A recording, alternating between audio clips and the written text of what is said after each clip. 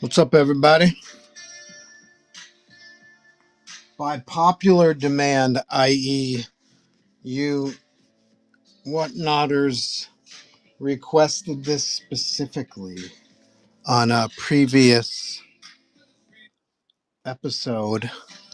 I did a bunch of little remarks on comics, randomly generated comics, and personally involved comics. So we're going to try something today, which I've never done in 232 episodes. I am the artist of the most number one issues featuring Spider-Man or his cast. So I'm going to grab some of these comics that I did, and we're going to do some remarks on them, and we'll hopefully have a good time at it. Let's see. It's a worthwhile experiment.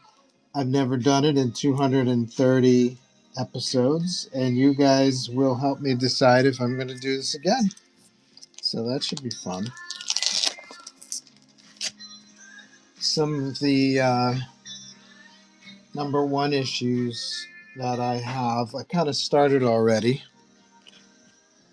One is what I thought was my best seller of all time at Marvel, which was Venom versus Wolverine. Number one, I just found out on yesterday's stream that Along Came a Spider was charted better. It was number 23. So that's the one where Venom met Ben Reilly's Spider-Man. I could be wrong and that this wasn't a top 40 book. It was higher. But my memory is that this was the best-selling comic that I did for Marvel. So we're working on remarks. I'm laying down some colors because it takes a while to dry. So I kind of started some of these in advance. This is probably the rarest of the rare. But it's my favorite comic that I worked on at Marvel. As far as the final product goes, it was called Spider-Man: The Parker Years. I did not do the cover, which was always a disappointment, but I did the interiors, and this was like a greatest hits of Spider-Man history. Hey, there's me right there. This is like a greatest hits of Spider-Man history, the previous 25 years of Spider-Man. So here is Spidey versus the Spider Slayer with some Ramita homage in the background, graffiti on the wall. Here's some Hobgoblin history. Here's some Hydro Man history, the Black Costume history, Venom history, cool double page spread, which I held on to for the longest time. Carnage history, Daredevil, some team ups with Daredevil history, Doctor Strange history, Kraven history, Scarlet Spider history, Clone Saga history, another double page spread that I held on to for a long time but no longer have. Lots of cool stuff, team ups, Spidey was, he's the Bugs Bunny of the Marvel Universe. He's met everybody. Spidey versus the Hulk.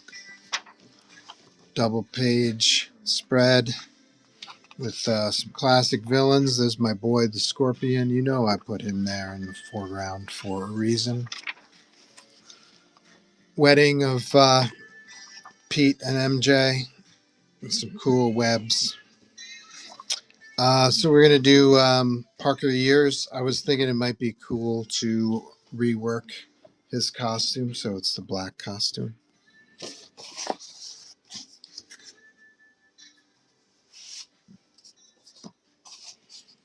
And then here's just a simple remark here. Keeping it simple, keeping it elaborate. There's a range of everything.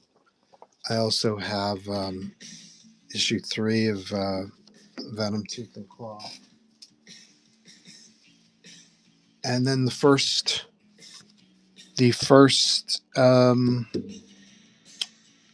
Peter Parker Spider-Man project I ever did for Marvel was this super special.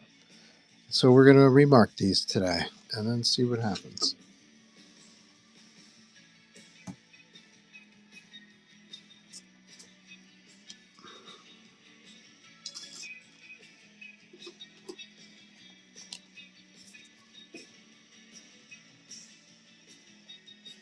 And then, wow, a week. So I'm here every Thursday, but I don't think I'm going to be here next Thursday.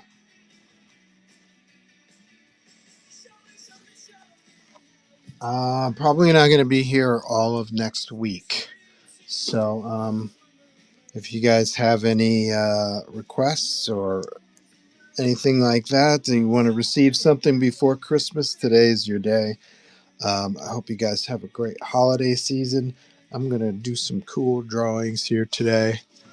You can follow me here on Whatnot. Follow me on Blue Sky. Follow me on YouTube. Follow me on Instagram. Any chance of an MJ remark? Yeah, we could do that.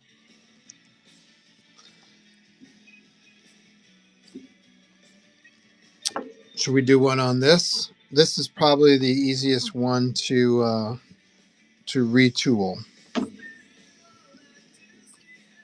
I could retool this one.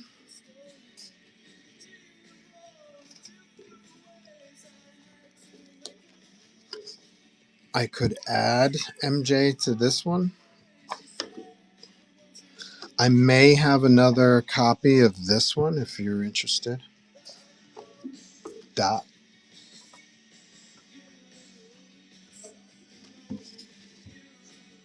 Let me know your thoughts. I will try to find some other.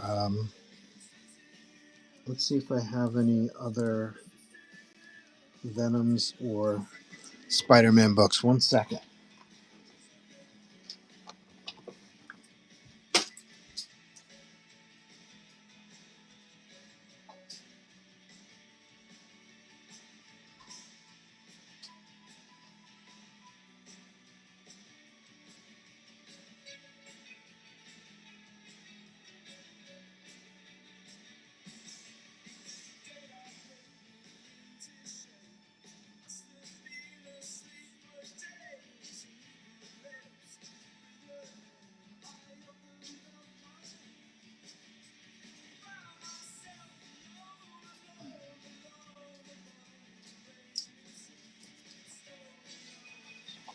I do have one more of these.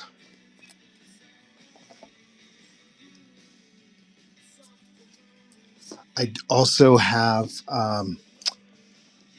Spidey / Venom graphic novels in the bin. You could buy one of the books in the bin and then purchase a remark. Could do that for you. That's easy enough.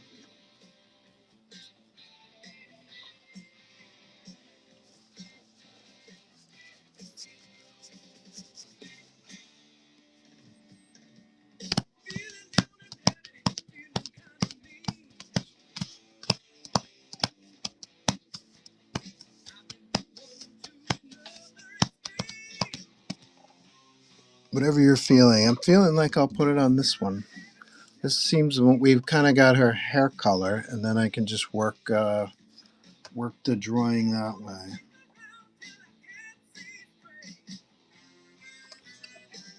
Let's try that. Let's lay in some color.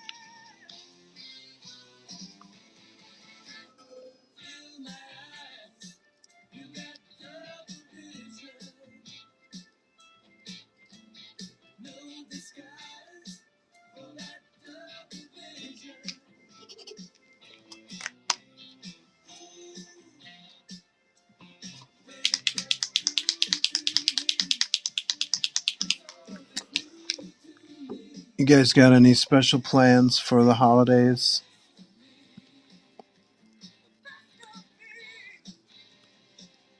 Next Wednesday will be the 1 year anniversary. I can't believe it's been a year already since Sonia and I got engaged.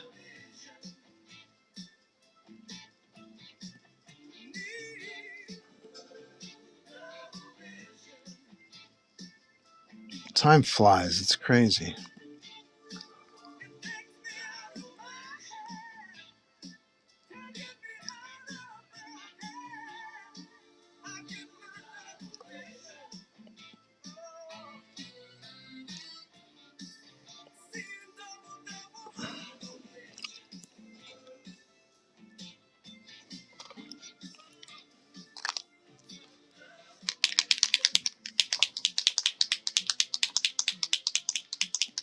Going to New York City this weekend to take in Rockefeller Center and Macy's. Oh, very nice. Rock Center, probably a madhouse, right? The last time I was there, it sure was. It's like shoulder to shoulder people, right? And I used to work at that Macy's in Herald Square. That's kind of fun. Even back when I worked there, it was a very old building. I wonder if they've made renovations to it since.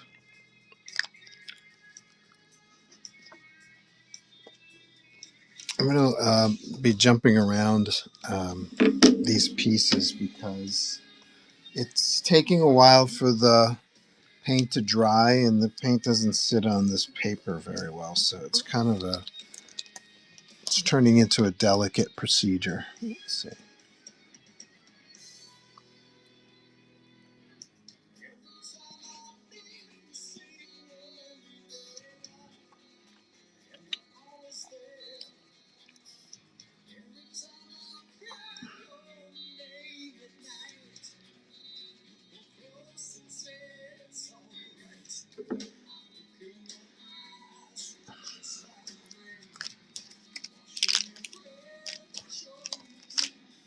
What did you do there? I worked in an area of the store as a salesperson.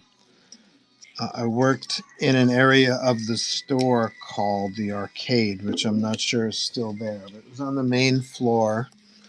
As you're coming into the main entrance of the store, you used to walk through cosmetics, and then there was once you finish cosmetics, there's steps down, and the Arcade was right there, right at the there were two flights of stairs down, like maybe 4 or 5 steps, and the Arcade was right in between that flight of stairs. It was like a like a row of different shops, New York City tourist type shops, and Polo, and it was a frequently rotating group of shops. So you'd work. They always had a New York City tourist shop there, but then they'd have like themed T-shirts, or they'd have ice cream, or they'd have um, polo, or they'd rotate different themes for each shop. There were probably about eight or nine, I would say about eight shops in that arcade section, and so I would, it depending on what day it was, depending on what shop that I would work in. And I remember they had a polo jeans shop. It was very kind of rural decor, like log cabin kind of set design with, and then they'd put all these jeans in there in the display as part of the display. And I remember vividly, like jeans, the polo jeans were $40 at the time. This is the later 80s, and I thought it was obscene. I thought charging $40 for a pair of jeans was ridiculous. And boy, I wish I had those days back.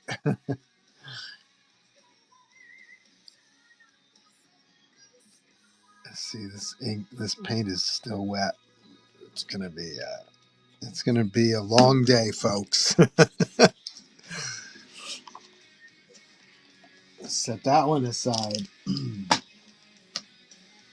My friend Dean used to work in the New York tourist shop in the arcade, and I think they gave it to Dean because Dean was kind of quiet and he was up for anything. And the New York tourist shop, which sold T-shirts and keychains and tchotchkes and little statuettes of the Statue of Liberty, and it had all kinds of like New York City themed stuff. What do you call those? Not duffel bags, but like carrying bags with "I Love New York" on them and stuff.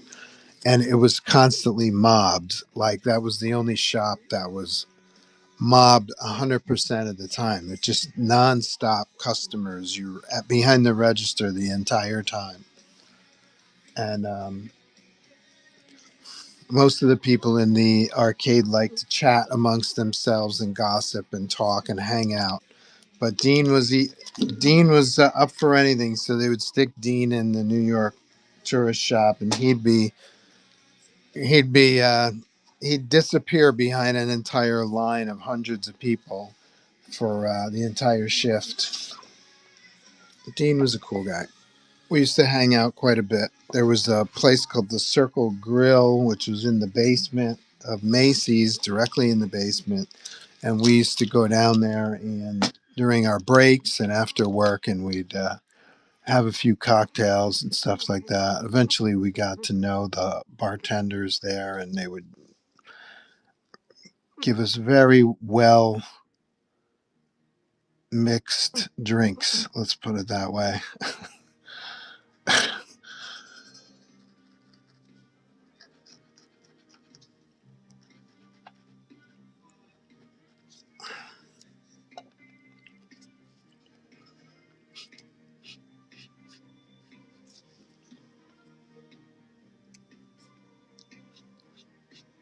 So yeah, say hello to everybody in the arcade for me. I'm sure no one will know who I am. But I used to work there while I was going to school. I went to the School of Visual Arts for 2 years, and they didn't have official dorms for the School of Visual Arts. They had rented out 3 floors in a YMCA on 34th Street. It was called Sloan House. And it was on 34th Street and Ninth. And I think the very first day or the day after I moved into Sloan House, I walked over to Macy's and I applied for a job because I knew that I was going to have to make payments on my student loans, and I was going to have to pay for my tuition, which was quite large even back then. So I got a job working part to full time, depending on what year it was. I would work part to full time at Macy's and then go to School of Visual Arts at night. I took night school classes.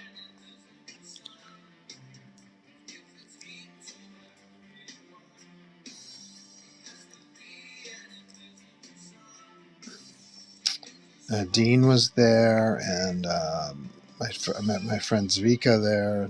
Zvika and I are still in touch every once in a while. We'll touch base and text each other. So I made some nice friends there. We had some wild parties too.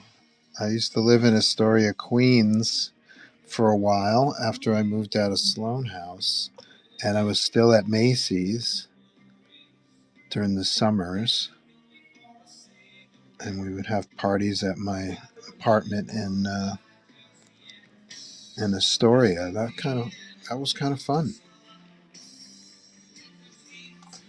Fun stuff. Good times. I wasn't doing what I love for a living, but I made the best of it, I would say.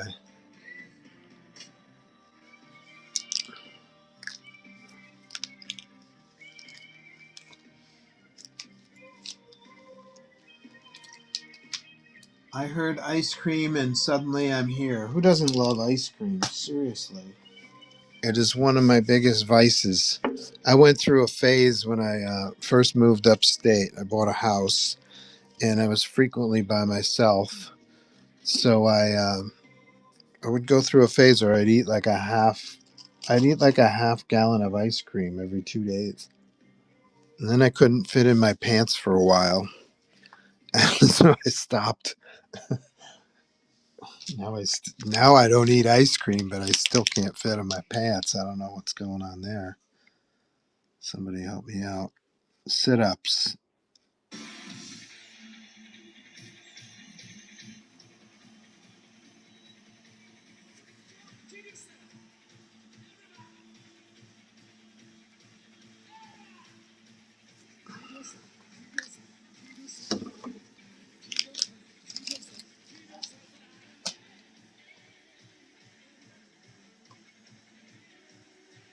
Were they Jordache?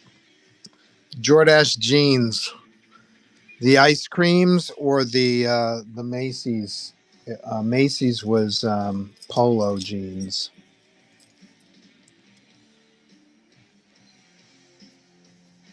I don't think I've ever had a pair of Jordache, but those were huge for a while.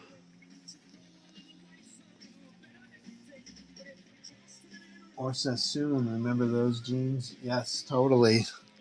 Ooh la la Sassoon.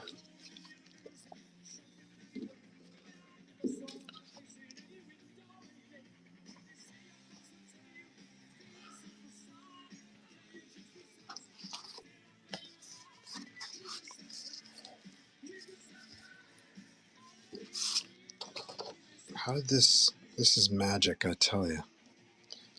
I'm gonna have to review the video. How this piece of paper made it outside the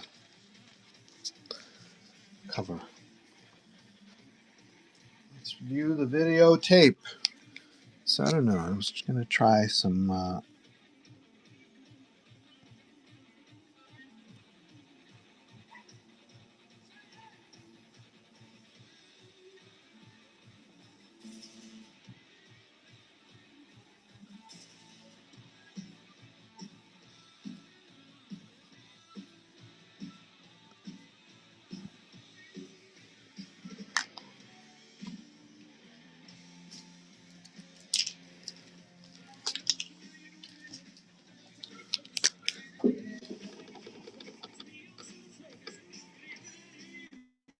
I got some exercise when I lived at the Sloan House because SVA was at 23rd Street and I believe it was Fifth Ave, or yeah, it was like it goes MPL. My poor legs. Madison Park, Lexington.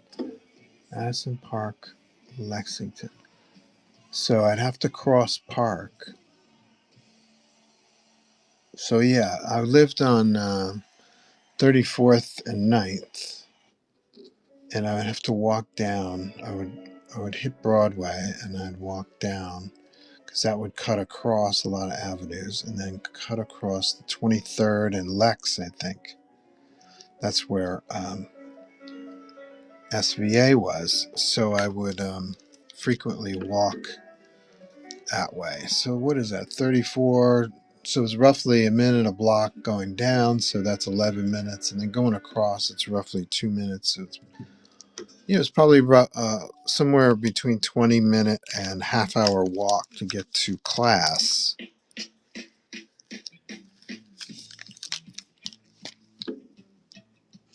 So I do that every day, carrying my gear.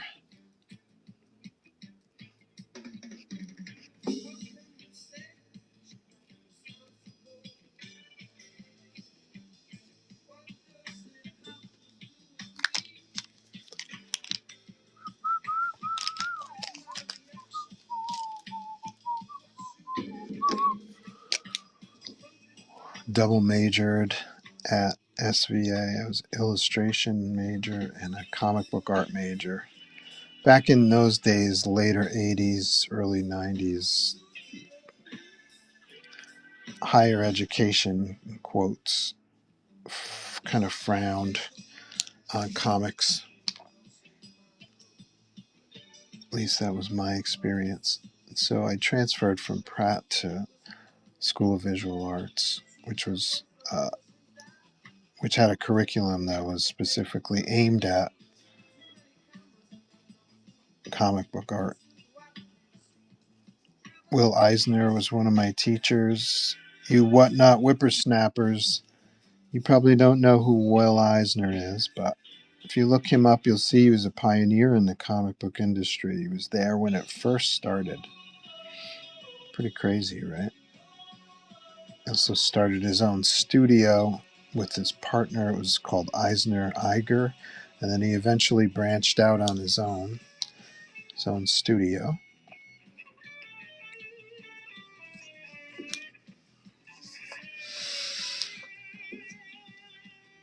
I was going to say maybe I could get away with some of these highlights, but not with these red boots. I can't. These red boots got to be colored.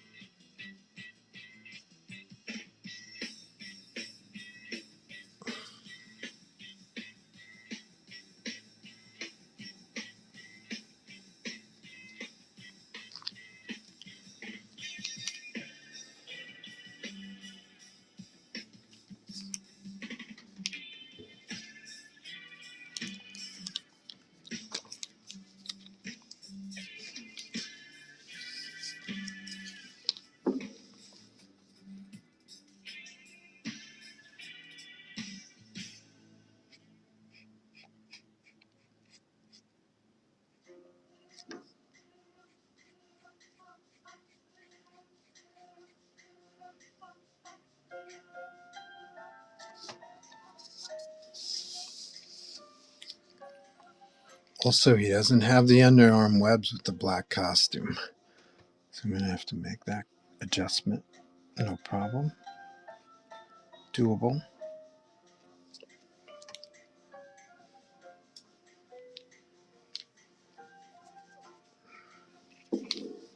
Take care of that right now, actually.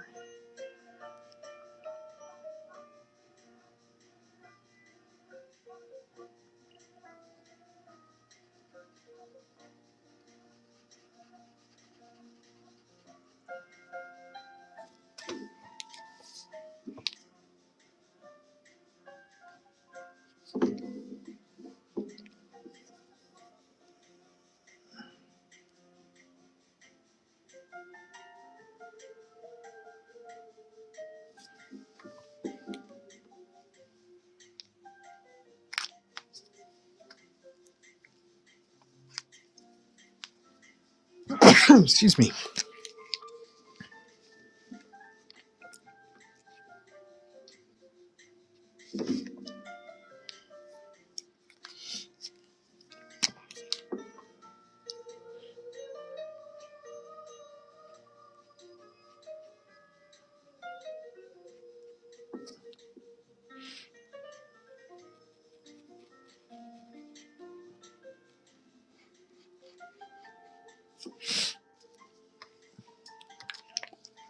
Falcor says, I was just showing my kids the Parker years the other night. I showed them the colored version of the double splash page, original art, I have hanging up in my office. Oh, that's so cool. They said they like the black and white version better than the printed color. LOL.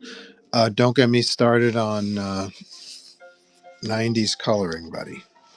Let me share with everyone what the spread you're talking about. If I remember right, you've got the Tour de Force Clone Saga spread, right? This one, which showed the defeat of Venom by Scarlet Spider, and then all of these badass villains, and then Spidey and the Scarlet versus Spider side, Jackal clones. Oh, good stuff. Yeah, I busted my hump on this book. Loved it. Here's another page that's noteworthy. My girlfriend at the time was in surgery when I drew this particular page. I was in the waiting room of the hospital, and the show must go on, at least back in the day. I'm not so disciplined then as I was then. Show must go on. I was sitting in the waiting room penciling this page. So I remember this page specifically for that reason. Sometimes memories attach to pages that no one really knows much about. So Falcor definitely got one of the tour de force pages, that's for sure. And yeah, I had a lot of fun with this one. And it was also one of those kind of hey, the Clone Saga is awesome and it's gigantic and it's blowing up. And so they would just create these special issues to help cash in on that, on the popularity. And there I was in the office. Hey, what do you got for me? And they would give me all these special issues, and like the Parker years, which was a number one issue. It's a one shot, but it's still a number one issue, right?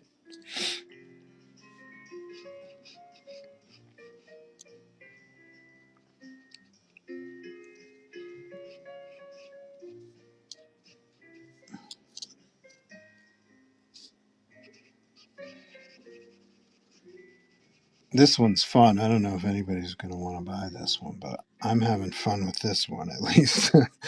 I've never worked. I've never done this kind of thing before. I think I may have tried it once or twice, but not intentionally. I think somebody may have requested it, but I don't remember if I did or not. But this is interesting to try to convert another person's art and just kind of paint over it. It's an interesting idea.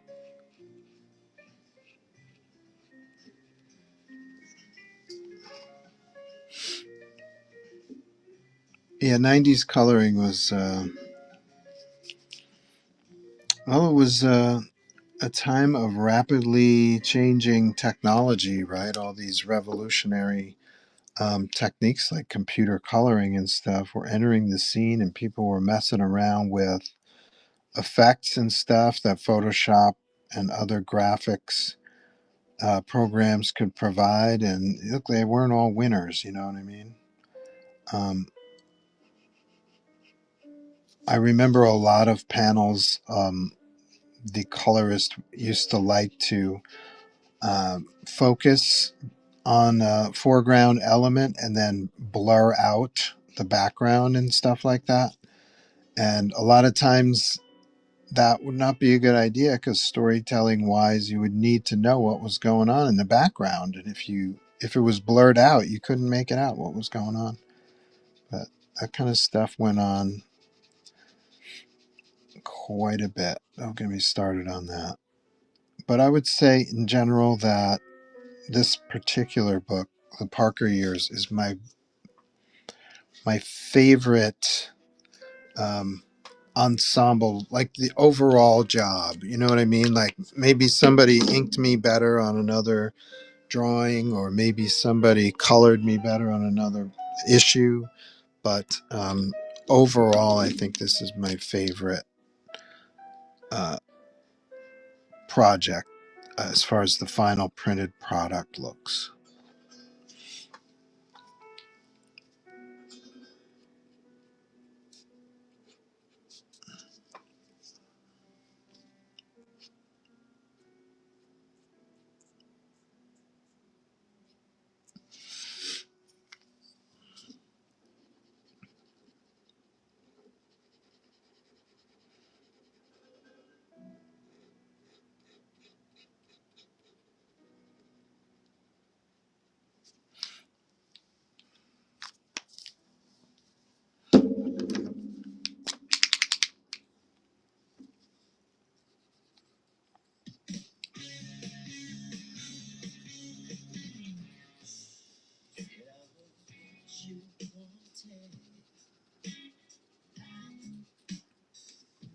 Oh, that's so weird. How did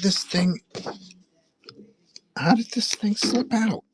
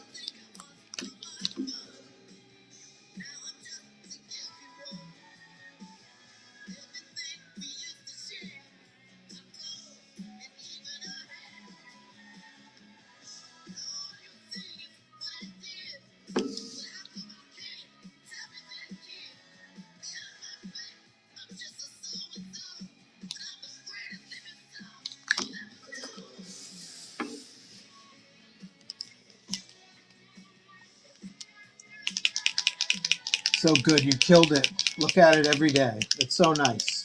What a compliment. I was reading a thing the other day that color guides are becoming collectibles because they don't do them anymore in modern production. Uh, yeah, maybe. I mean, they were always a thing in some degree, but maybe they're more of a thing than they were. But yeah, sure. And maybe also maybe more affordable than the original art.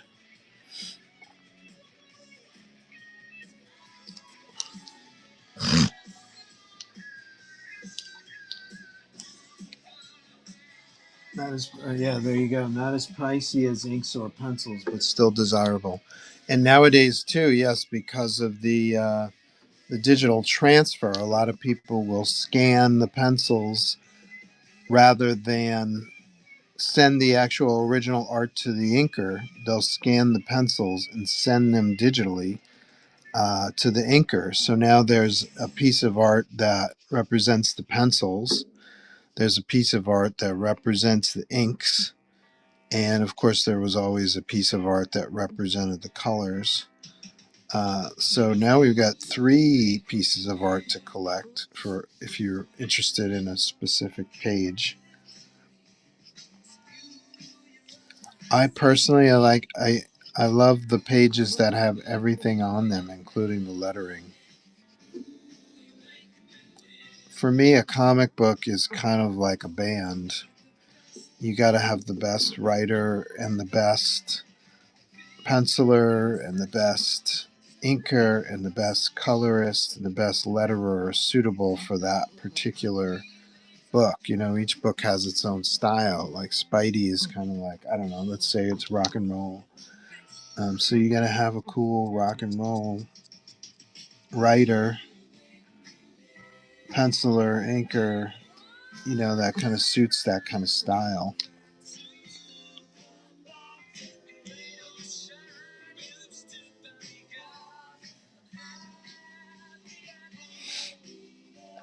I always thought Spidey comics were best served by artists who drew a little bit on the cartoony side. Artists like Ditko and Ramita is probably the most realistic, but his stuff is still kind of brief, like not super detailed like a Neil Adams. It's still simplified art. And then somebody like Sal Buscema or Gil Kane are great with their styles, and then somebody like Mark McFarlane is also well suited because he draws so cartoonishly.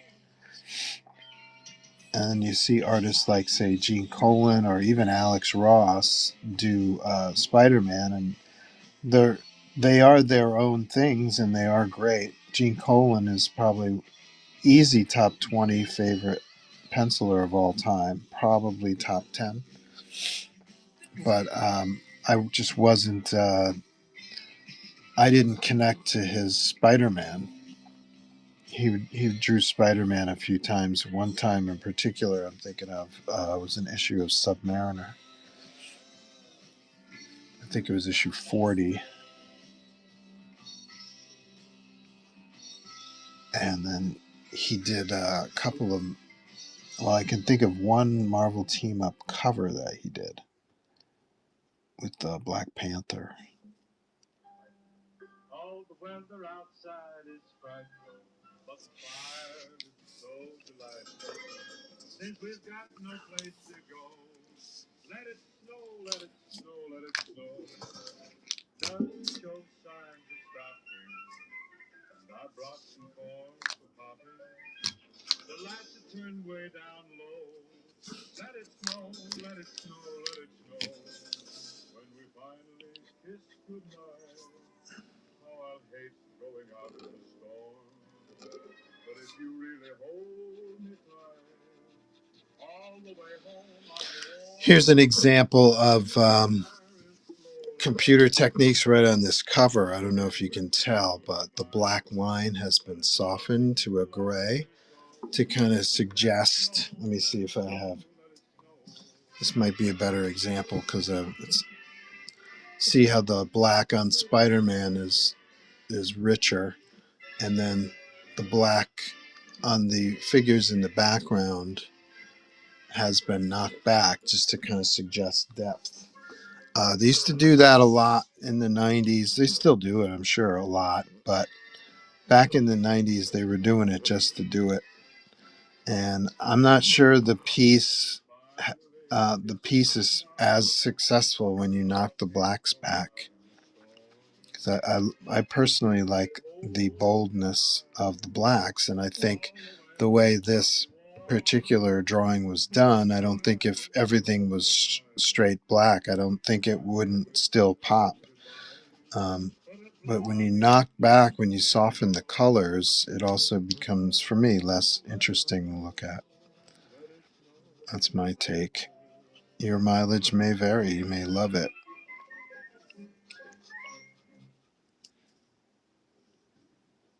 They did that a lot in this book with my drawings, where they would knock back a lot of the line work on figures in the background. I actually, when I work with my studio of people, I tell them specifically not to do that. It's still a thing.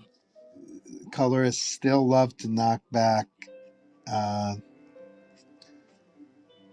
figures, objects in the background. They love to soften that black, but I'm not a fan of it personally.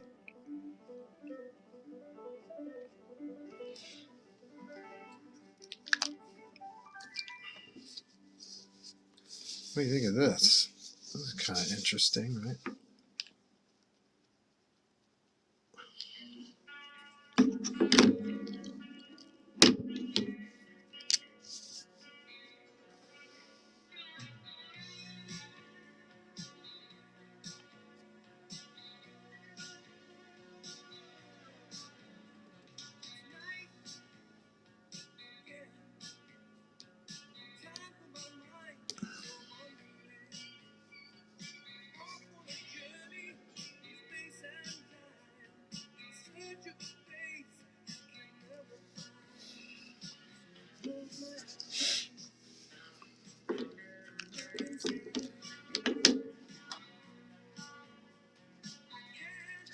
We're just messing around today. We're going to do a little experiment.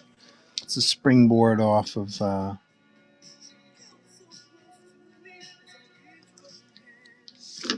one of my previous streams where I was just doing remarks and selling them. And when these are all done, I'll auction them off. See if we can make some money. What a lovely, lovely Christmas gift this would be. Or holiday gift of any kind. Or birthday gift. Or New Year's gift. Or sorry I didn't show up on Thanksgiving gift.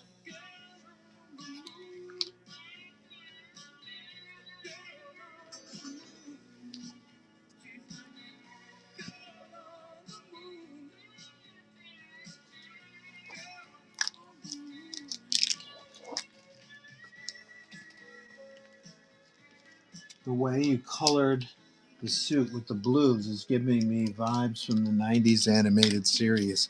Yeah, my friend Keith, he showed me they've got Posca pens that have really fine points. I haven't bought those yet. So the finest point I have is still pretty thick. It's hard to get the this kind of thins with such a point. But I'll get them eventually. I'm also still looking to get one of those airbrushes that Lino turned me on to.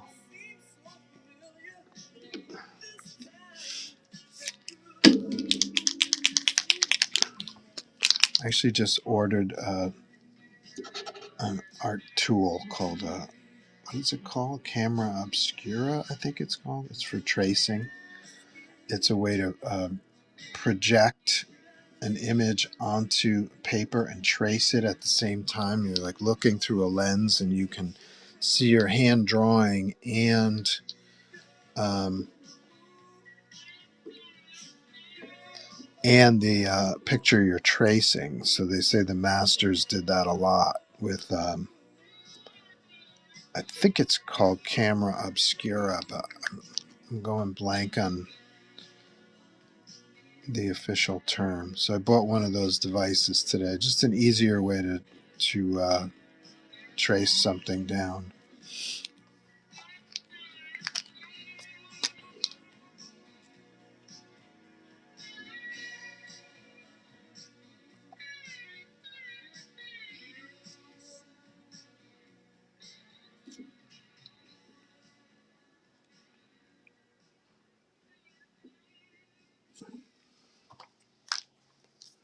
All right, let's let that one dry, and then we'll come on. I'll jump on top of that and do some line work and stuff. Let's see if MJ is any drier.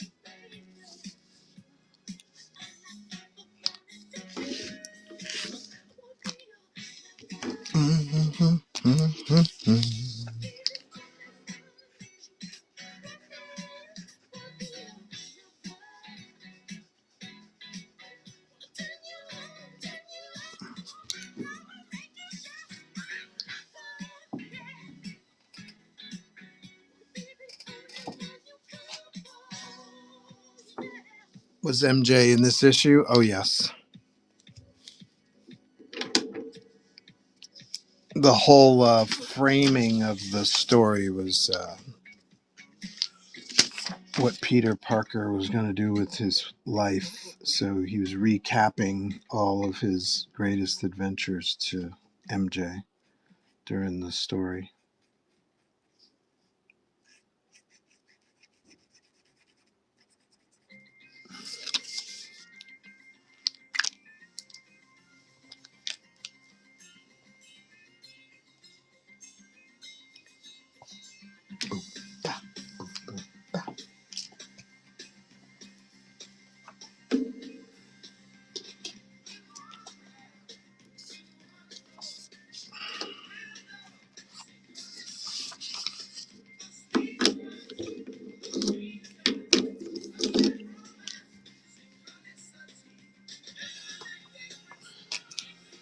Juggling remarks today.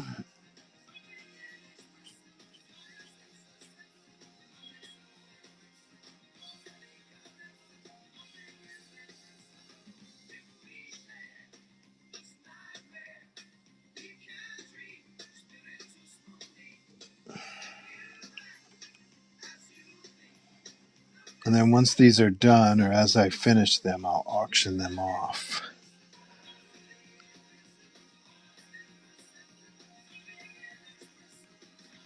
And if they sell, awesome. If they don't sell, extra awesome. That's fine too.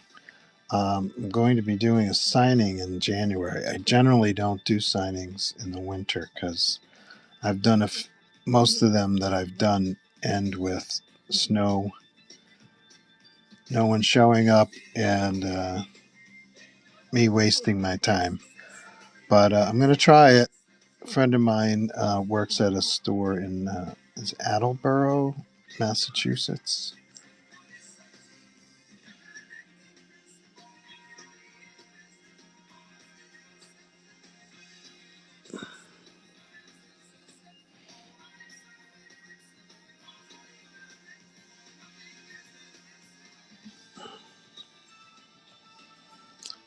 So I'm going to try it. Wish me luck.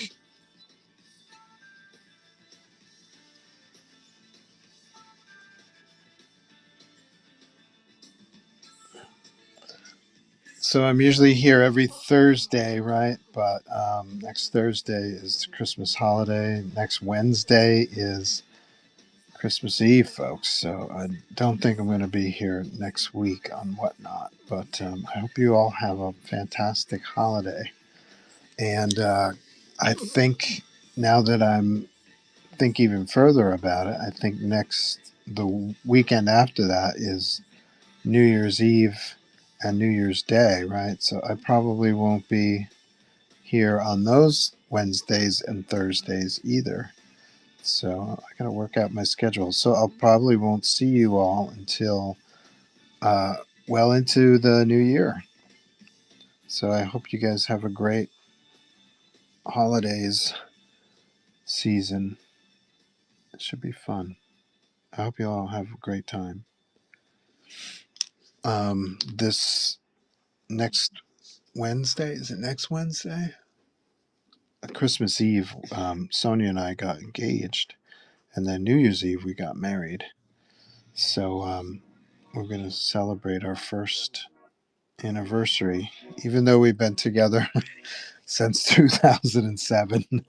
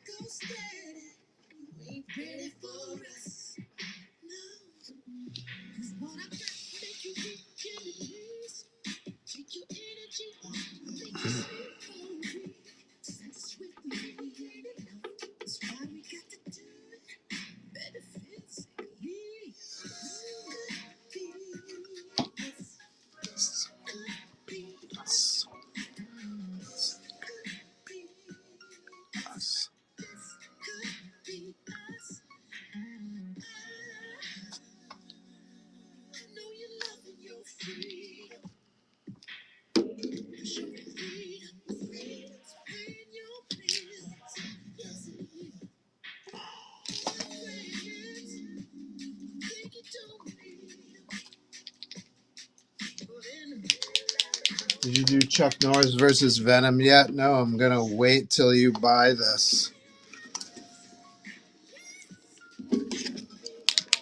Daytona wants me to spend my energy on crazy stuff. If I have time, I'll do the Chuck Norris conversion. Let's get these done first.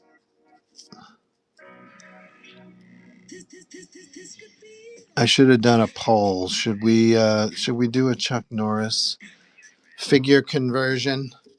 Chuck Norris Karate Commandos, and we're gonna change Chuck to Spider-Man, and the sumo-looking guy to Venom. Right? Let us know in the chat if you would be willing to buy something like that.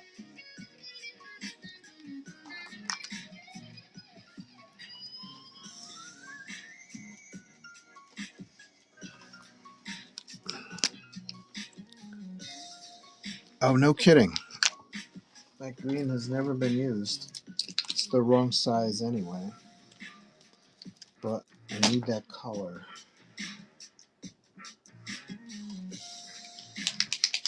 Or leave Chuck Norris. Just do Chuck Norris versus Venom. That might be funnier.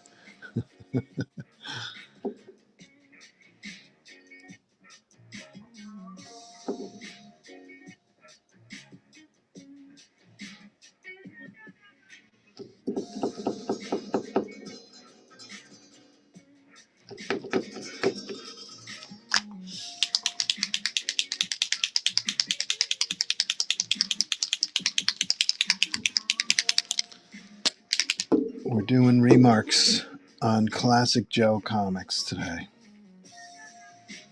because I am the artist of the most number one issues featuring Spider-Man or his cast. So here's one of them right here. It's called Venom, Tooth and Claw. Until yesterday, I thought this was my best-selling comic book at Marvel. But we found an old 90s Wizard magazine which had a sales chart. And apparently one of my other Venom miniseries charted higher.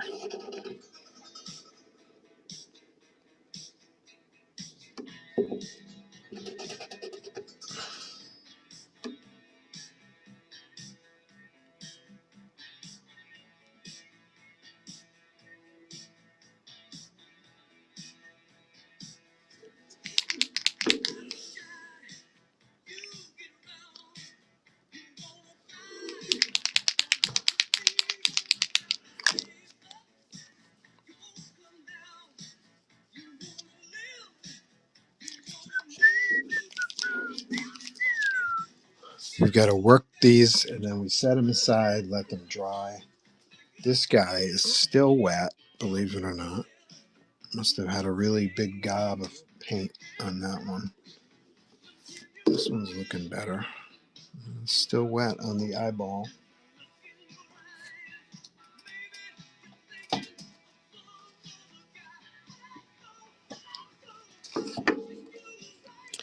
This one seemed to be the most successful as far as taking the paint.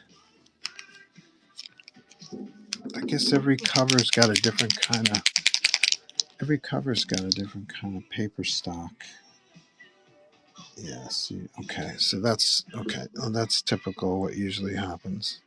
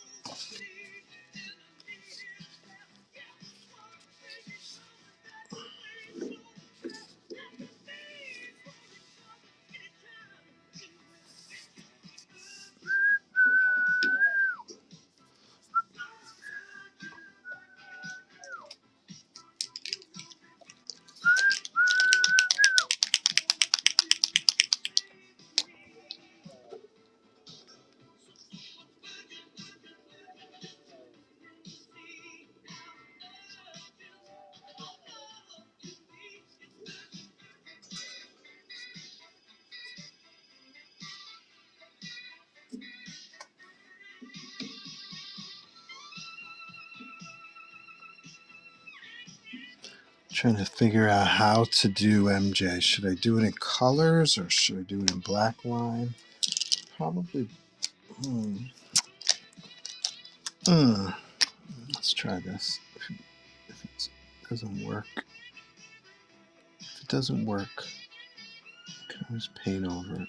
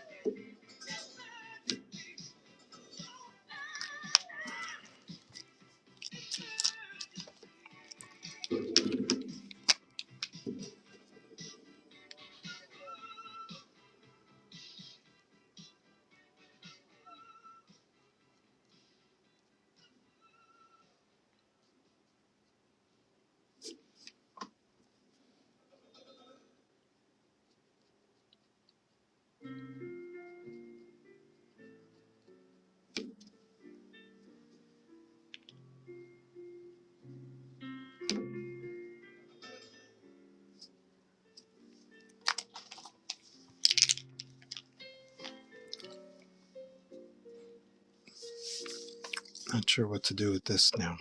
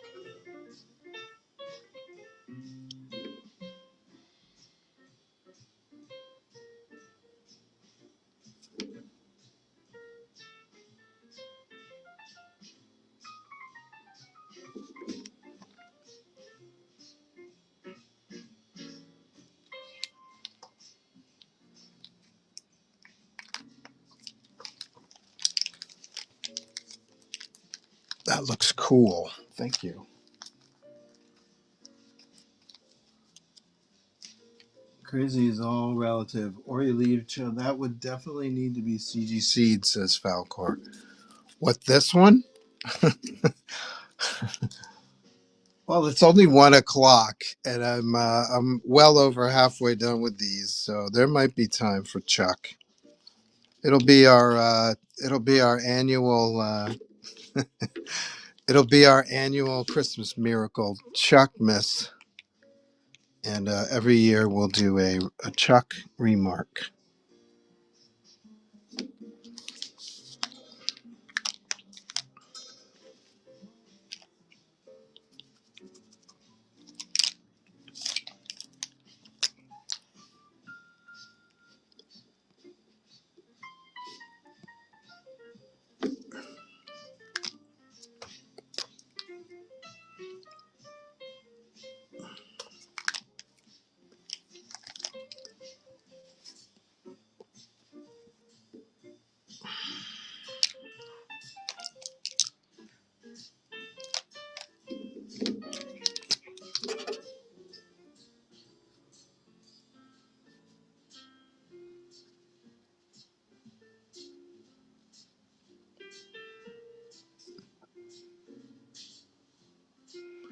This, especially with hair, this would be one of those times when I could have used that thinner point. But that looks cool. And then she's got green eyes, right? Here's another case.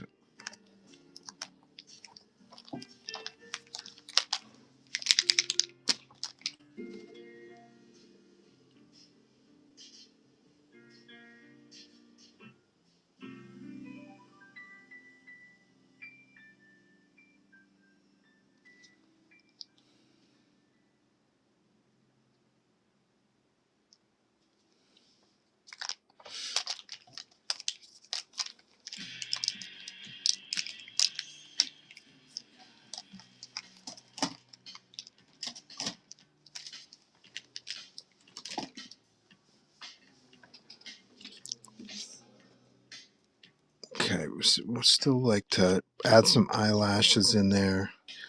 Let's let some of this dry.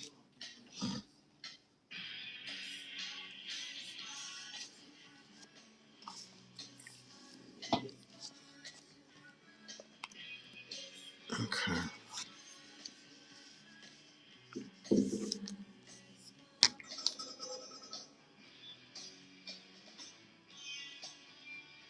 Here's another case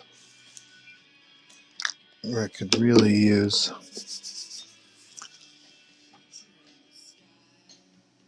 a finer point.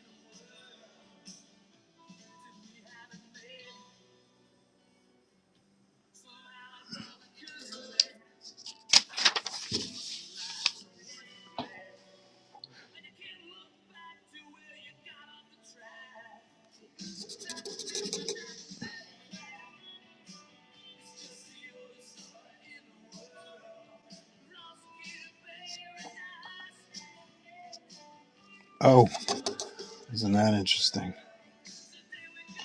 It's taking the paint off the cover paper, which is an interesting technique to explore in the future, but not what I was trying to do.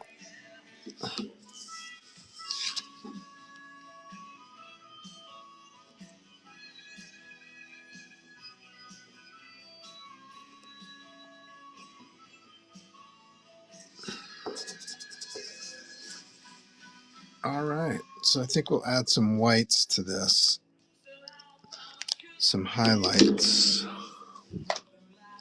This one might be the first one to get done.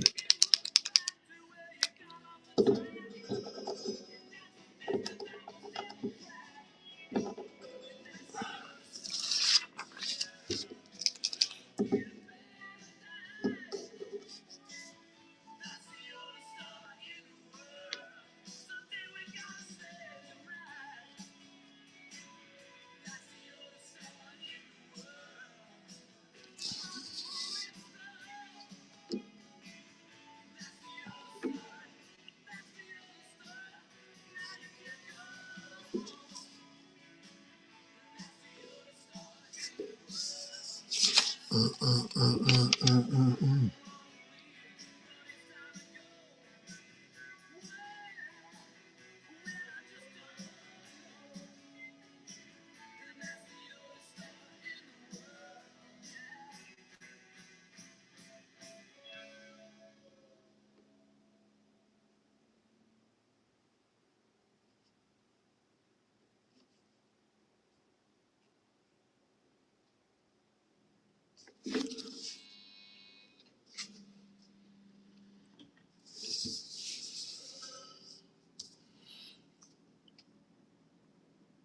Mm.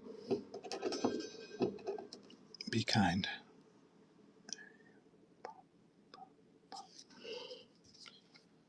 Cool. Let that one sit.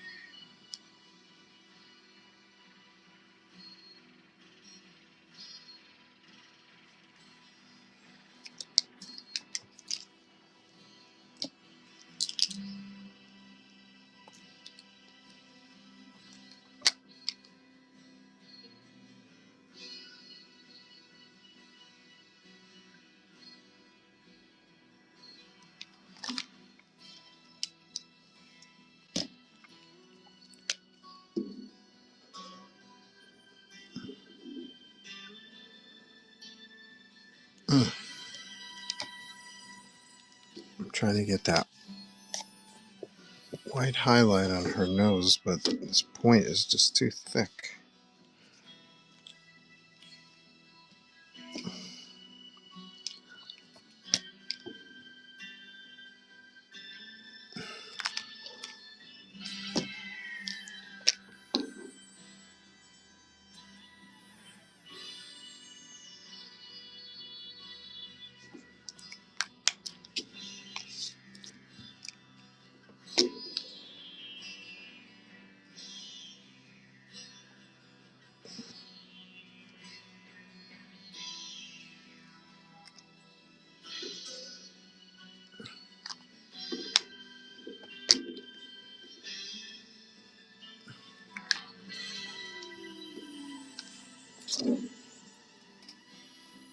That's about ready. How's our boys doing over here?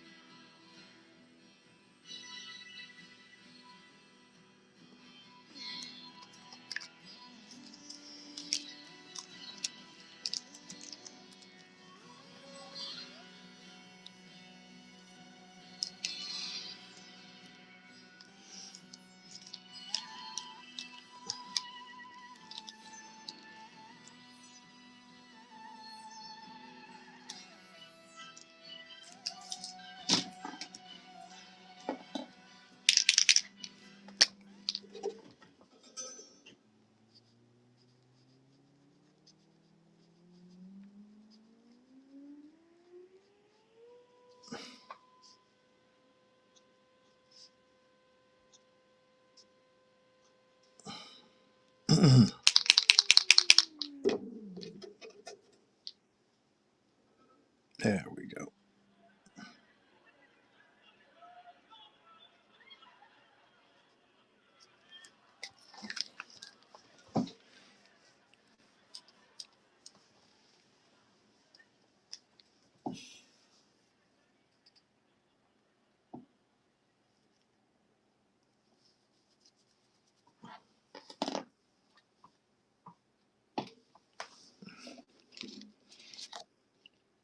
All right, let's let that sit and dry. Almost there. Shoot, I'd say two done. There's two down. We got MJ and we got Black Spider-Man recut.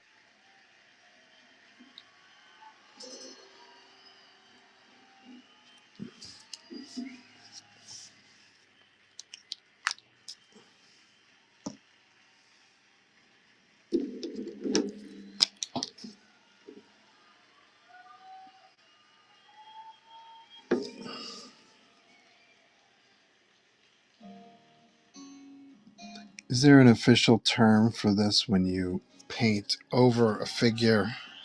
I think I heard of it, but I forget.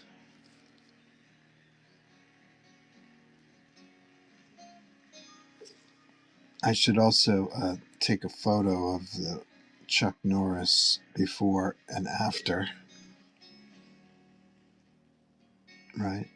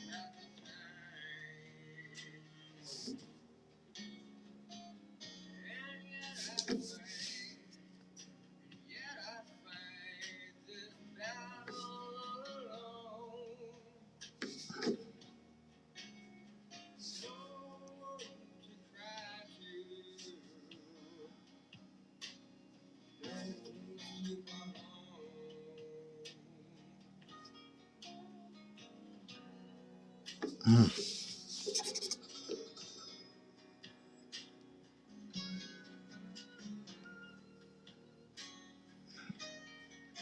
This one should go here. The good news, I can paint over that mistake.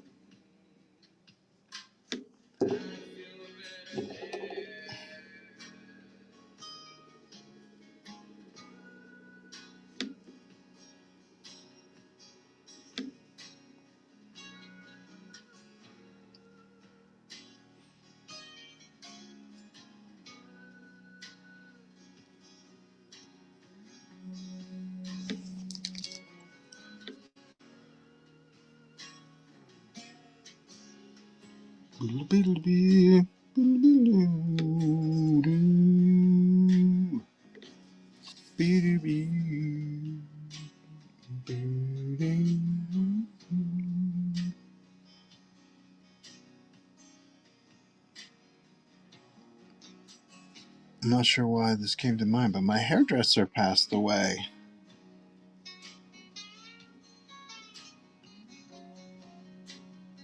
She was awesome. Her name was Roseanne. I used to pick her brain about spirits and ghosts and stuff like that. I'd come in each time and I'd be like, so if spirit leaves the body, can another spirit inhabit the body before it passes? I'd ask her shit like that. She would go along with me. I was like, that's cool. And then she died. She had a baby, and there were complications with the childbirth. And she never, her daughter will never know her mom. That sucks ass.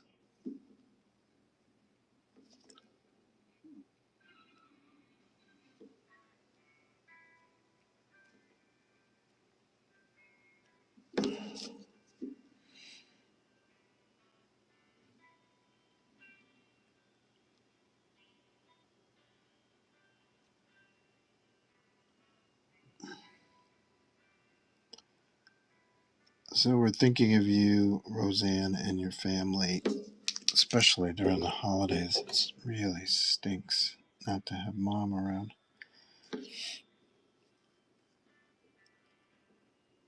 And wishing Roseanne a safe passage to wherever she's going, and wishing the best to her family.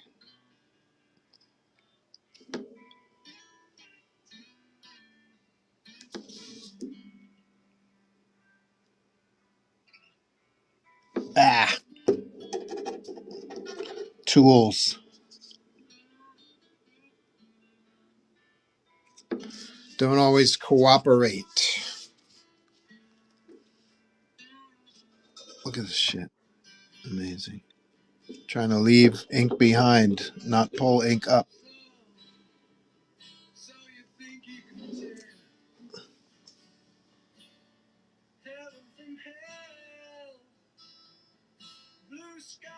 That is starting to look good, says Daytona. Daytona will tell it like it is, man. He's not like you. What nodders scrolling by.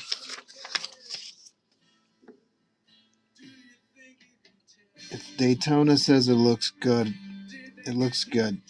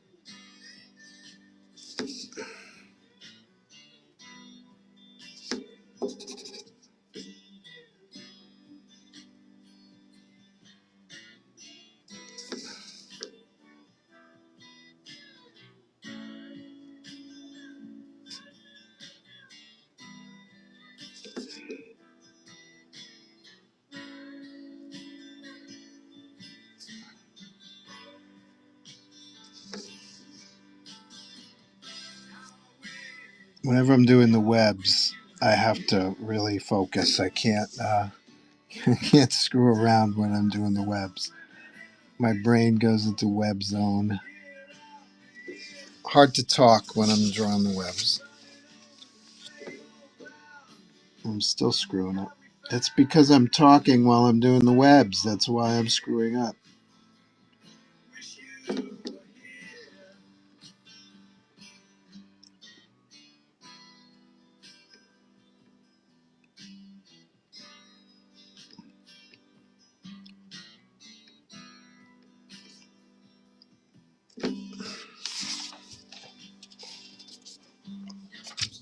It's hard to see, maybe, but there is red spider sense. Maybe I should do blue spider sense because the red is the same value as. That's the problem with these paint pens in general. Is most of them are the same value. which means that one isn't darker than the other, and it gets annoying when it tends to blur together. So even this green, this purple, like if you were to take a photo of this purple, this gray is a little bit lighter, but take a photo of these colors and then convert it to gray, you'll see they're all probably the same gray, the same percentage of gray. And so I'm looking for colors that are like this one, a little darker in value, so they pop off the background. Come on, be nice. Be a nice pen. I'm not even sure this is going to work, but we'll try it.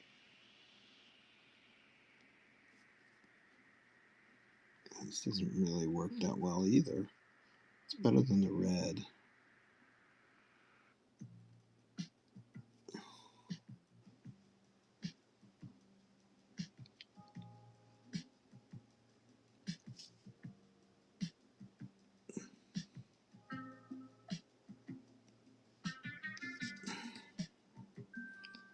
So it's a Spidey sense because he's sensing all these villains on this cover. It's like, what the shit? I didn't ask for this. Oh man, that's a little better. So I think we're done with this one too. Set this one aside.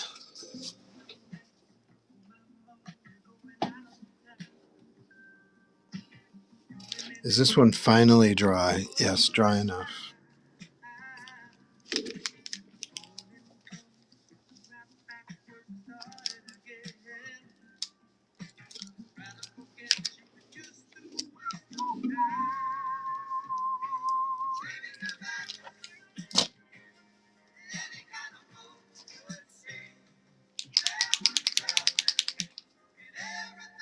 Montrose in the house. I'm going to auction these off. We've got 1, 2, 3, 4, 5 of them working, and then we may have time for Chuck versus Venom or Kingpin or somebody, or Chuck as Spider-Man and Sumo as Venom.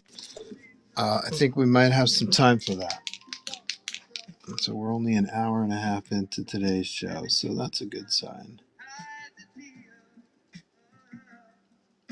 So if you want to take home a remarked, I'll break out the COAs too. What do you say? We'll break out COAs. Somebody mentioned COAs last week. He's like, sketches need to come with COAs, boss. I'm like, okay, let's try it. Remarks will come with COAs. I also have a CGC signature series account. The prices went up on the CGC charges from the last time I did it. I think it's 80 bucks, and I will send the item to CGC to be graded. If we can get several people to do that, the 80 bucks covers, it's mostly postage to CGC, postage back to me, and postage to you. So if we can get multiple people to get their remarked pieces CGC'd, say, just throwing ideas out, that postal charge will come down because I can send them all together. But we can discuss.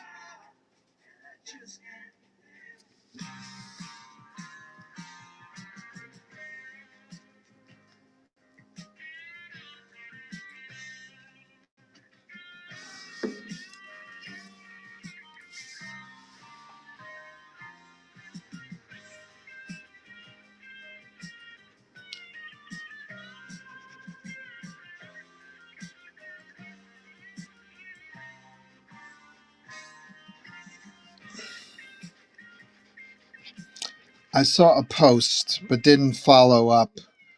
It mentioned, when Eddie Brock merged with the symbiote, it increased his strength, let's say 100-fold or 50-fold. But why didn't the symbiote increase Spider Man's strength 50-fold? And he had a theory, but I didn't bother clicking on it. I didn't have time. So I was wondering if you guys had heard um, why the Venom symbiote didn't increase his strength. Or maybe it did, and I just don't know.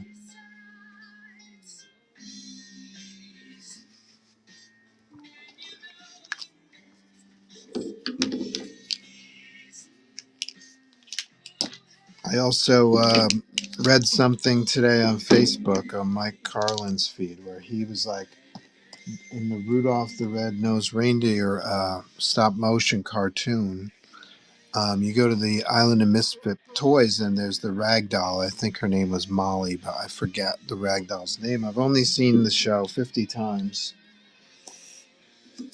I forgot her name. Dolly, maybe? And she looked like a fine rag doll type toy. What was her misfit quality? What made her a misfit? Because there were toys, right? There were toys that had basically misfit flaws, right? Like the Jack in the Box was a Charlie in the box, and there was a train that had square wheels. And let's let this dry.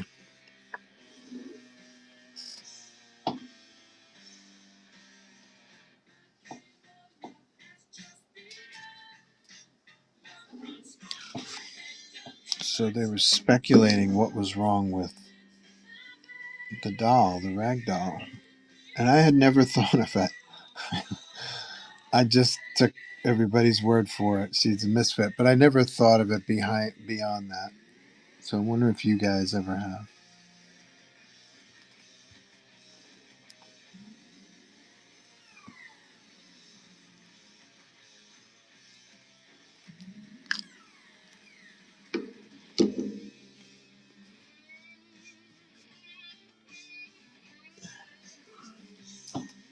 I'm gonna try something different with this one. Let me guess, this is out of ink. Yeah, sure it is.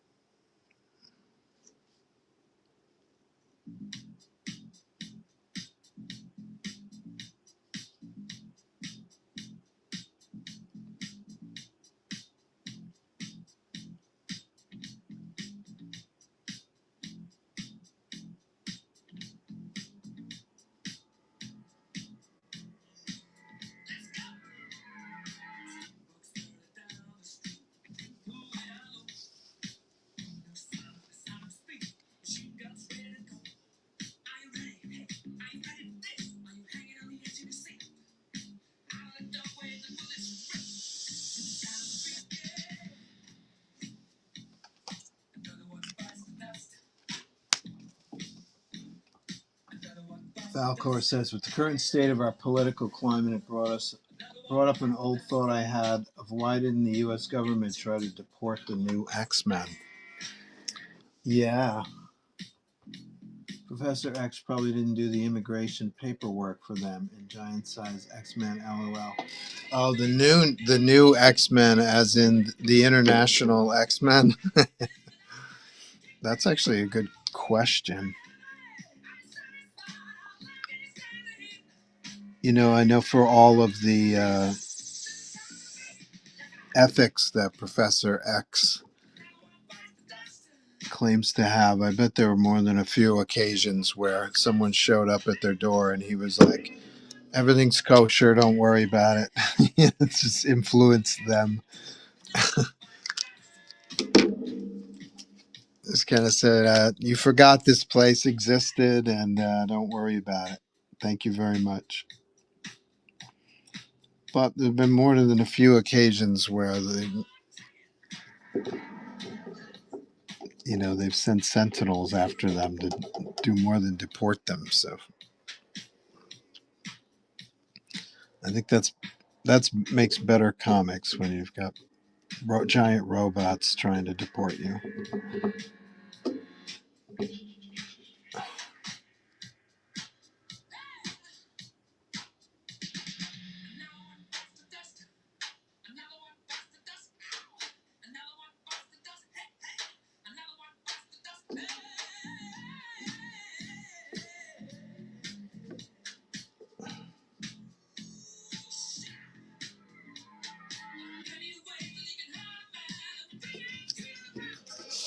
And by the way,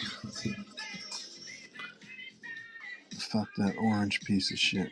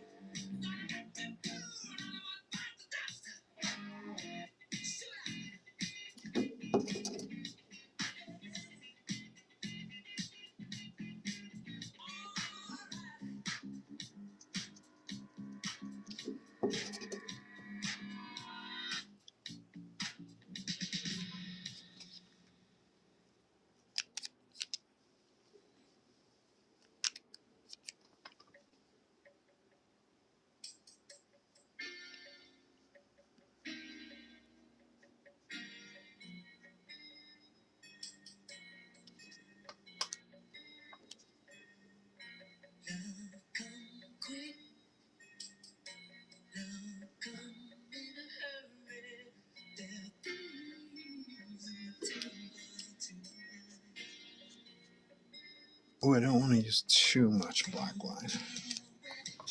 But once again, there's that. If I could get that one darker value on that underside of that lip.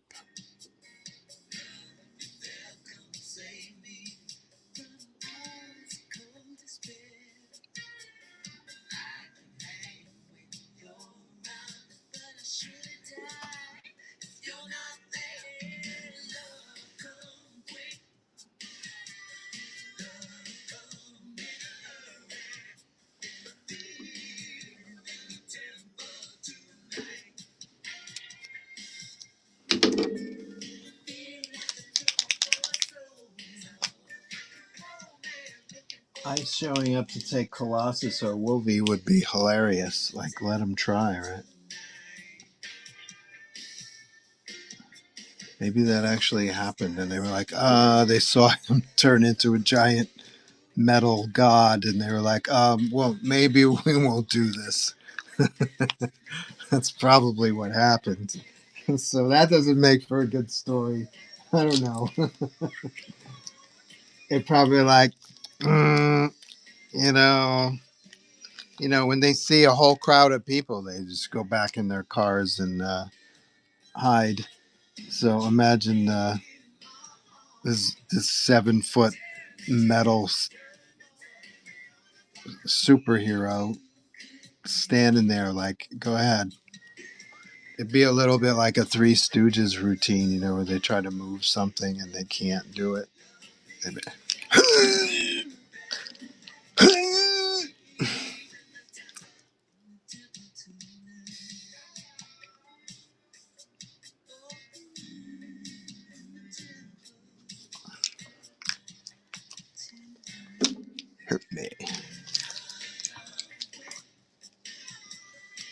I appreciate the Venom art, says Hooked on Comics. Thank you. I want to see somebody check Logan's immigration statuses. Yeah, that's what I was getting at. Good luck with that. Enjoy yourself. That's why they have the Sentinels in the Marvel Universe. And if I remember right, the Sentinels they absorb or somehow they record the skill set of the person they're after, right? So I don't know if they look for or they're programmed to uh, counter the skills, the power sets of the person that they're after if they've seen them previously, if they've encountered them previously. So that's what makes the Sentinels extra badass.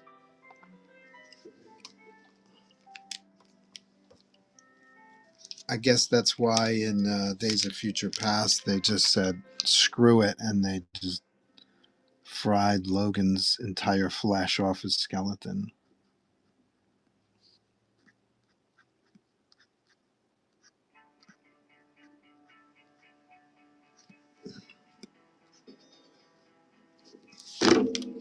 Ooh,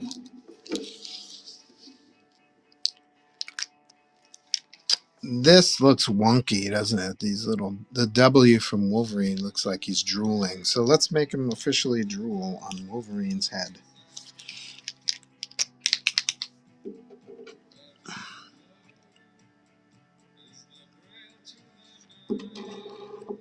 Wow.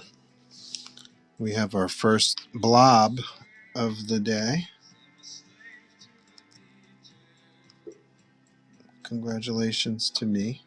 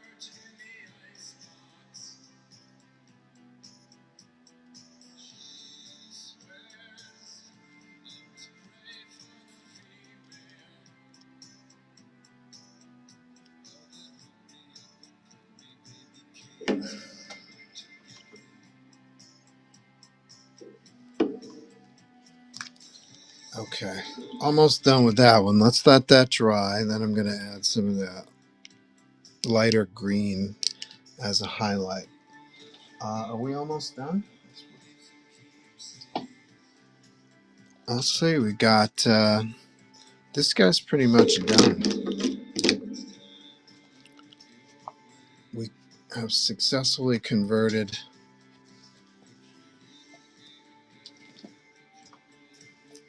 old school Spider-Man with black costume Spider-Man.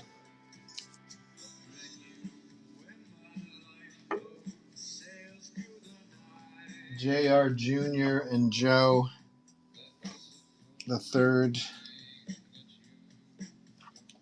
collaboration. We got an MJ. MJ looks good.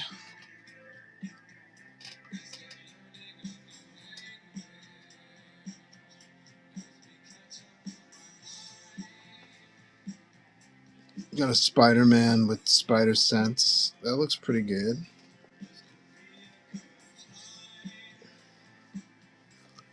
This guy, we need. I want to put some white highlights on this guy.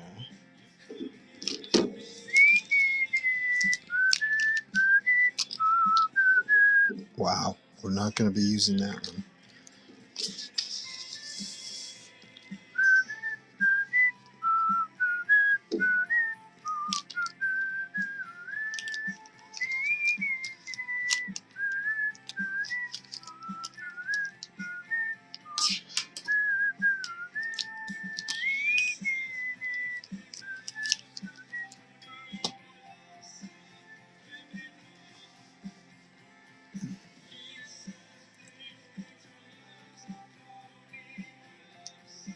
I see Frank Miller Wolverine cover on that question. The beckoning fingers, like, this way, bub. Give it a shot. I was rereading God Loves, Man Kills the other day while on a plane. So much of that story still tracks. Claremont and Anderson killed that book. It's one X-Men book. I love friggin' X-Men. I've read it faithfully for many years. And that's one book that I have missed over time. I think it might be the format. Um, it, it just never came across my table or something. I got to read that because I've never heard a bad thing about it.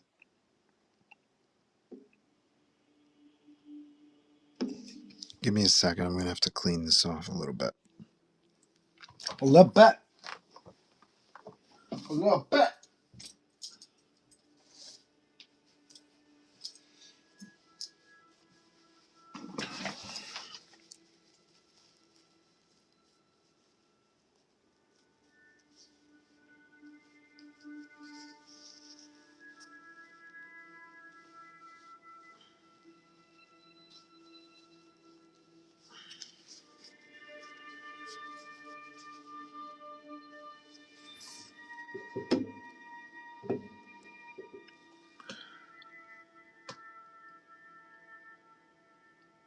Speaking of Nosferatu, should I just give him these two teeth? Oh, I don't like it personally.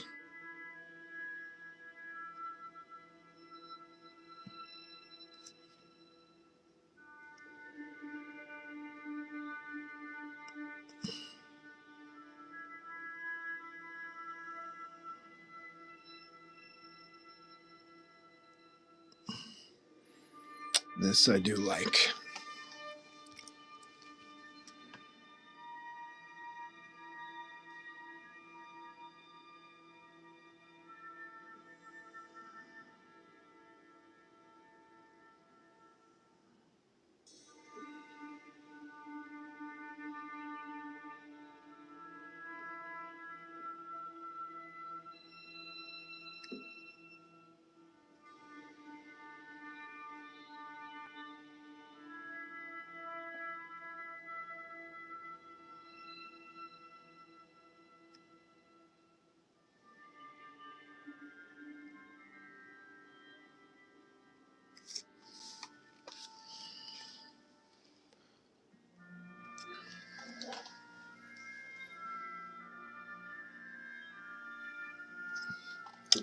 This guy's about ready to go.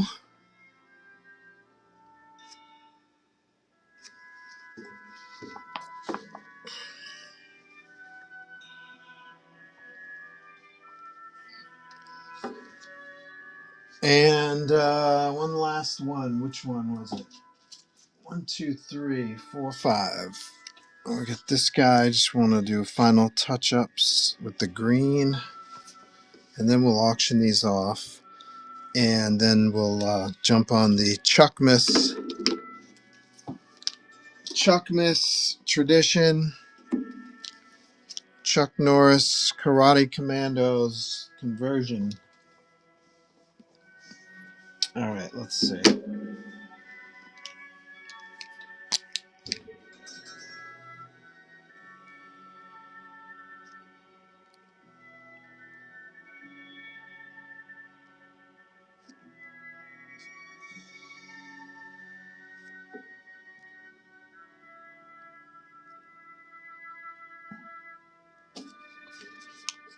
Oh, that looks cool.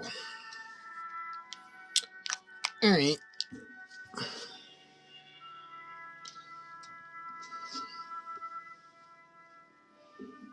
Let's see. Which should I do first?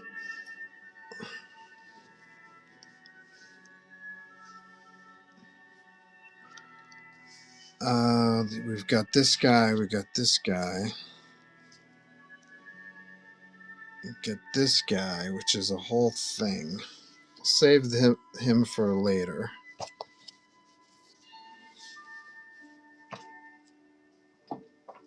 We've got MJ, softer MJ.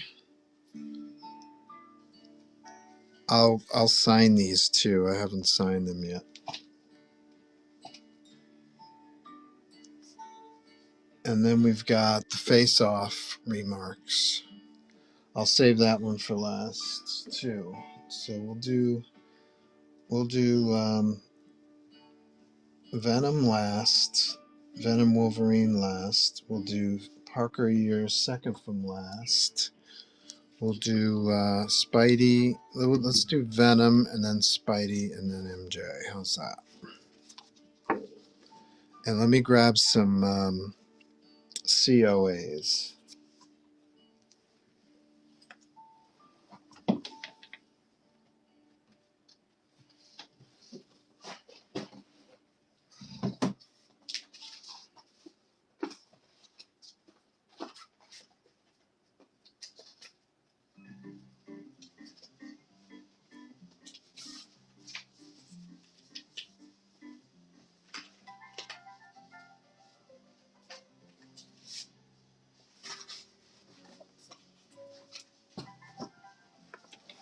I like my COAs because yes, they're printed, but they also have the company seal of my company, Astronaut Inc. Um, imprinted, stamped on the paper. I use special paper that would take the stamp. So these are cool. So we'll do a COA for each of these today too. Holiday spirit.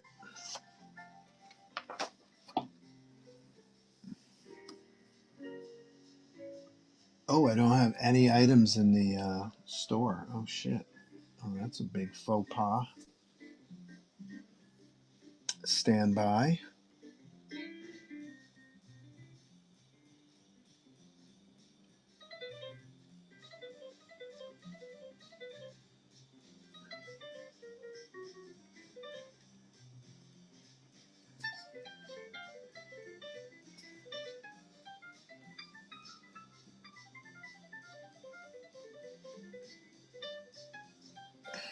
Okay, let's see if we have anything that's already like this, like a remark.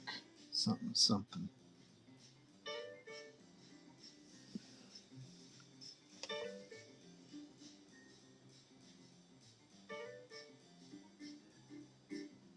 Hmm. Hmm. Oh, I see. It's not quite loaded up yet. Hold on a second. Okay.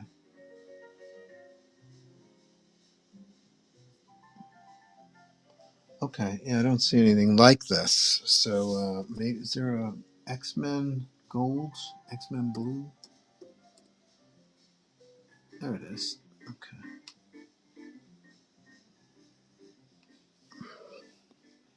X-Men Blue. I was asking 30 for this or 50. So let's do 30 opening bid today on the smaller heads. So let's do a test run. No, oh, let's do this one. Hold on one second. Sorry, my brain is all over the place. Create temporary listing, comics and manga.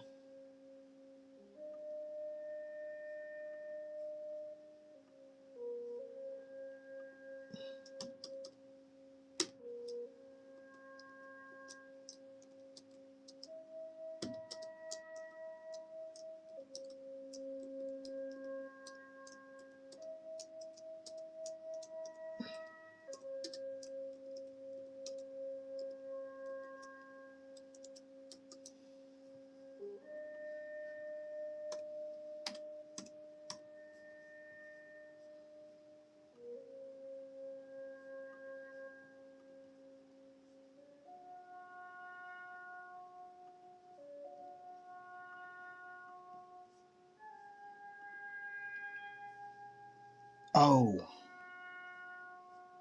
shit, forgot something.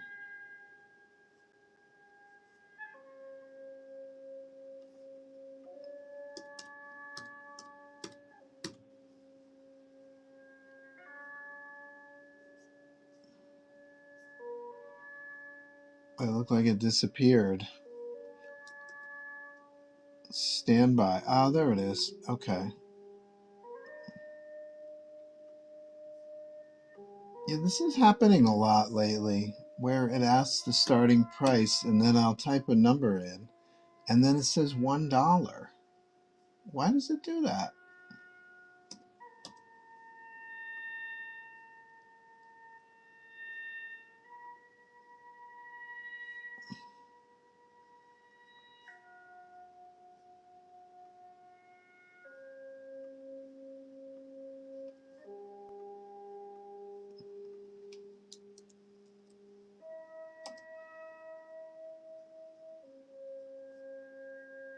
I'm sorry this is taking so long, but it's I would type a price in and then it would list as a dollar.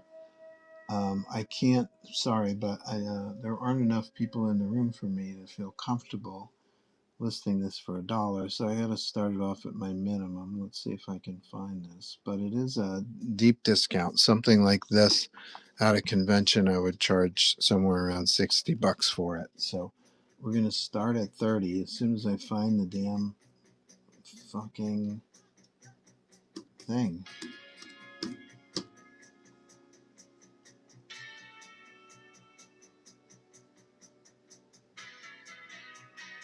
So weird. Where did it go?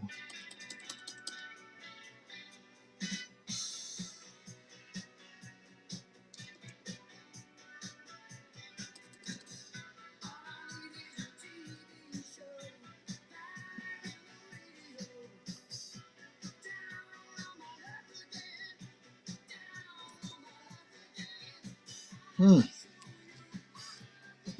Please stand by. This is the third time that I'm adding this item.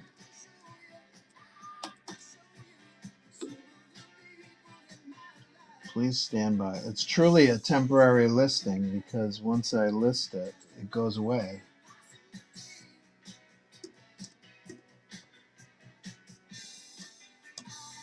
Oh, whatnot. We have communication issues.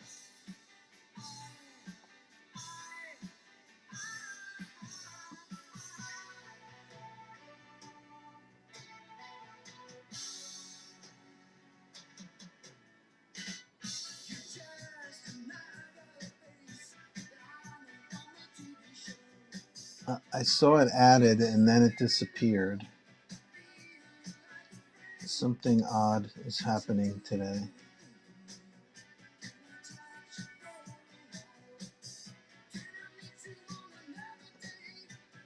Okay, here we go. Sorry.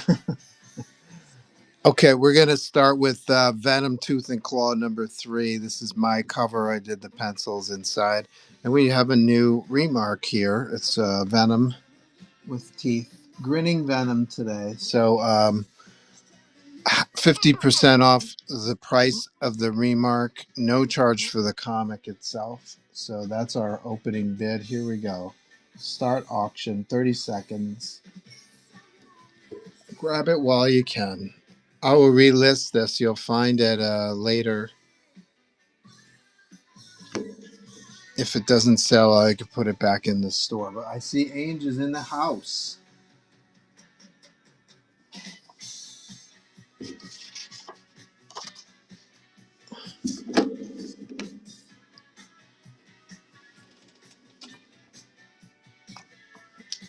So we have 4 more after this. Thank you, Ainge. I appreciate it very much. I'm going to sign this in white right here.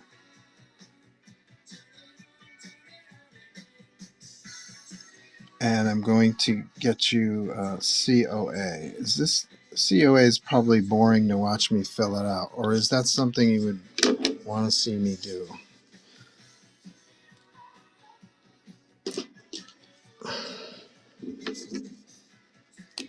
Signature and sketch. And of course, like I said, if you guys wanted to have these CG Seed, I have a CGC Signature Series account. Say that 10 times fast. So you get a special yellow label with your graded comic, which you can only get through me on Venom Tooth and Claw. What's the official name of this comic book? Venom, Tooth, and Claw.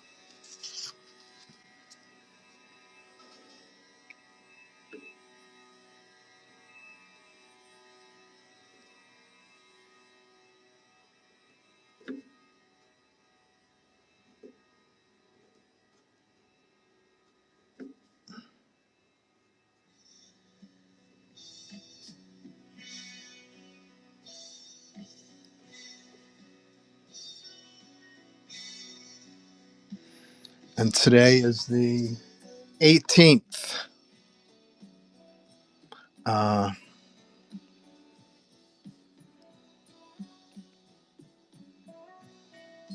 12, 18, 25.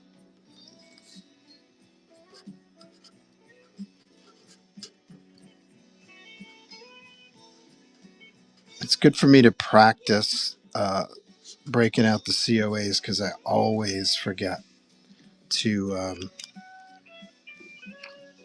bring them bring them up at conventions. So thank you, Ange21, once again. VIP, longtime VIP. Ange21, everybody. Give him some applause. Let's do this one next. Spider-Man, the Parker Years.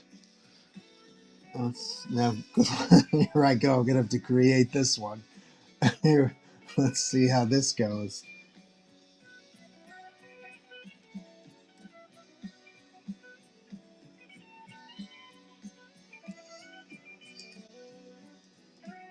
I'll put SMPP. Spider-Man SMPY #1 with Remark. And this one will start at 30.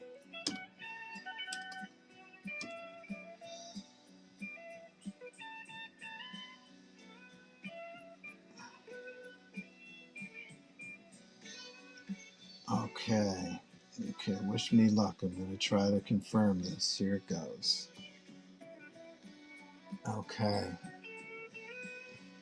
SMPY, there it is. Okay, same thing here. I did pay $10 for this, but we'll waive that. 30. So we're going to start this auction at $30. Happy holidays, everybody. Spider-Man the Parker Years, my favorite all-around printed product that I did at Marvel with Spidey Remark. Happy to sign it for you.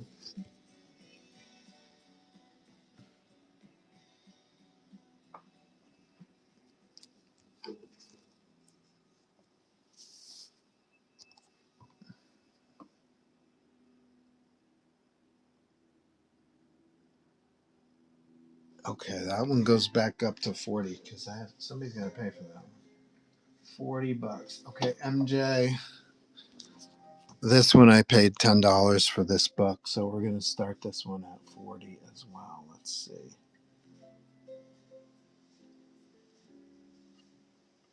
Stand by.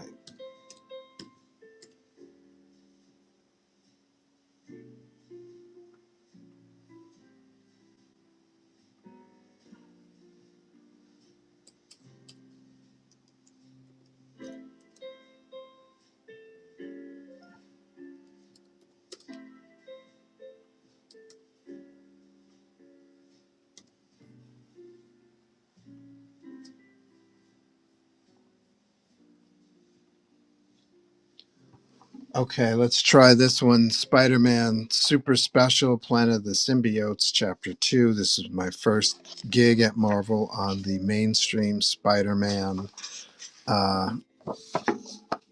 office or comics. I previously worked on Spidey 2099, but this is the first Peter Parker Spider-Man project I ever worked on. A blast. Loved it. MJ Remark.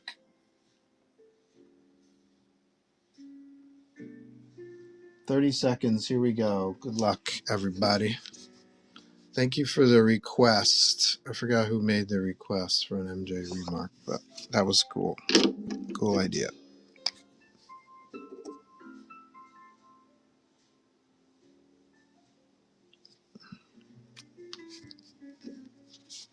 I guess we lost our guy.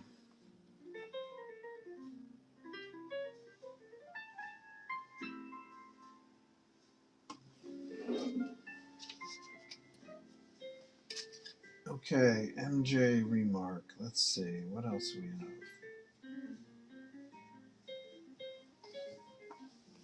That was 3. So here we are. This is the last 2. So here we go. This guy we got to start at. Well, this is 30 and 30 is 60, and then let's start it at 60 and see what happens. I paid $15 for this book, but it's Christmas, right? It's holiday season. Let's see.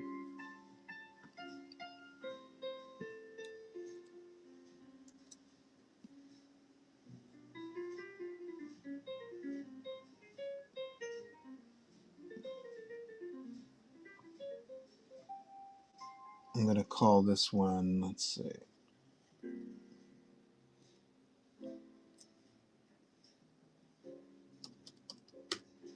VW1, number 1 with 2 remarks.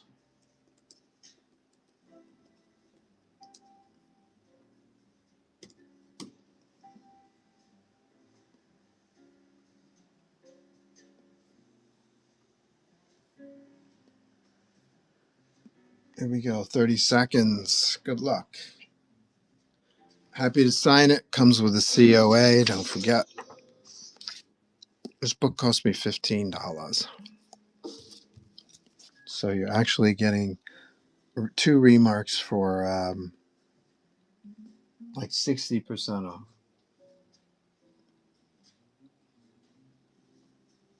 This is Joe's second most popular Marvel book sold, according to the Awesome Wizard magazine. Yes, for many years since this came out, I thought this was my biggest seller. I'm pretty sure it was a top 40 book, but maybe my memory is just confusing. But apparently, the last Venom miniseries I did, the first issue scored number 23 on the Wizard charts. Thank you, Ange. Ange gets a COA and my signature.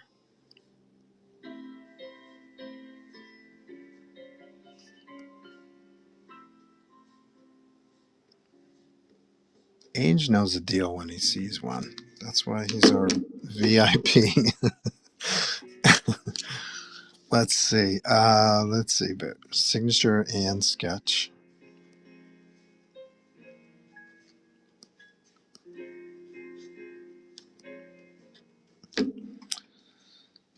Venom, Tooth and Claw.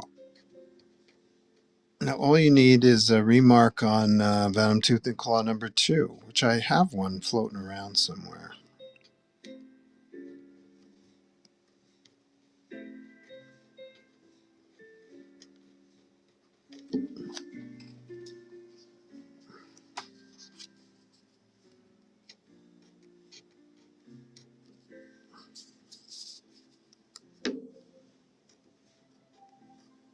COAs are $5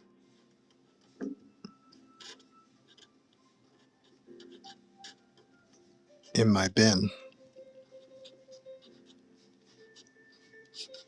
So let's see what I would normally charge 60 for this. That's 120. The book itself was 15. It's 135. So it's $140 value here. Not too bad, Ange. Nice job. Happy holidays.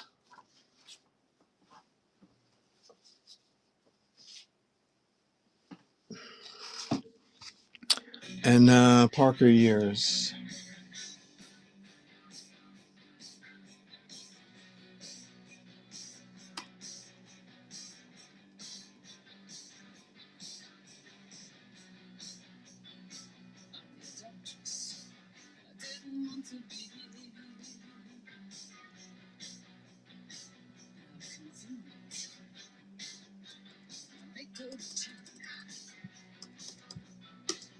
SMPY number 1 with full body remark.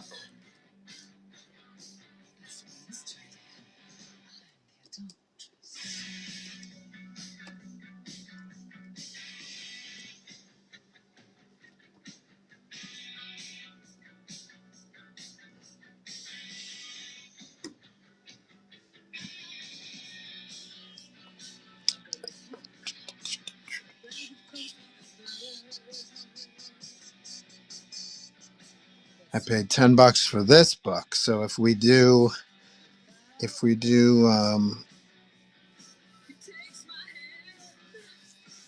see, I don't know what to charge for this. My instinct is to charge 100. So let's see. Let's do price of book plus 70. How's that?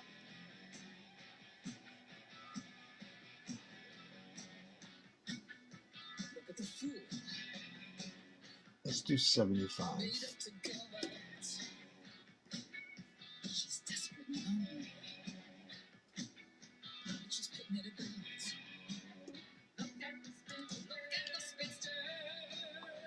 SMPY with COA.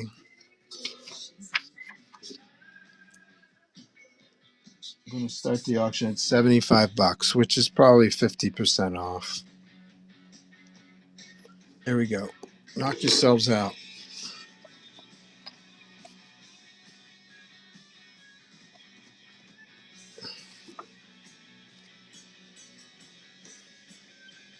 Chuck, Chuck, Chuck. We have time for Chuck. No bites on a full body remark. This will all decide if I do this kind of thing again.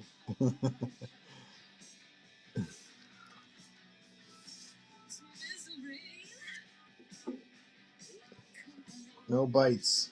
Did I get everything? Was that 5 already? 1, 2, 3. Wow, that went fast. Yep. Okay. All right, let's break out Chuck. So Chuck. So if we do 2 figures of Chuck, that's $200. But let's do Chuck. Well, I'm thinking Chuck at 75 because I didn't really pay anything for this book, so I don't have to add that in. Let's do Chuck Miss. I'm feeling the Christmas spirit today. Yesterday, you guys wouldn't let me do Christmas spirit. I thought it was funny.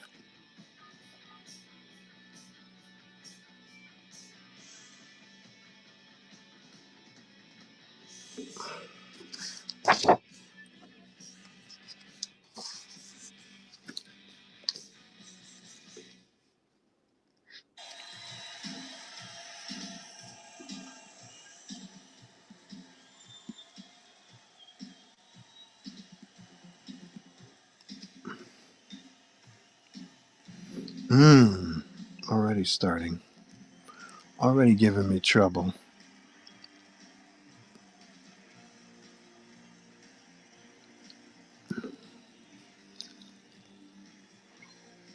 Tom Morgan and Mark McKenna are getting transformed. Where's our light source? I'm going to say it's got to be upper left.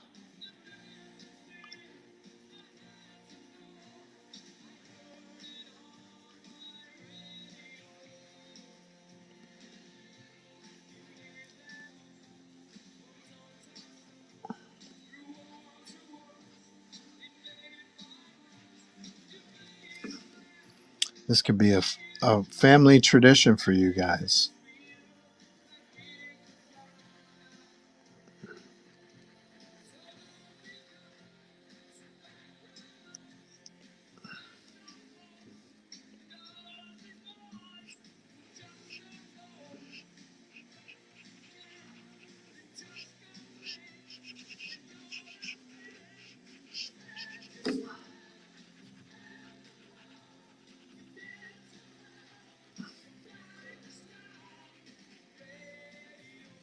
We might have time for even something else.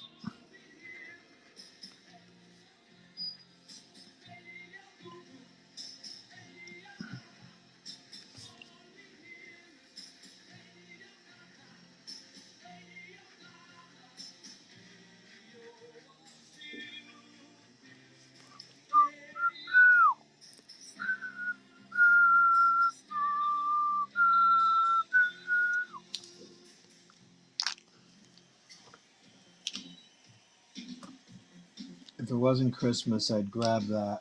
Chuck versus Venom.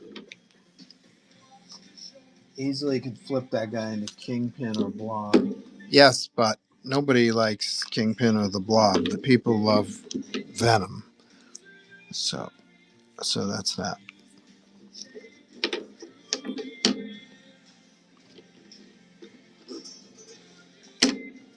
All right, let's see. How about Chuck in a Spider-Man costume? That might be cool.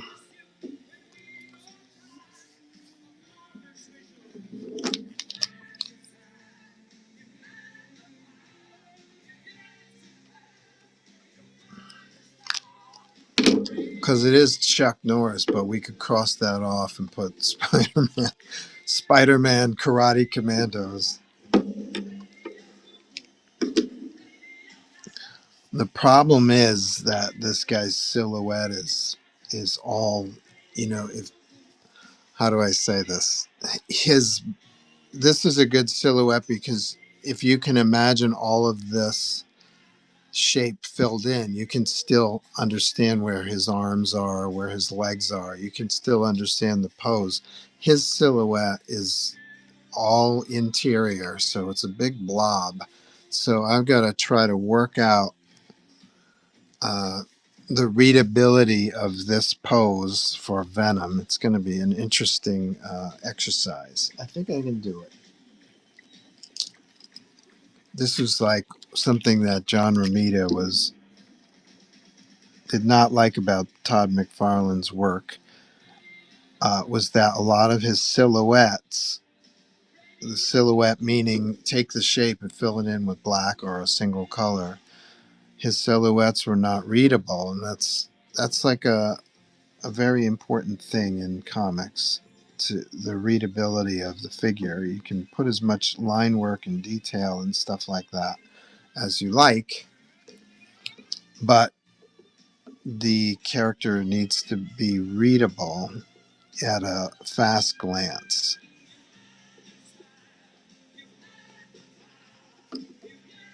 So if you're to take some Spidey poses, not all of them, but some Spidey poses with Todd McFarlane art, I think you might find John Romita Sr.'s case is accurate.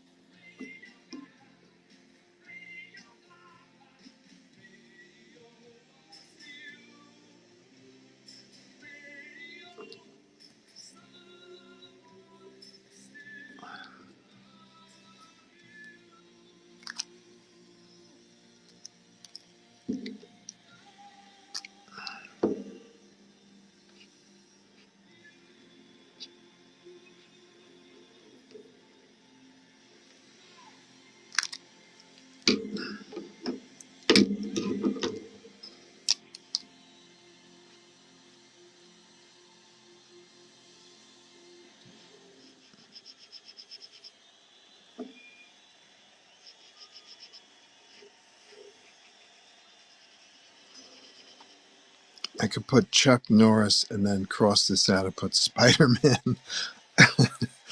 That might be funny too.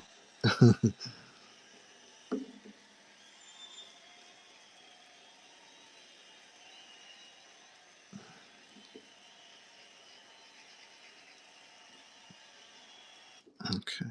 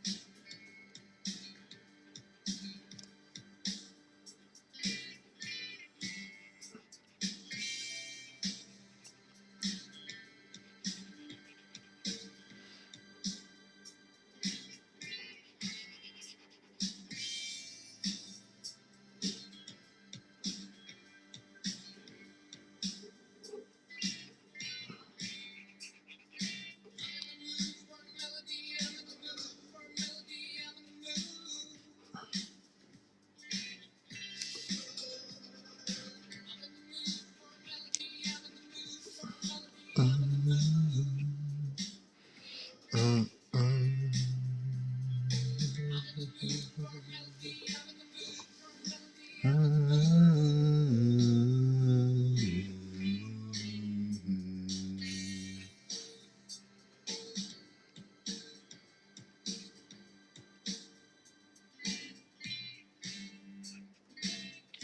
dance. We can sing. We can dance.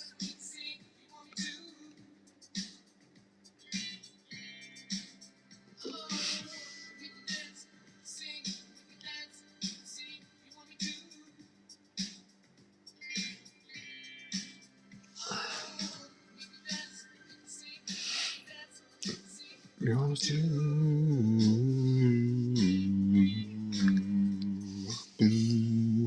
I'm in the mood.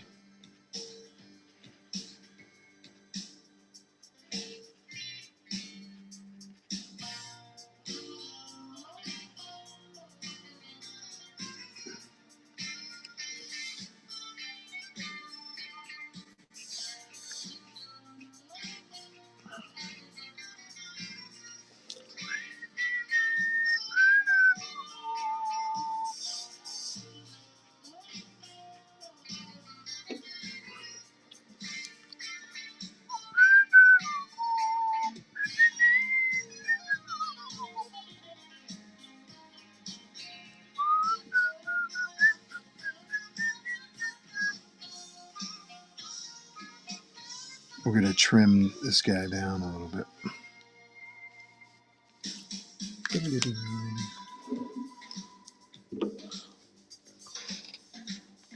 Spider-Man Commandos. I like that too.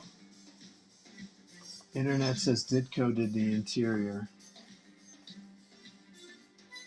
Of this? You shitting me? I should read this. Yeah, that's Ditko, all right.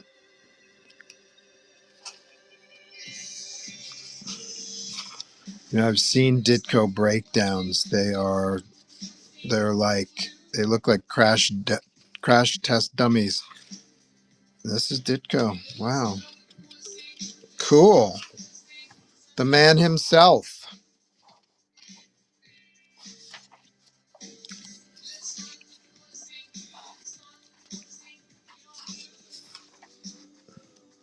He would not draw Spider-Man or Doctor Strange when he came back to Marvel. That was like his thing. He would draw anything other than those characters. So they gave him Rom, they gave him Phantom 2099, they gave him Speedball. I think he's credited as the co-creator of Speedball. They gave him Machine Man. I kind of like the Machine Man stuff because it had a old school Silver Age Marvel vibe, even though it came out in the 70s. They gave him, I remember, an Avengers Annual that John Byrne inked.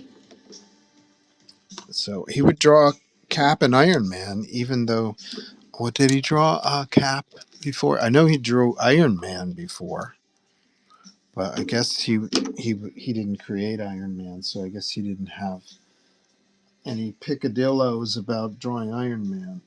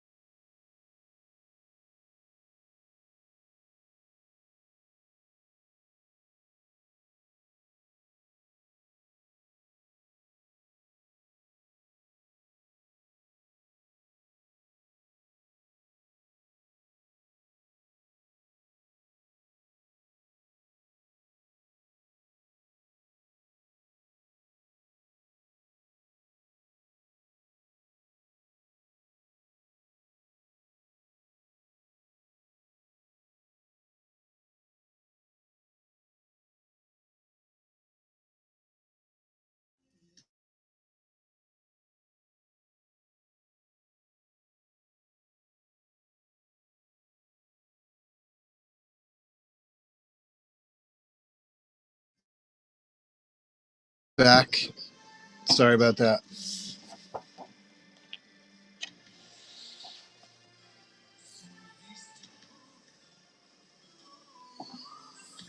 I thought I went blind. Yes, you went blind. Oh, whatnot. You're so goofy. I lost power on my phone. I didn't see the alerts. Pardon me. I was fully charged too. How long have we been doing this? I wonder if my battery's going on my phone.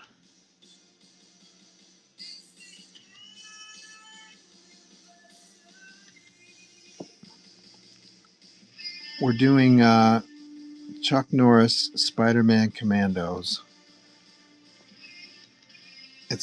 It could become our holiday tradition. Every year we'll do a so stupid.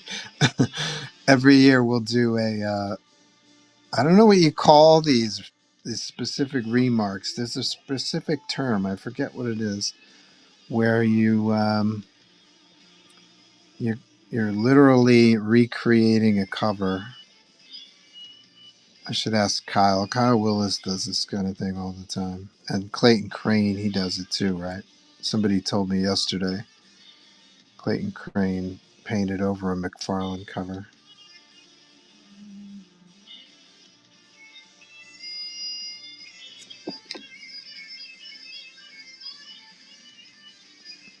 So yeah, like I said, if I paint this black, you can see, you know, his chin and everything. It might actually work. His chin is going to blend right in with his shoulder, and maybe that works. Let's have a look.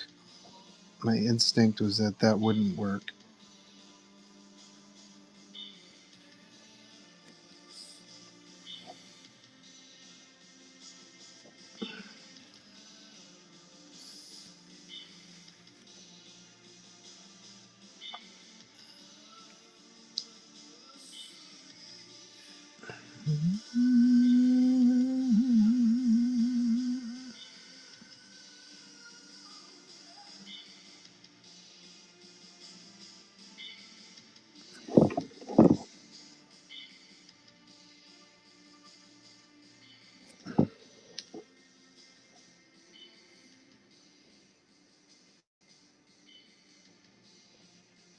Because Venom, that's like his thing. He likes to use a stick, right? He likes to use a bow stick. That's Venom's thing, right? Him and Gambit.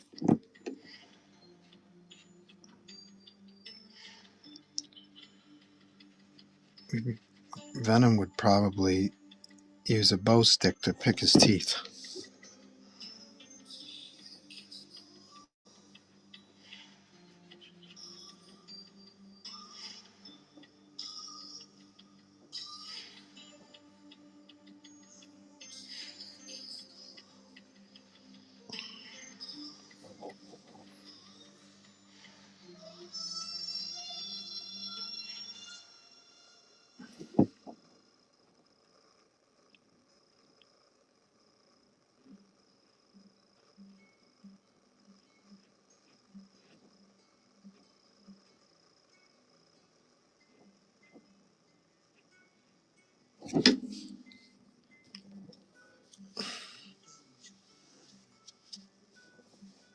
Someone had a question? No kidding.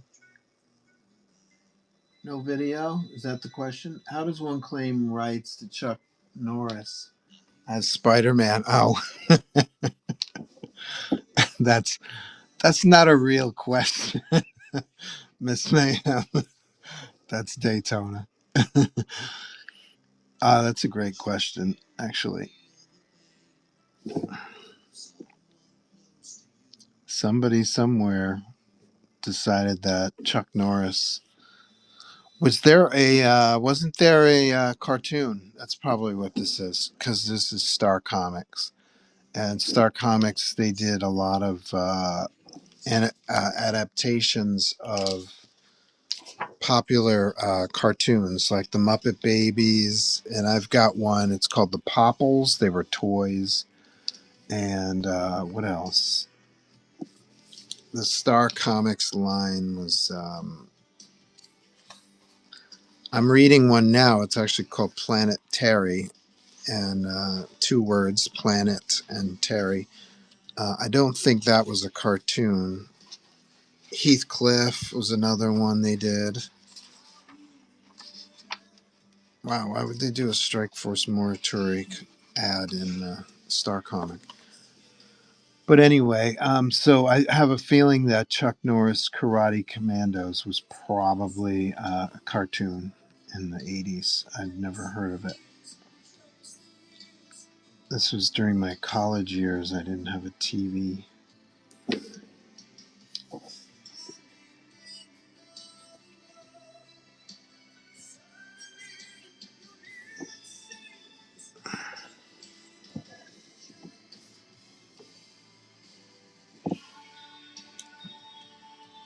Speedball, really poor Steve.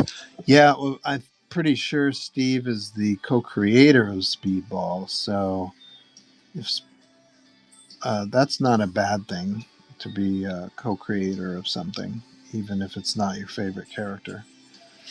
Steve had he had I don't know, that philosophy. It was, I think it's called objectivity, which I'm not really sure what it means, but he was very into maybe that's what objectivity means. He was very into black or white morality, like either a straight up good guy or you're a straight up bad guy. And so he liked the stories, like I imagine a Speedball story might be, where there's a pretty clear distinction of who's who, and who's the good guy, who's the bad guy, and there's not much in between. I have heard, I don't know if this is the actual reason, but there are probably a few reasons why Steve Ditko left Stan Lee Marvel. I have heard that there was a storyline where Stan Lee wanted the Green Goblin to be Peter Parker's best friend's father, Norman Osborn, and I guess that was the straw that broke the camel's back. Like that was something that Steve did not want to happen. Um, he didn't want Peter Parker's best friend's father to be a villain, and so that's one of the reasons why I left the series. I have heard. I don't know if that's the truth or not.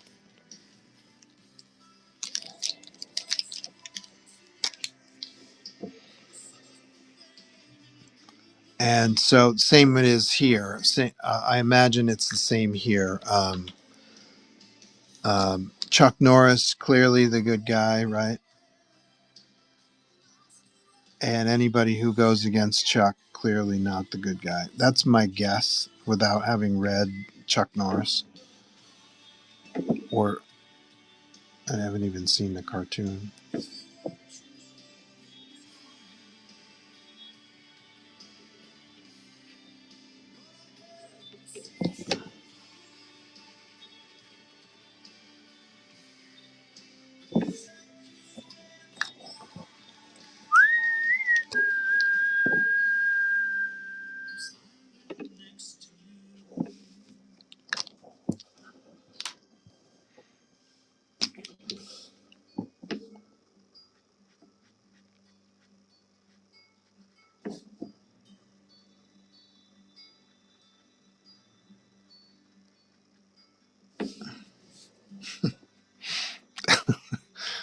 I'm not sure what I'm going to do with these clothing pieces. I doubt I have matching colors for this sky. I could try it. We'll give it a shot.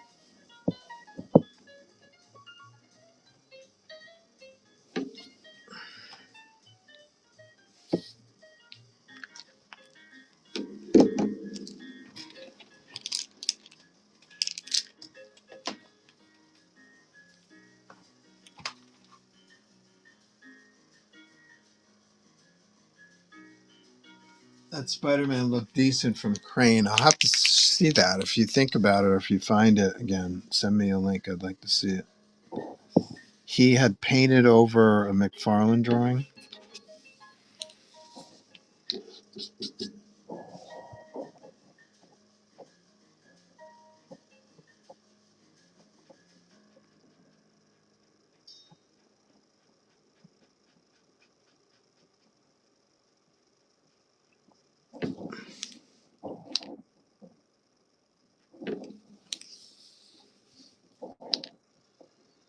Ooh. Ooh.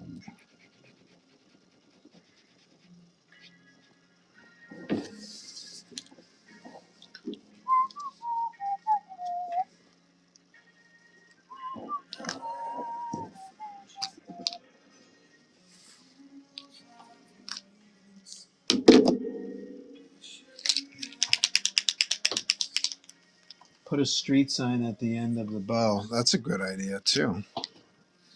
Down in here. It should be up here, I would think. But let's see how it might actually help obscure some of this. Let me think about it.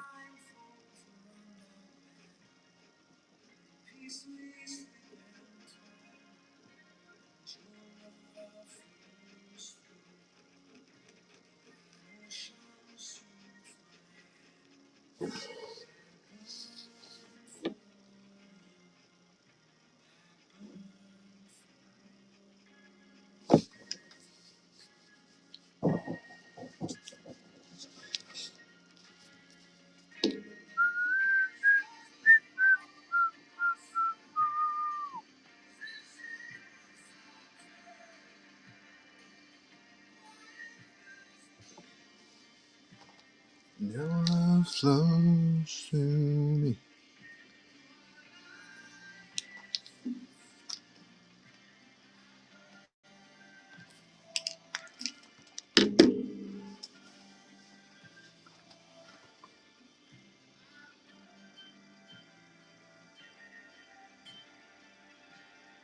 Good idea, Daytona. I know, LOL. I have a couple Thundercats under Star Comics. Yep, that's right.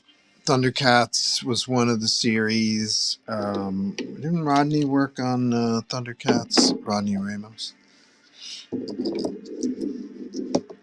And Strawberry Shortcake. Um,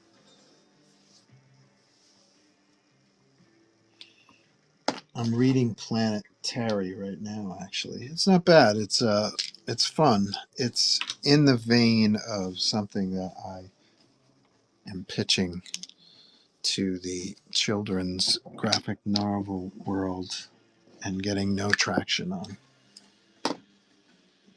But I think it's good. I love it. And I could do that graphic novel series all day long with pleasure. If only someone would fund it.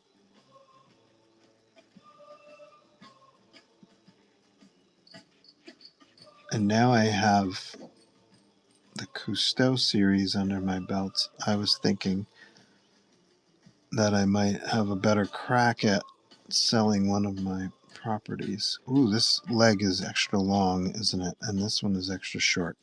Don't tell anybody.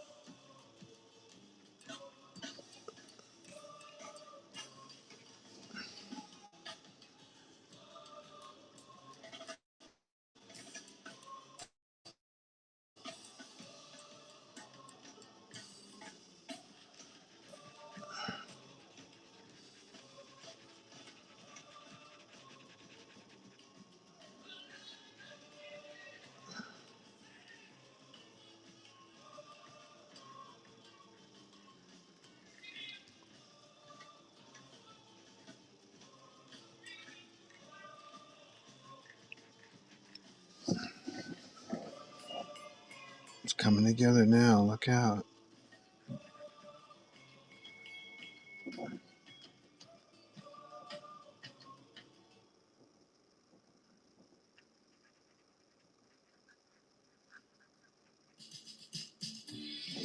Do, do, do, do, do, do, do, do.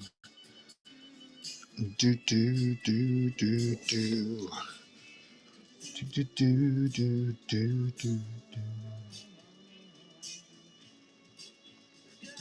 Know who you remind me of.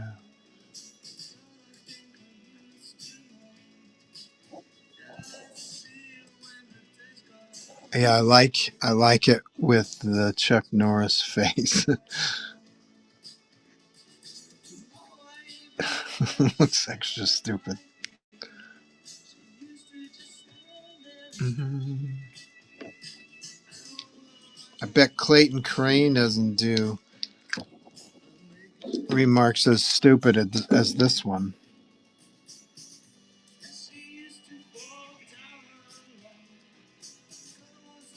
I bet his are cool.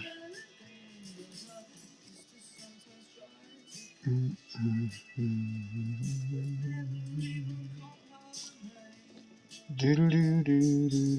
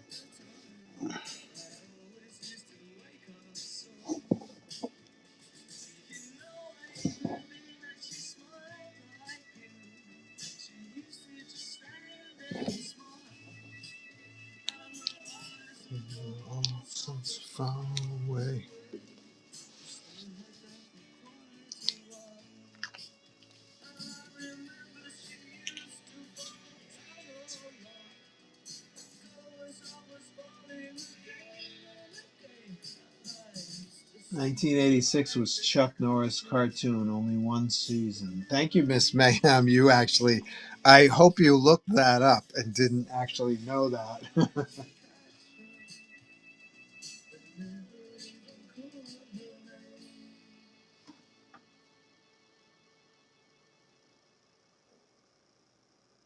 Am I the creator of Chuck Norris Spider-Man? You're the co-creator of Chuck Norris Spider-Man, along with me. You might be Daytona, haha. Man, everybody's doing monster blind bags. Are you guys into the monster blind bags? I know Daytona, too many in my opinion. Whatnot is flooded with blind bag rip and ship. Yeah, blind bag craziness. The blind bags are way too hyped. Whatnot won't let me send you eBay link. Oh, isn't that funny? Oh, well, you have my phone number, right? Or do you have my email address? Whatnot doesn't like that app. LOL. eBay item number. Let's see if I can grab it. I can grab it.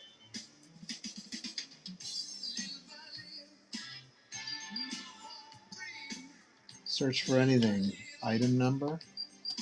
Yes. Oh, it's the classic. Oh, so he just made it. He just made a Venom head. He didn't paint over the figure. Oh my god, that probably took him about 2 minutes to do. All he did was add teeth and tongue.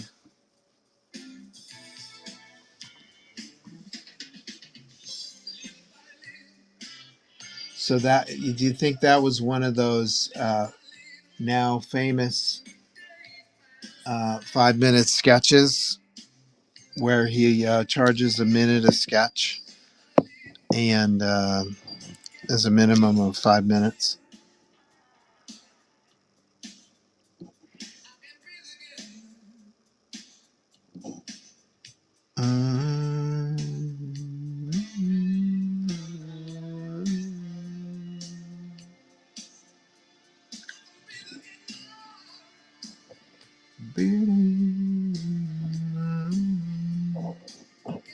What's this?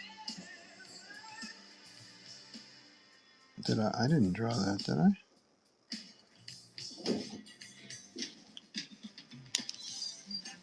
It must have. Oh, geez. I forgot to take a photo of the original. How about a light lamp post? I guess that's not a convincing lamp post stick. I think a stop sign or a yield sign right here might be too big. It'll take away. I'll put it down in here.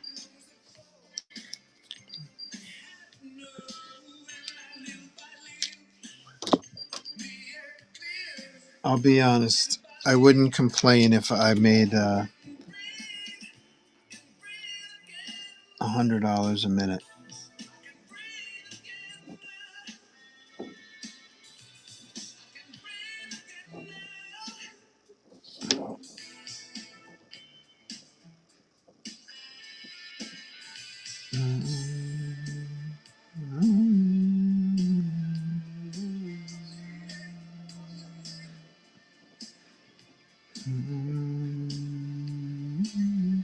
You didn't like Venom with the bow stick, huh?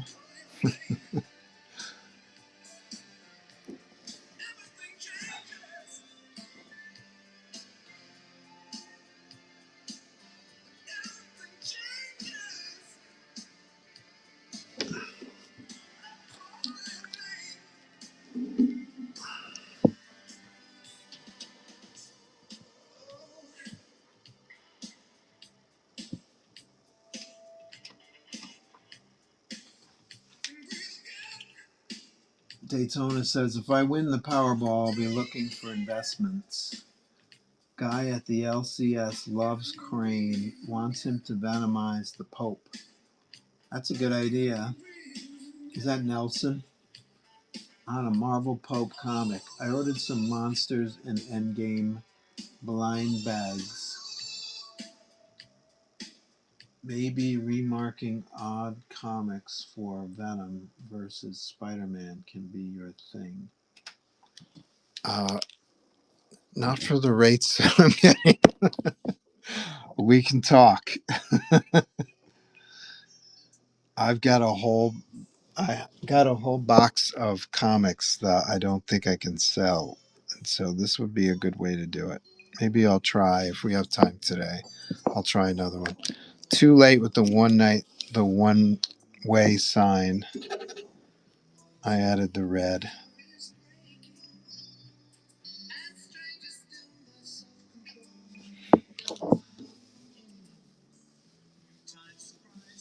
But I think this will work as a stop sign. It will be a hint to myself when I see this to stop doing sketches like this.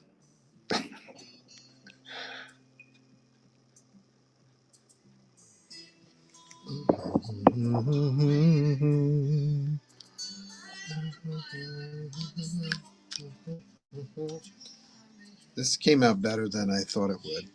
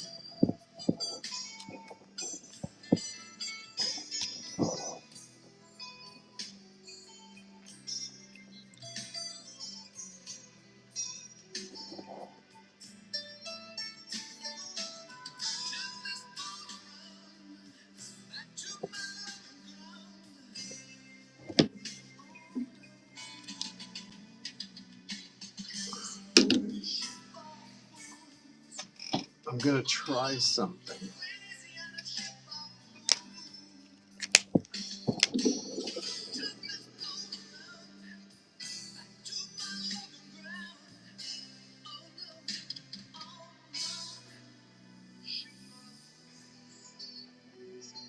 Mix it up. Paint pens with markers. I think the marker will. It'll give me a wider range of color choices.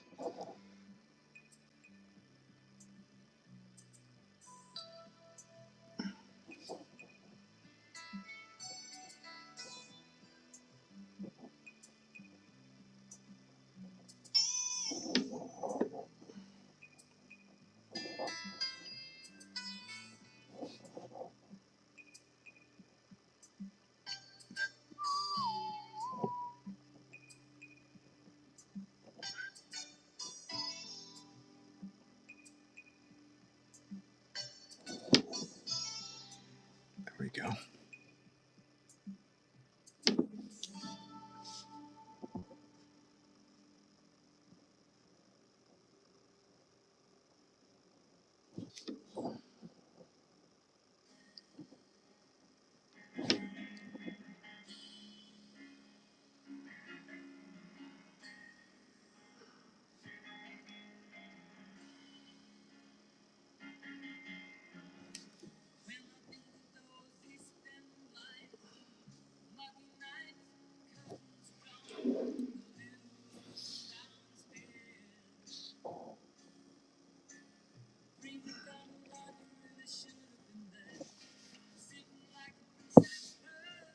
This could be an annual tradition for the holidays, where we take Chuck Norris comics and convert them.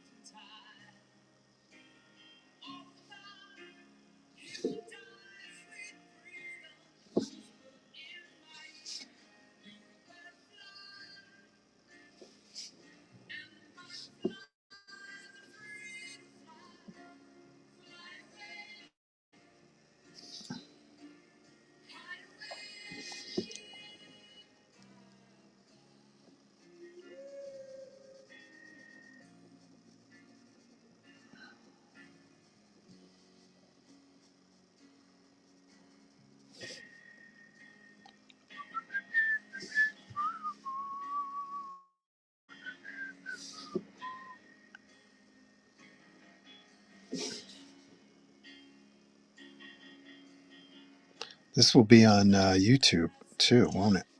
I'll get flagged, so you might not be able to find it. But I think this is being simulcast. Let me check. I'm simulcast on YouTube. There I am. Oh my God. Why did I do this?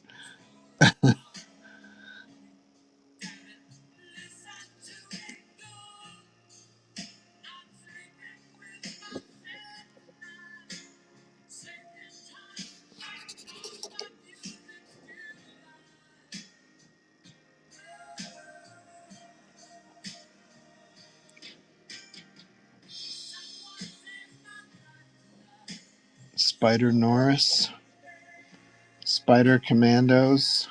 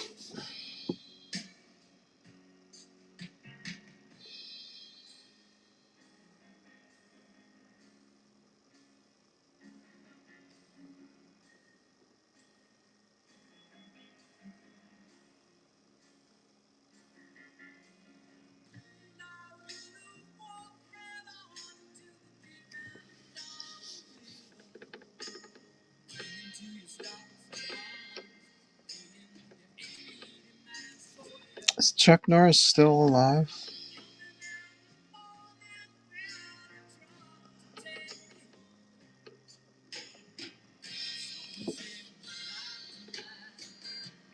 Someone saved Chuck Norris's life tonight.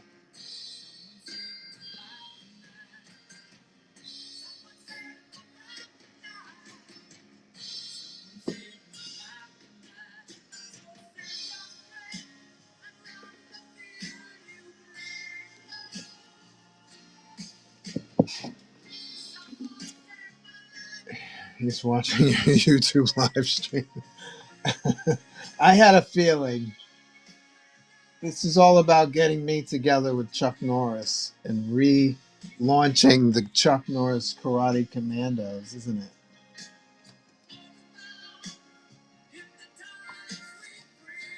Next, the Popples. You know, the Popples book is it's $10 on eBay, so I'm not sure.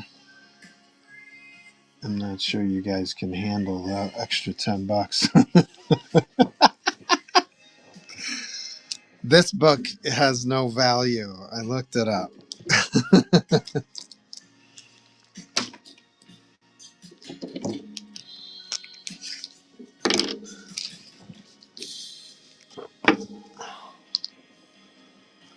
You guys can't handle the Popples. You're not ready for the Popples.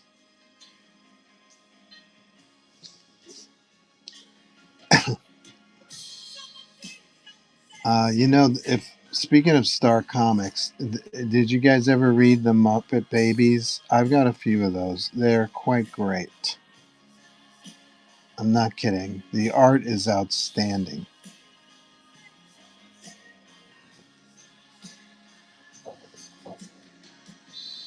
I would feel odd about remarking on a Muppet Babies comic. They were that good. I also, oh, remember the droids? They also had droids, and Ewoks were part of the Star Wars, or part of the Star Comics line. Remember those? I have the Epic Illustrated. What do they call those giant compilations now? Epic. They call those Epic. I have the Epic line of droids, and I think Ewoks are in there too, but I could be wrong.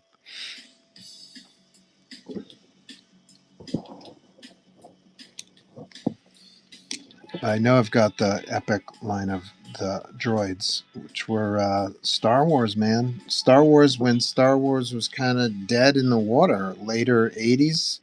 Nothing happening in Star Wars world, but they continue to do comics.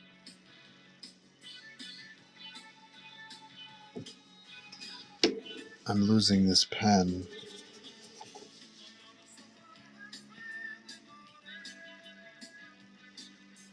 How could you forget the droids and the Ewoks Star Comics? This all came out about the same time as the new universe, too.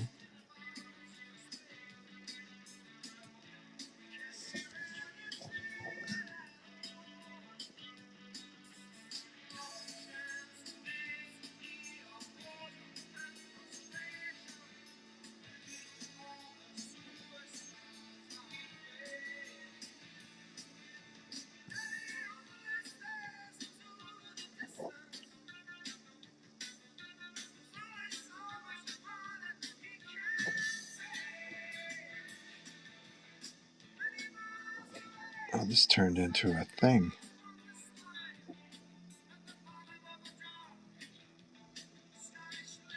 All these Spider-Man costume details.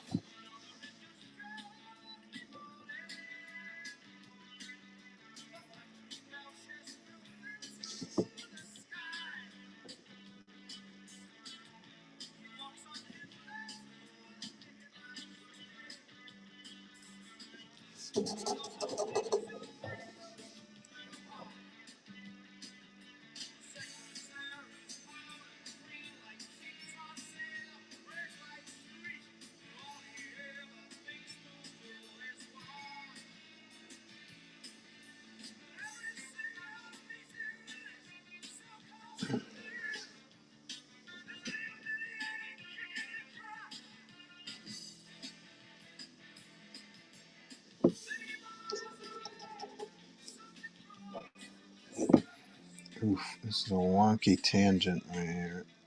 Can I fix it? I'm going to say yes.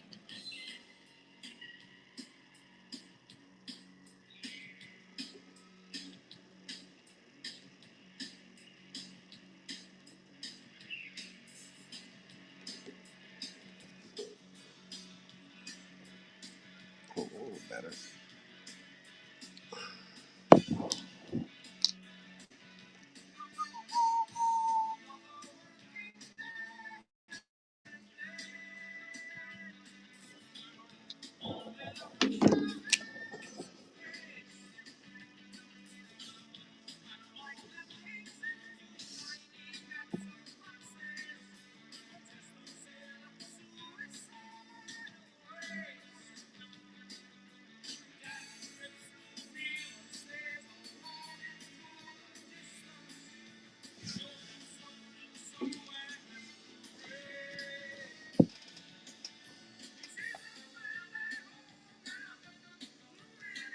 He like 85. Yeah, Chuck Norris was like a thing. That was Return of the Dragon.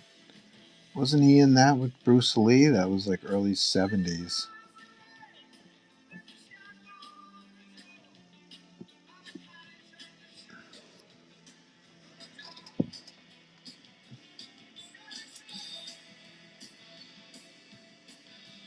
How about using Care Bears? That's an idea. Rainbow Bright as Black Cat. These are interesting ideas. I was in a meeting when I won the auctions. Thank you very much. No problem. I love how you guys work while you're on Whatnot. It's so cool. You'll be able to view this on YouTube, hopefully, if I don't get flagged and discarded for using music.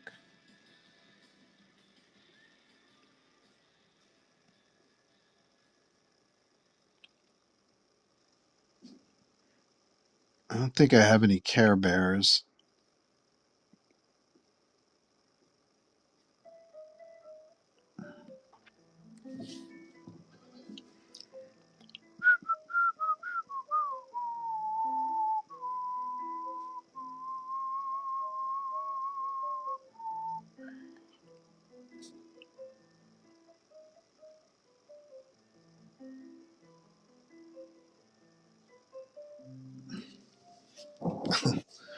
This actually looks like somebody meant to do this,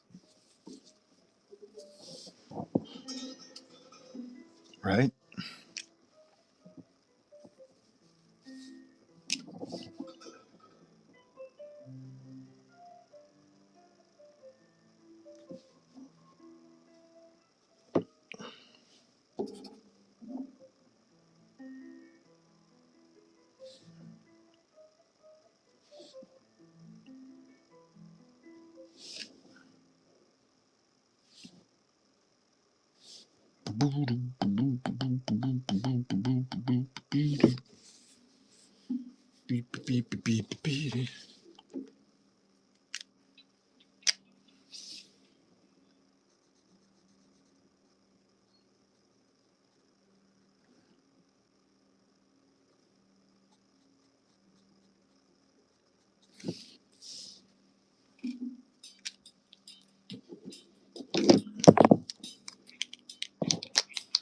Yeah, I gotta get those fine point Posca pens.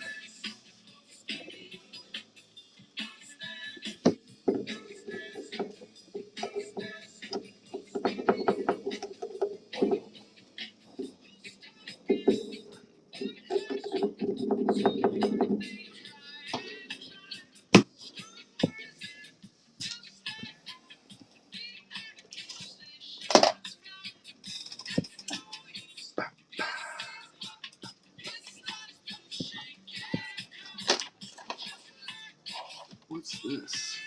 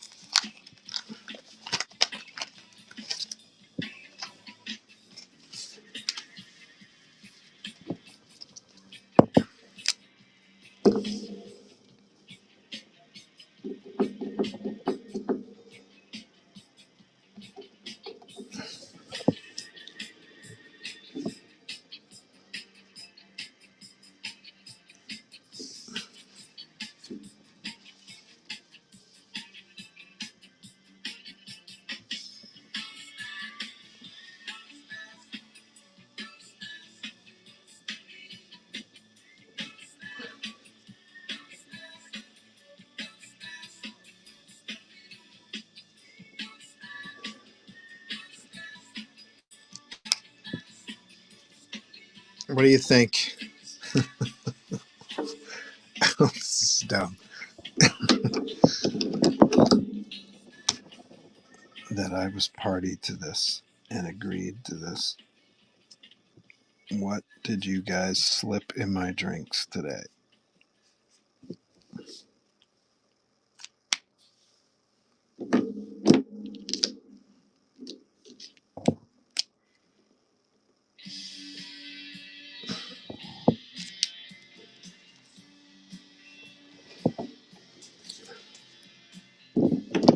I don't know. For some reason, I want to put these old school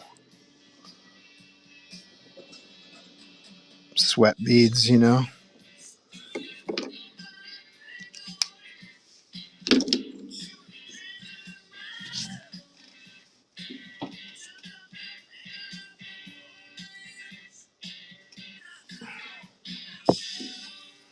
Don't you know why?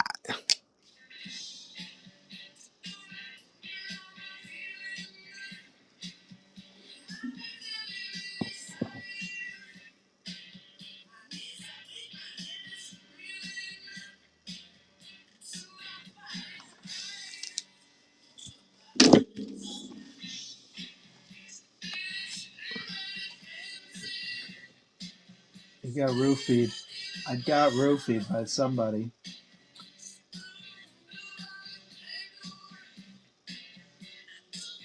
Daytona says you can do Miss Piggy and Kermit as Black Cat and Spider-Man. I like that idea. We need the severed head of Donald Trump somewhere on the cover. Get your own cover, Ames, or win the auction, and we'll do it. Let's see. Let's keep that orange asshole out of my. This is a safe space here. This is a safe space here at my live stream. Keep that orange asshole. We have enough of him in our life. Fucking dick.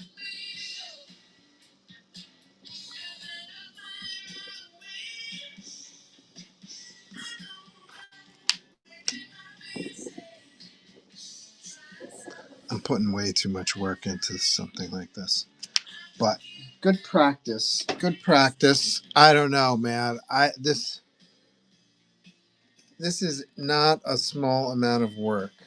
Let's put him up.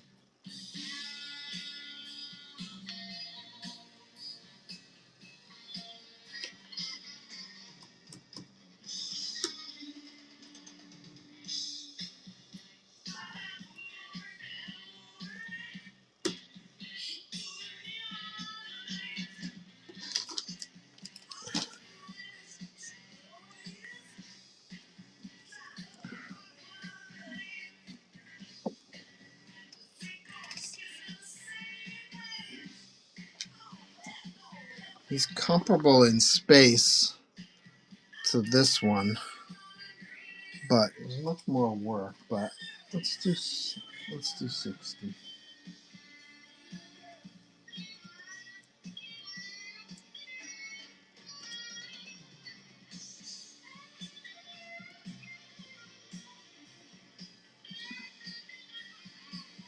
I'm calling this one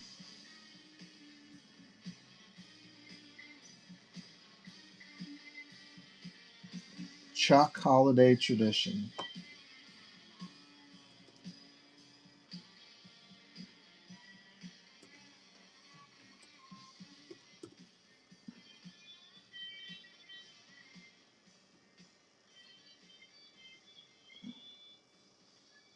Here we go. Let's see. All right, let's see. Auction Chuck.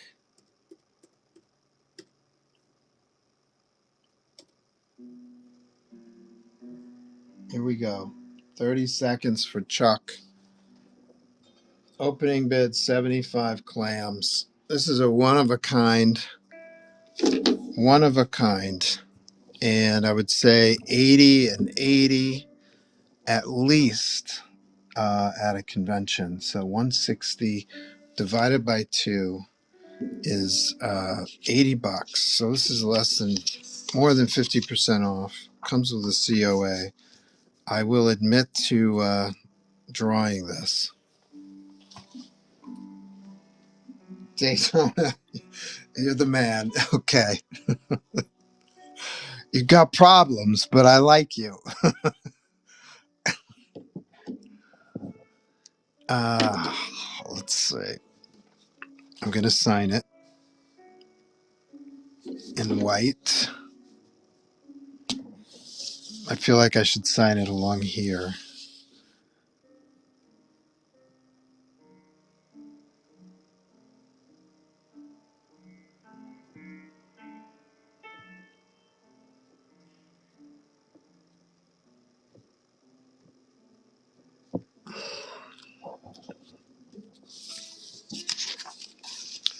Let's do this.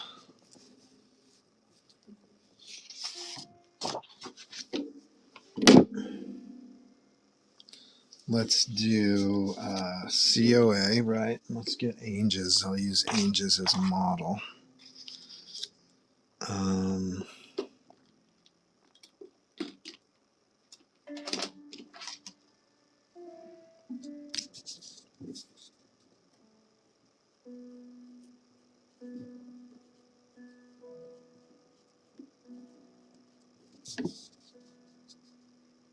Chuck Norris, number 3.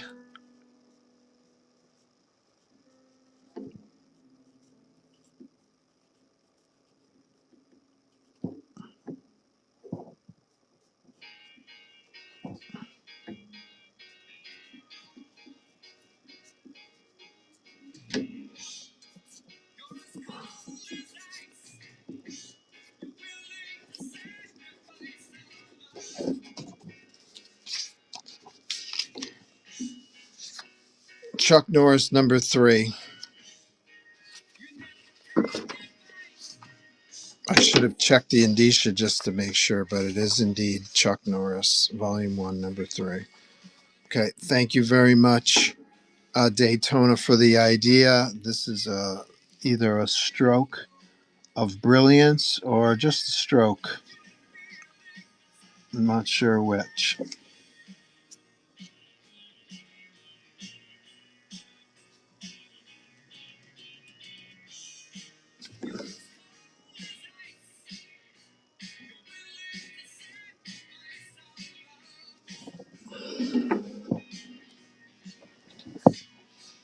Do we have any new people in the room in the last few minutes or so? I'll relaunch.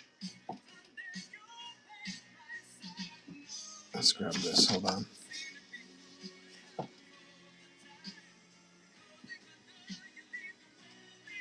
It's like the holiday tradition, where people decorate the Christmas tree, or they put out the menorah, or they bake cookies for get-togethers. Here on Whatnot, we'll redraw characters onto comics. Let's do that again. I'll be right back. Hold on.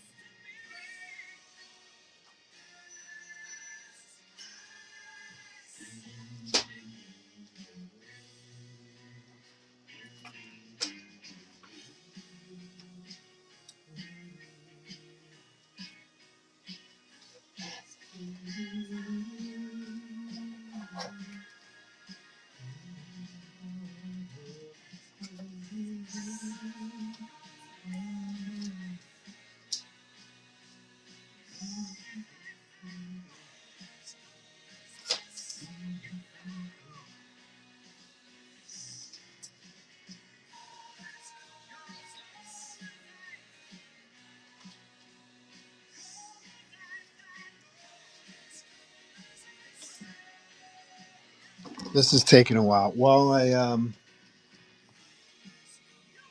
didn't sell this one. Let's put this one up. Let's see.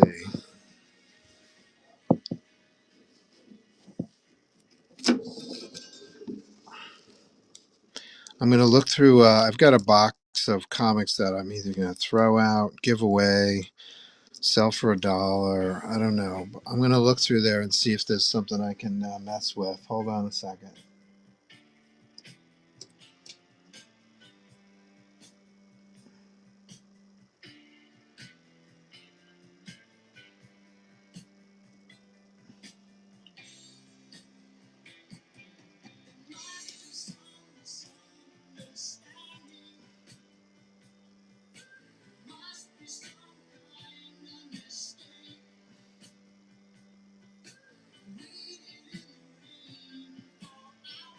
Okay, so I'm going to run this auction for 2 minutes. I'm going to look through this box to see if there's some ideas I could come up with more dumb remarks, and I'll be right back. Start auction. Hold on. Just give me 2 minutes. It shouldn't take too long. Here we go. So this one's not sold yet. Remark on Spider-Man: The Parker Year is my favorite all-around printed product for Marvel.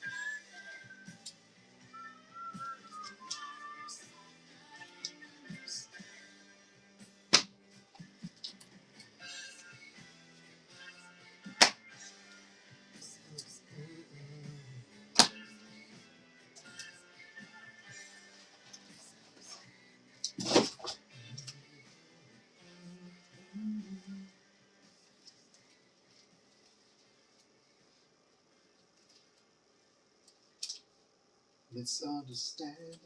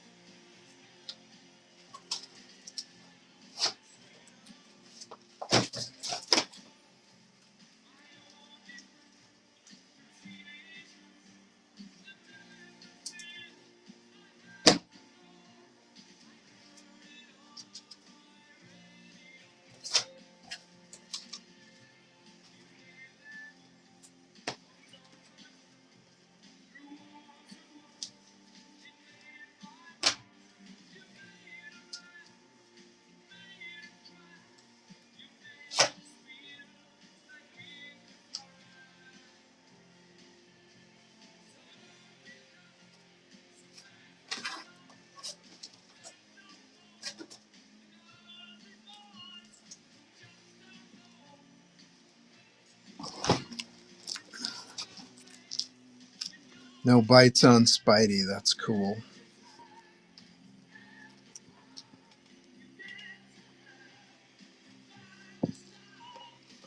Let's do this one.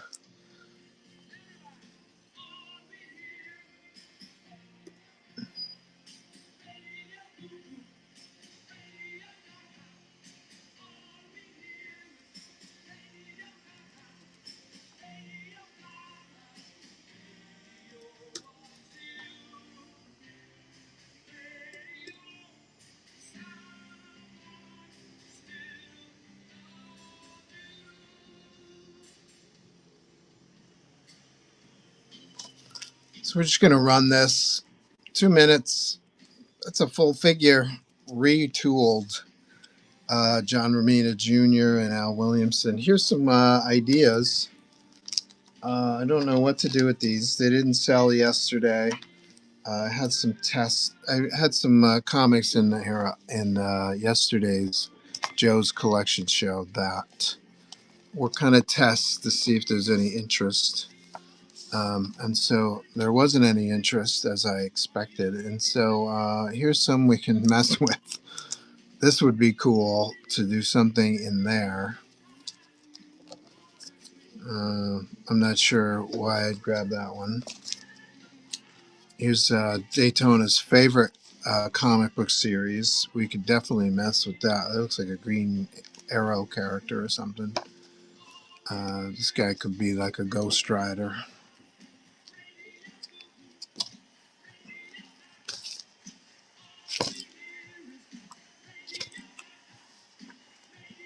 I just thought this figure wanted to be somebody other than Pete Stanchek.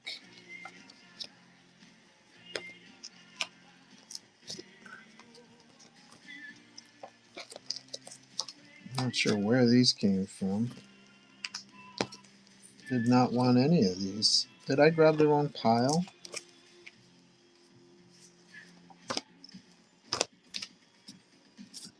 I was definitely looking for a Jeff the Shark who wants to be in there.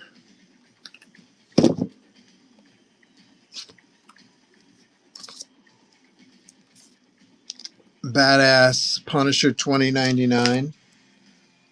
This guy also looks like he wants to be Venom or something, or Deadpool.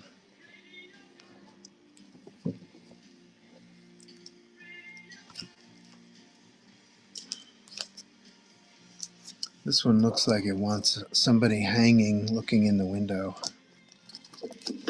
But that's much more involved. This one looks like it wants to want to redraw her face. I don't know why. Same with this one. We put I don't know who we could put in there. Superman. Put Thor in there instead. Mix up the genres. Mix up the companies.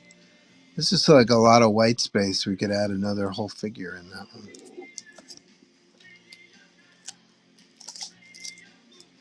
How about CGC? You want to do the CGC? Email me and we'll work that out. Anybody else want to do a CGC that'll take $10 off your order? I like this one too for like superheroes in cop uniforms. And then this one here looks like it wants to be a Spider-Man character. I don't know. I grabbed a couple.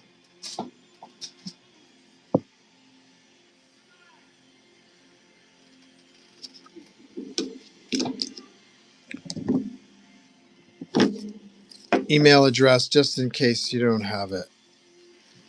For anybody. Also, we had a guy last week wanted to send me a Punisher blank. I'm not sure if I heard back from him. But here's my email address one more time.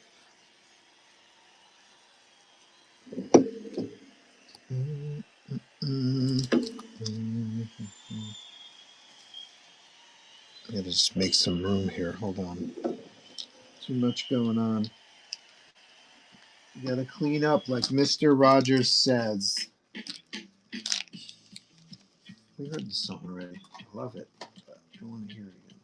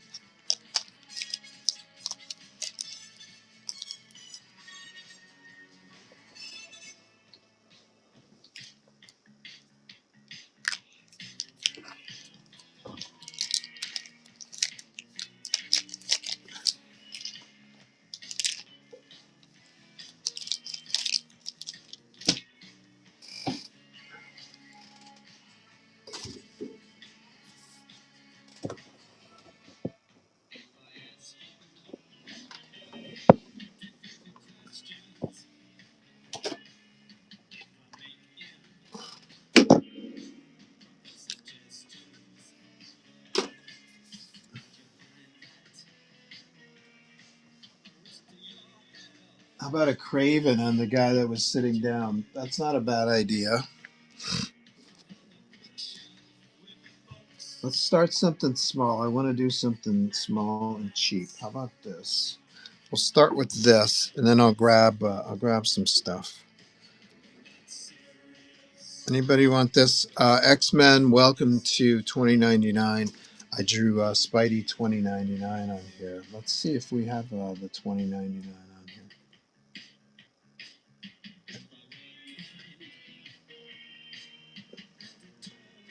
Let's do this for, we'll do it half price today. All right, so that'll give me the option to start auction. 2 minutes. $25 for remark of Spidey 2099. That's something I would charge at least 60 at a convention for. Let's find that sitting guy.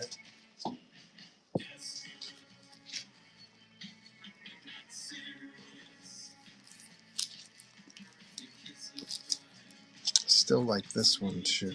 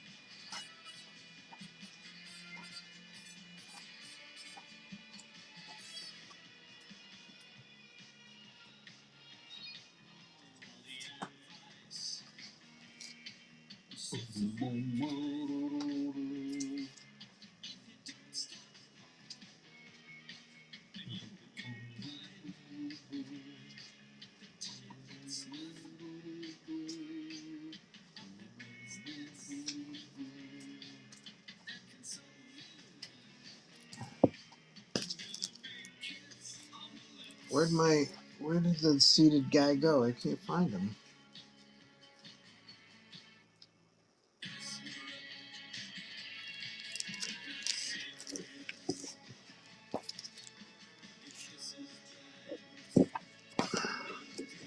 Jump on that Spidey 2099, somebody. Anybody new in the room? That's half off what it was listed for in the auction section.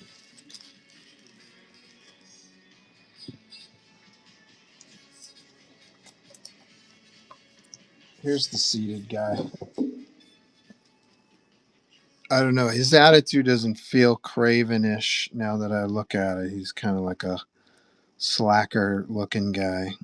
It feels more like a Venom or a Deadpool. I'm looking for something I can really, I can belt out something quick.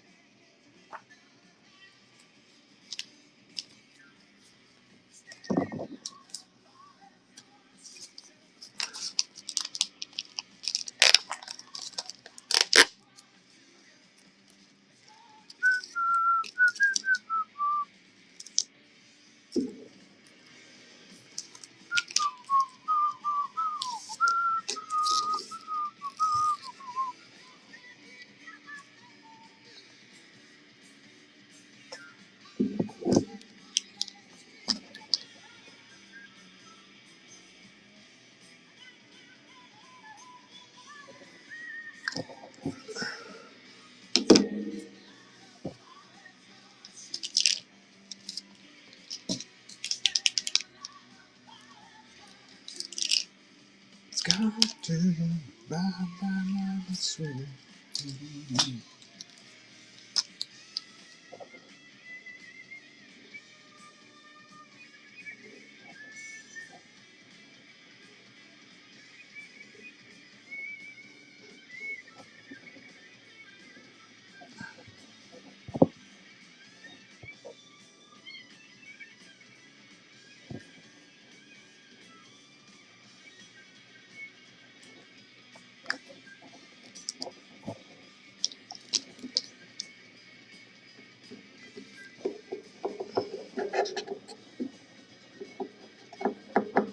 guess I use a lot of black.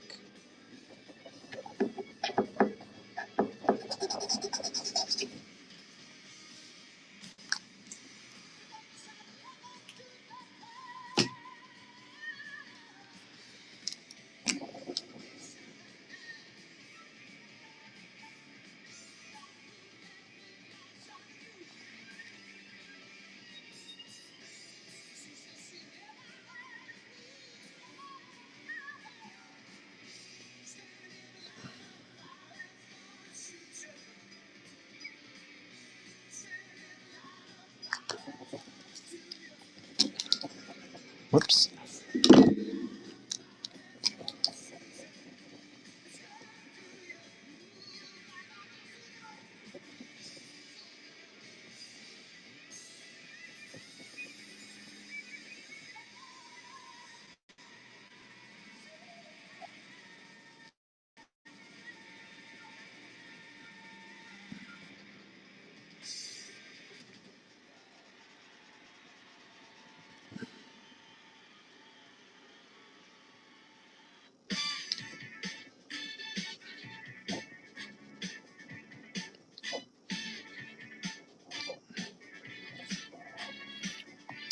He's got swords, right? Let's do his swords.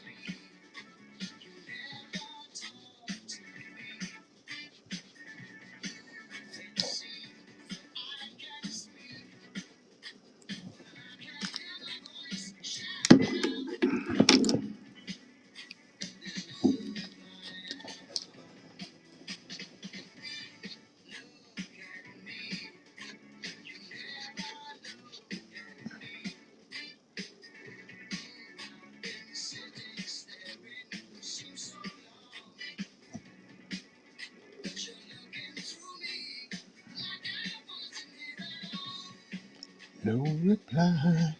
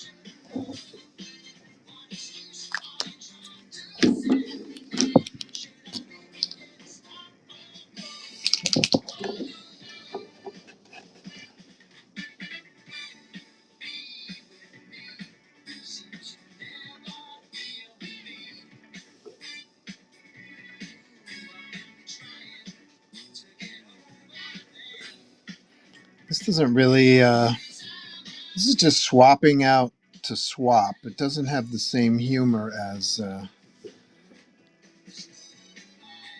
Chuck, right? Chuck has like a silliness about it. That's kind of fun. I'm not sure they all have to have silliness. I mean, Clayton Crane did just added a jaw to a Spider-Man figure, so I guess they don't have to be silly. But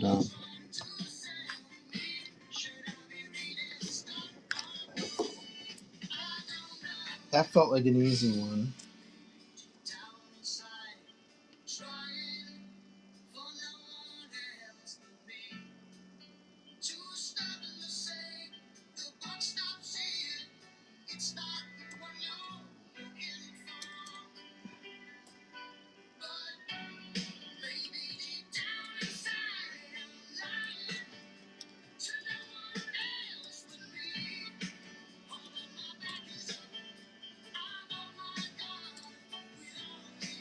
Again, we're just messing around, so let's see.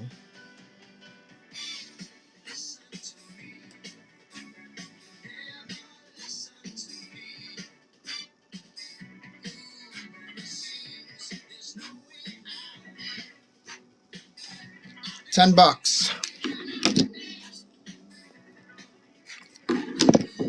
What a crazy gift this could be for your favorite Deadpool fan.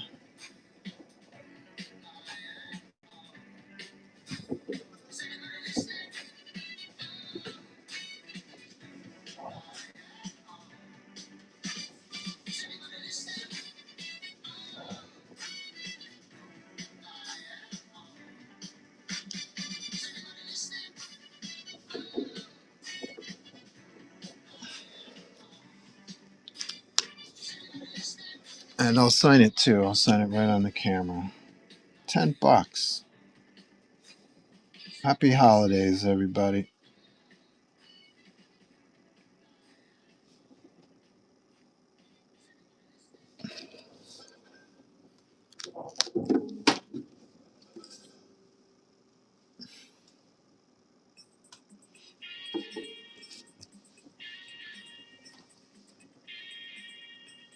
Who else did I do?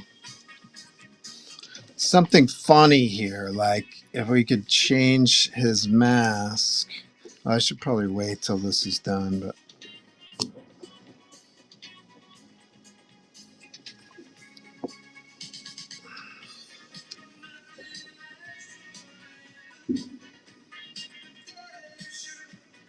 back grandpa, go get some of that discount holiday sketch action.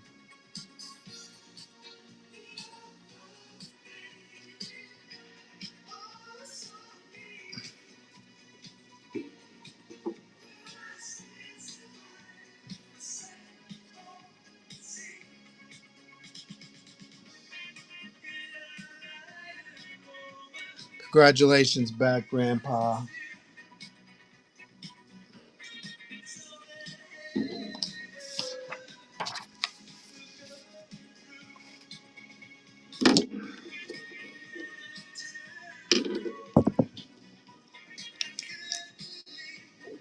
And sketch.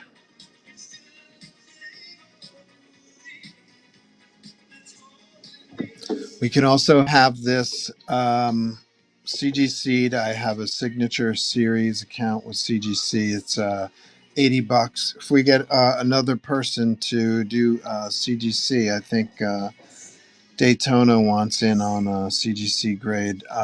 We would lower everybody's cost from 80 to 70. Okay, let's see. Sketch on. This is Spider-Man Breakout. Spider-Man Breakout number 4.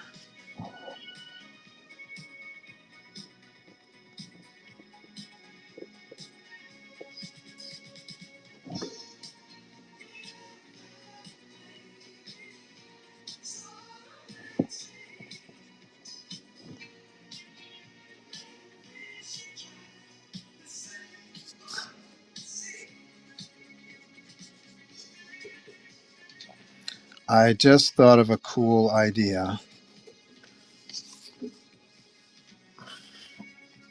Oh, I meant to give you my email address.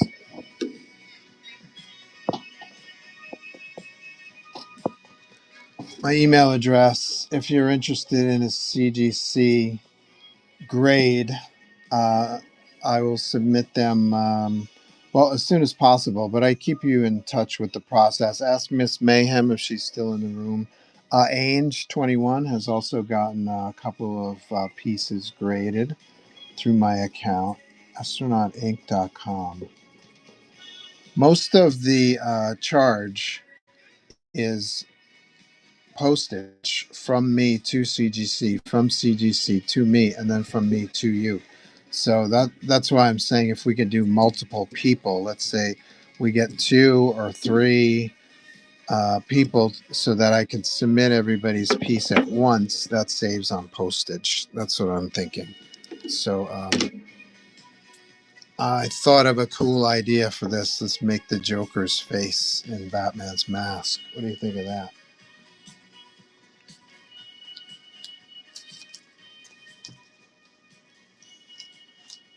What about sitting guy as Gambit? That kind of fits a little bit more. Uh, Let me back up, see if I missed anything in the chat.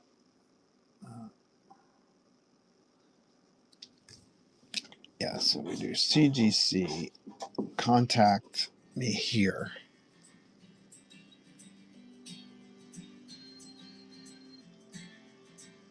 How about Craven? I was sitting down. Okay, I read that. How about Sitting Guys Gambit? Gambit is doable. How about changing Batman's ears? Well, thank you. Ainge says his prized possession. Yes, that was the Spider-Verse piece, right? I think you also got a jam piece too, right? Did I get that wrong?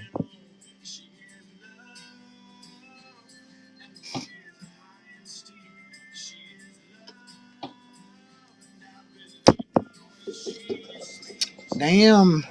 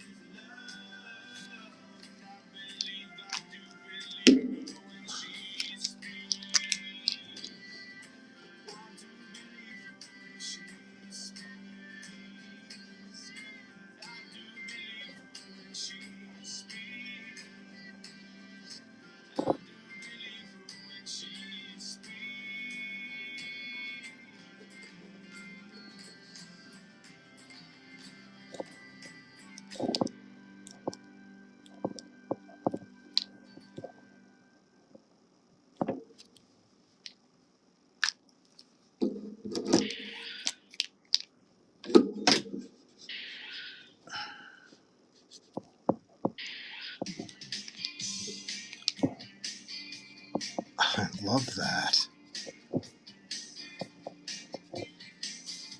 Oh, that was cool.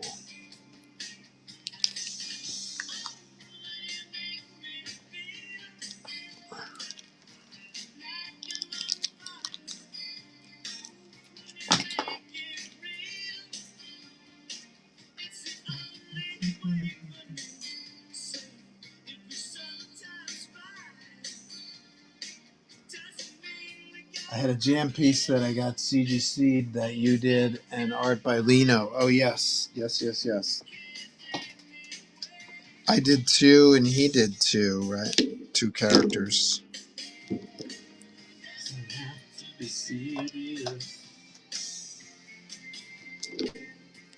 Ooh, doesn't have to be serious.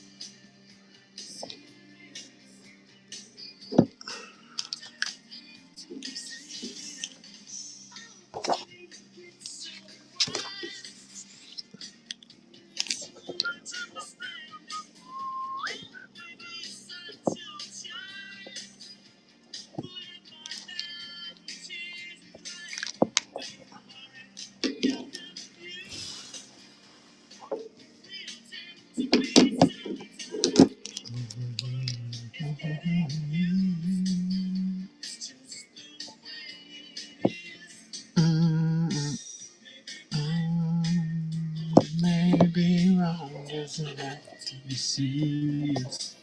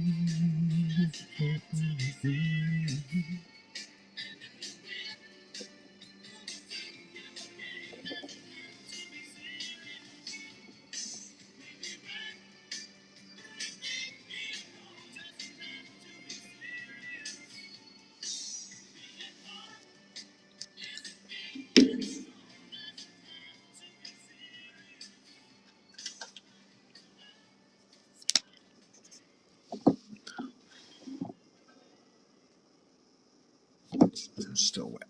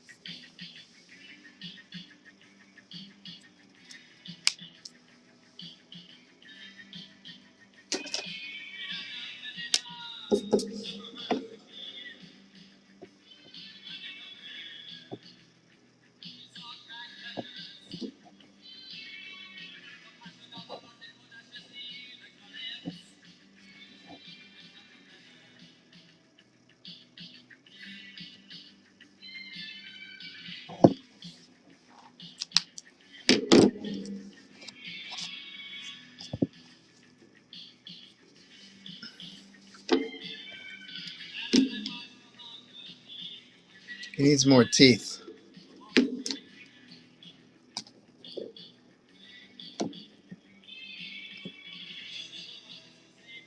Better.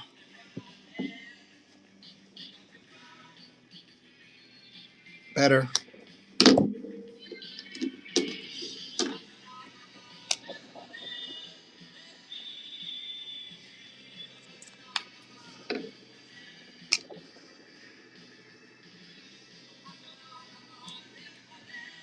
Better.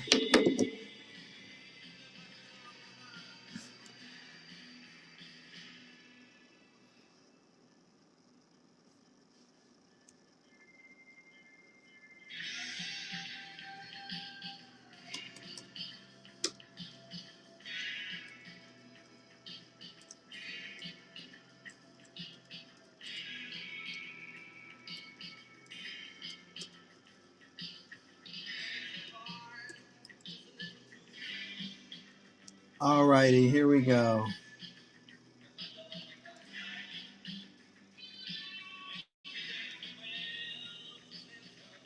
Stand by.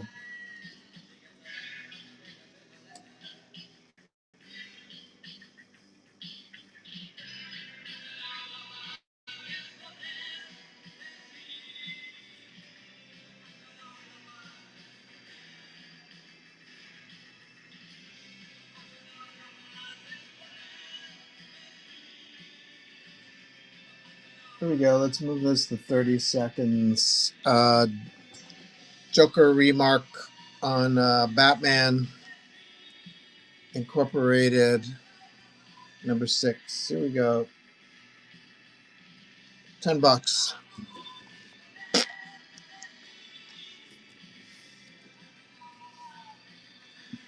What's next? Sitting Guy. Where's Sitting Guy?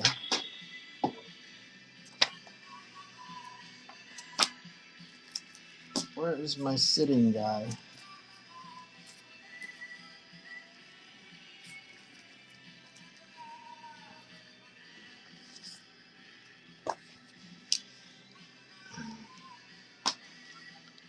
Sitting Guy. He's not feeling that Gambit. He looks a little bit huge now that I look at him. Anybody else? Hulk? No. Frankenstein?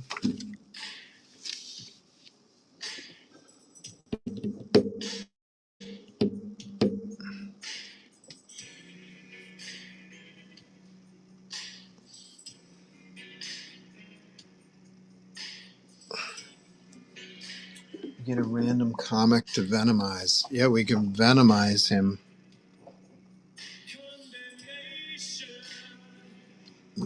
He looks more Venom body type. I'll do his face, and I'll have like the symbiote like bleeding down on him. That might be cool. Let's try that.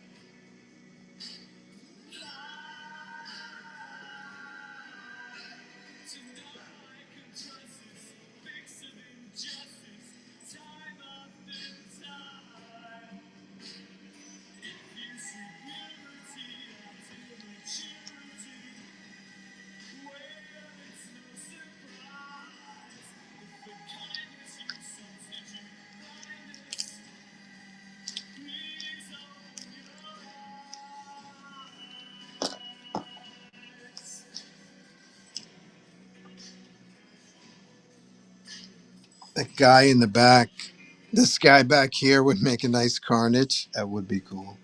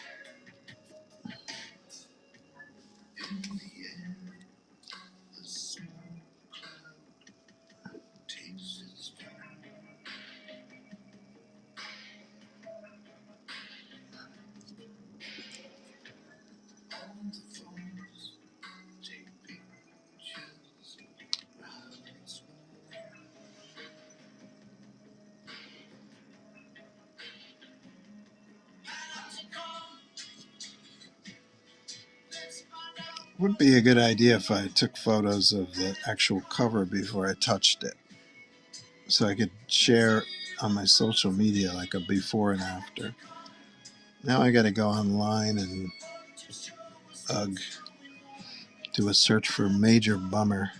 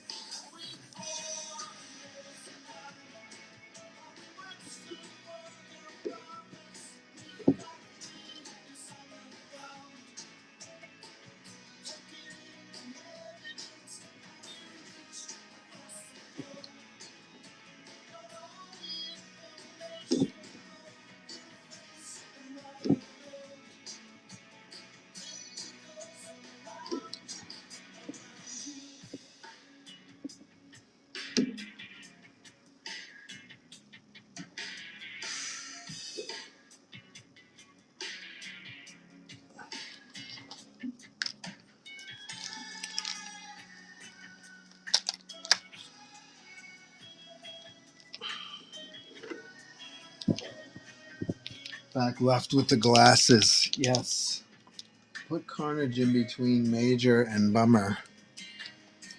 Like writing, Major Carnage, Bummer. Could change head in the title to Spider-Man.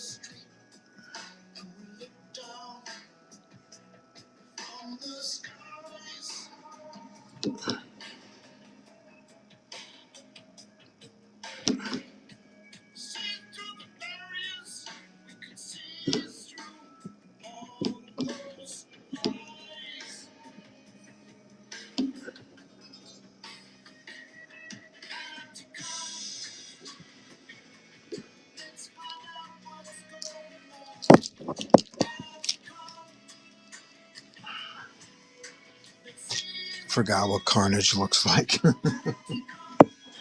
gotta look him up.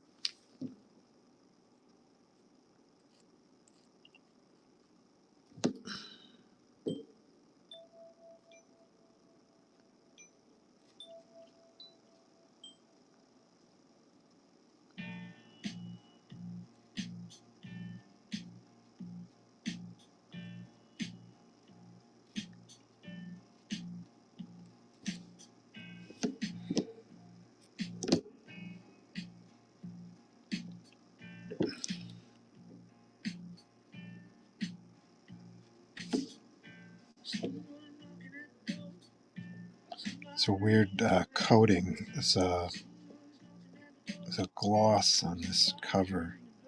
It's not even the paint pen is properly behaving on this.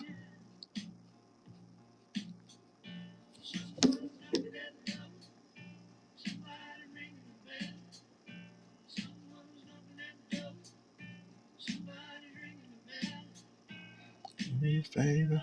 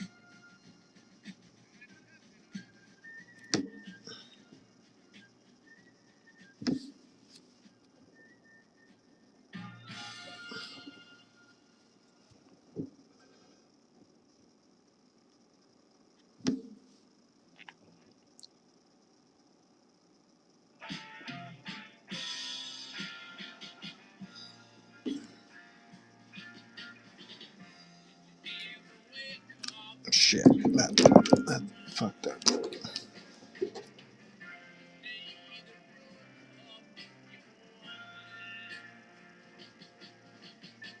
Better.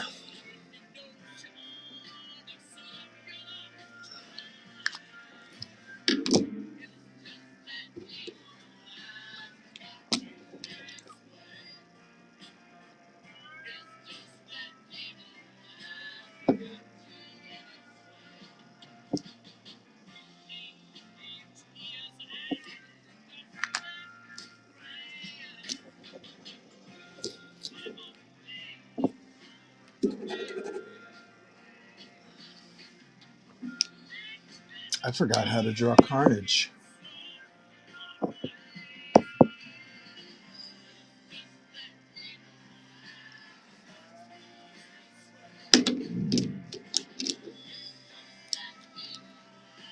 Okay, I'm not far off.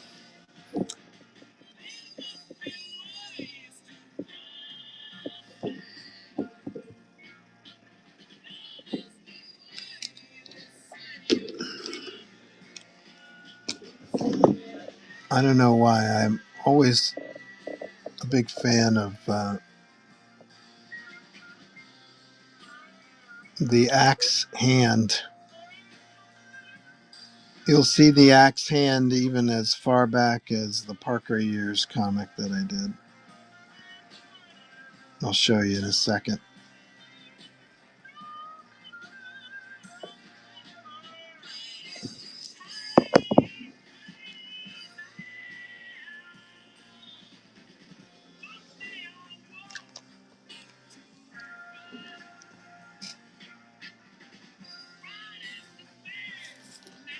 I think it's Conan the Freebooter, but this was based on a Frank Frazetta Conan cover that I grew up with. It's the Freebooter, I believe.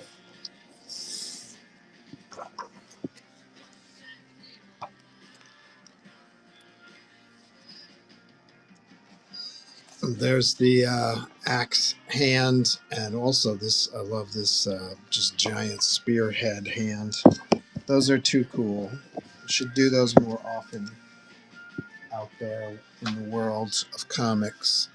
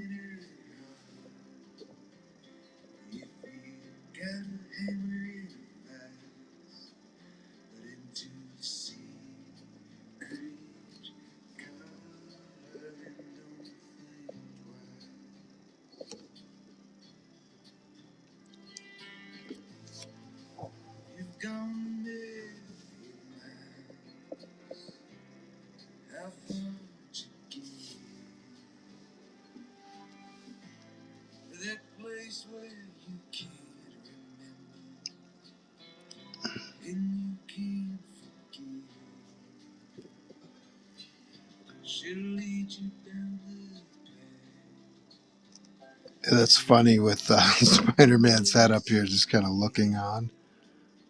So dumb.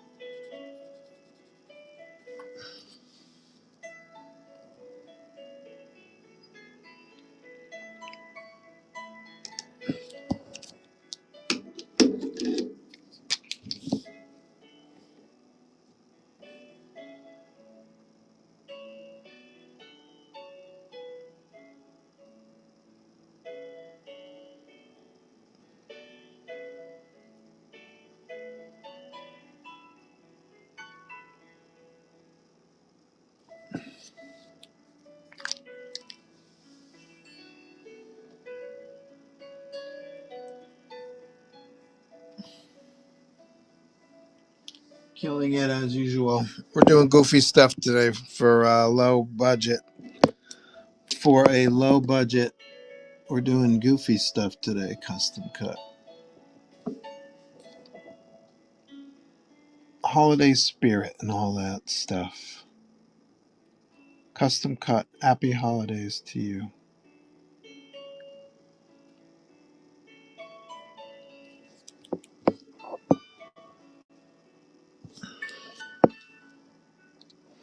Everybody follow Custom Cut if you haven't already.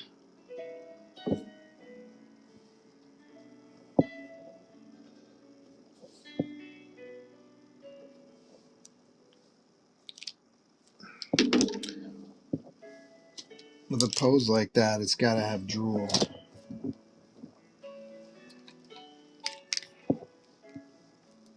Am I right?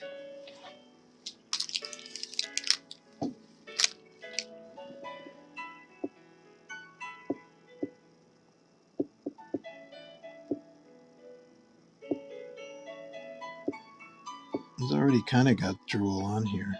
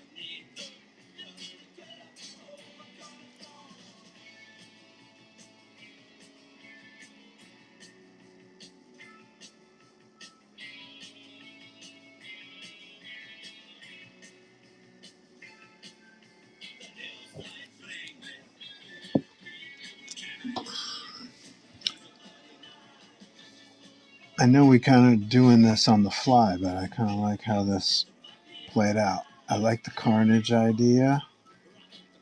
I like the collaboration here. I like the just the oozing, like it's Eddie Brock. He's loaded. He's drunk or something. He's watching TV, and Carnage kind of shows up just to mess with him. I think that's cool. And I'm not sure if that was the original point of. Yes, it is the original point of the original comic cover.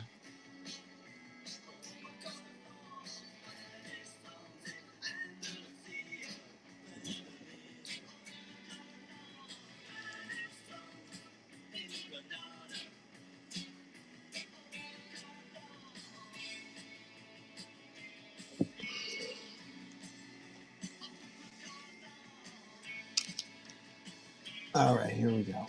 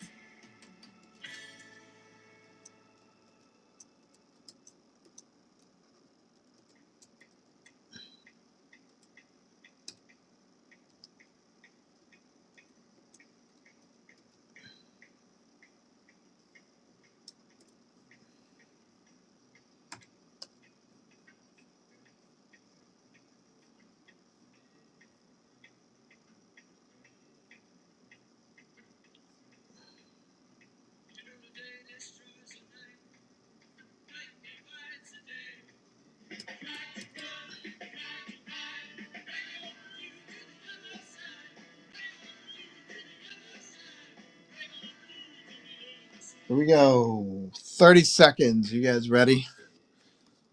Major Bummer became Venom, and whoever that guy was became Carnage. Let's do a minute because I see something I want to touch up. Here we go. 1 minute, $20. Something like this. I would normally charge. Oh, this is at least 60, and yeah, probably 90 total.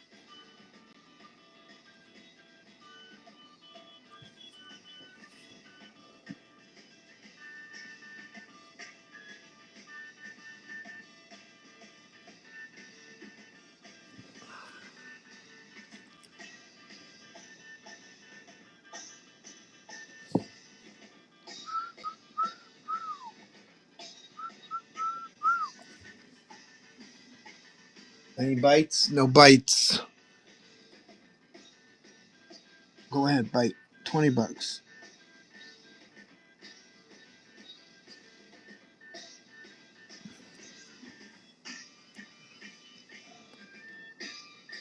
Perhaps I'll rerun the previous ones. Comes with a COA. I got one left for today.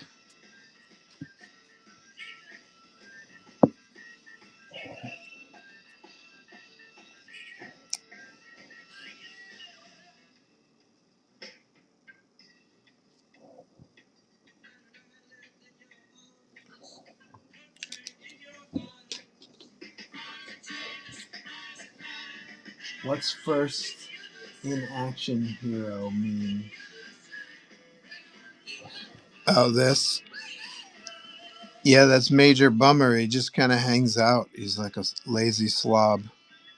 So he's the opposite of action. He's inaction.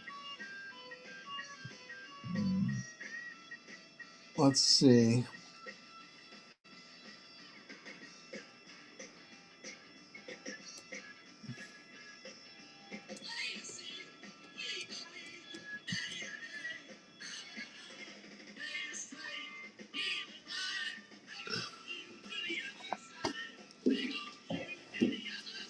Batman with Joker remark. $10. Here we go. $10 for a Joker face Batman.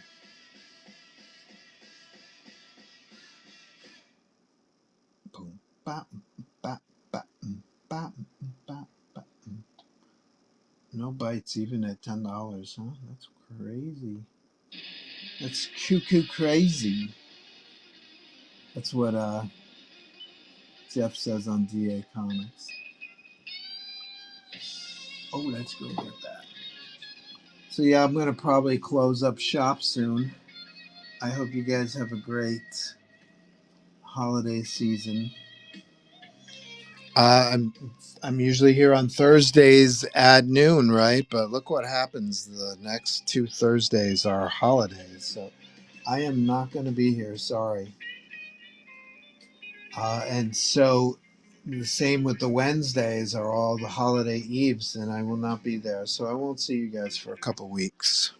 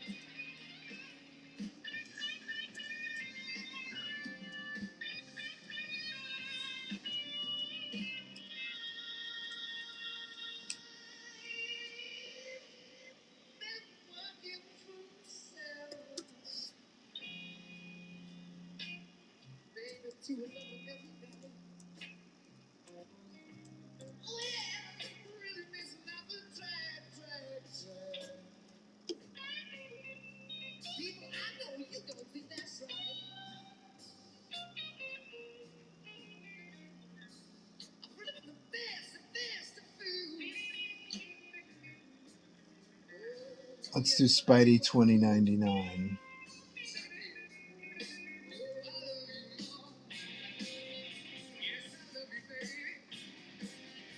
25 bills, 25 bucks. This one's got gesso. I laid some gesso down on the paper. So this one's extra firm.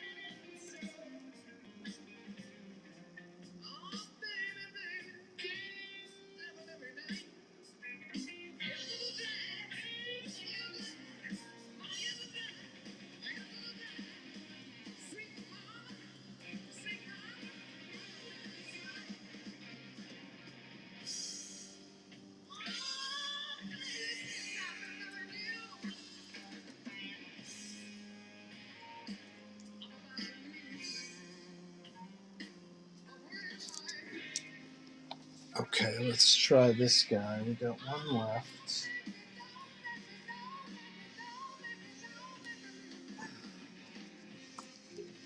Two left after this. I sold Venom Tooth and Claw number 1. We sold Tooth and Claw number 3.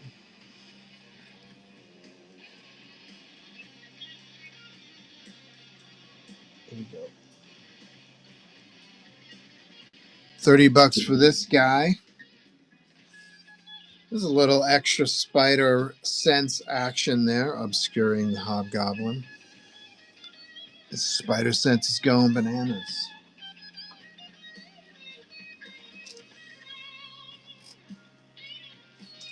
Oh, we got MJ too.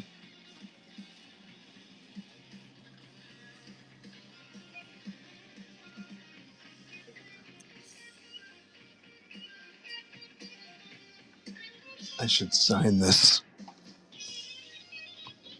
Wrong pen.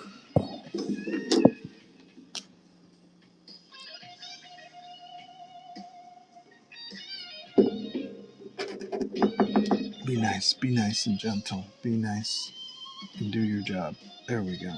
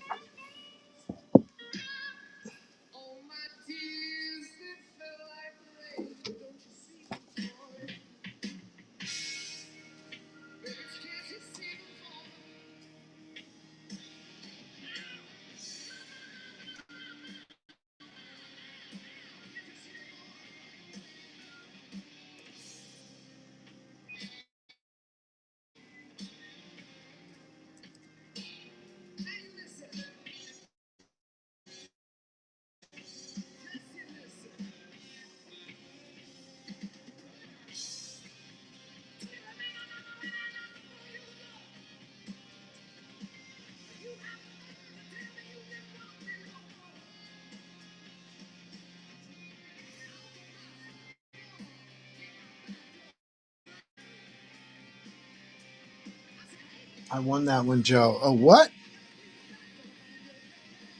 You won the Spider-Man? Thank you, Ainge. I missed that. I missed it. Hold on. uh,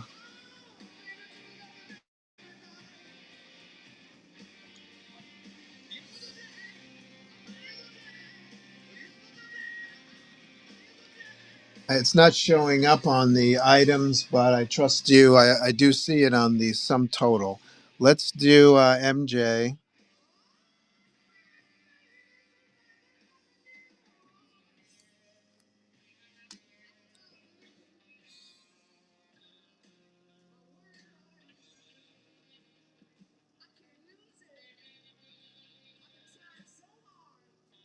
There's a bad, nasty coating on here.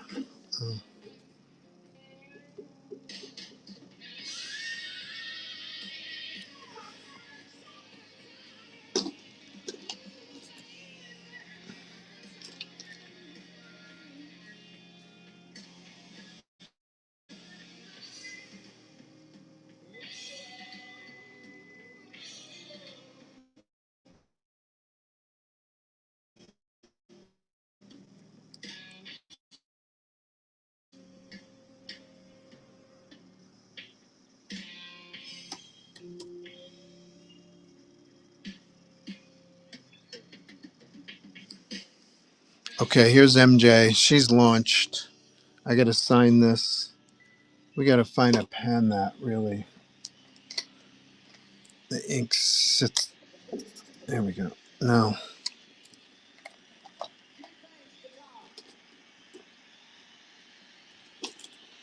I can't find pens anymore. Let's see.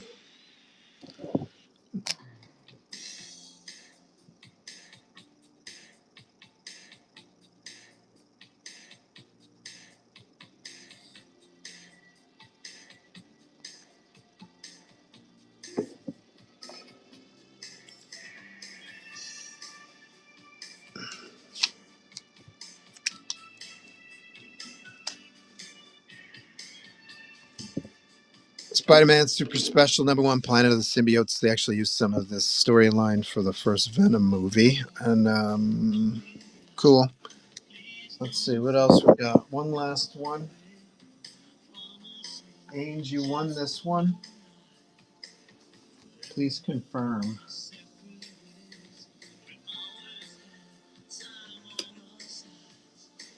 Ah, I see it now. Okay. You get the last COA, bud.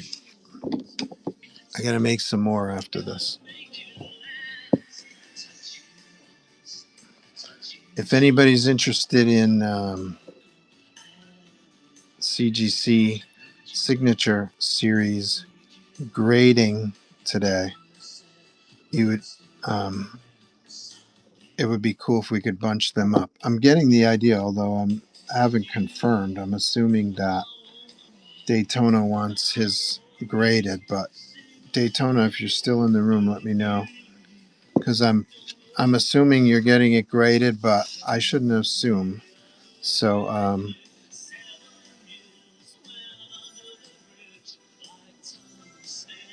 what I was going to say is, if Daytona is getting his piece graded, and you guys can buddy up on some of the postage charges.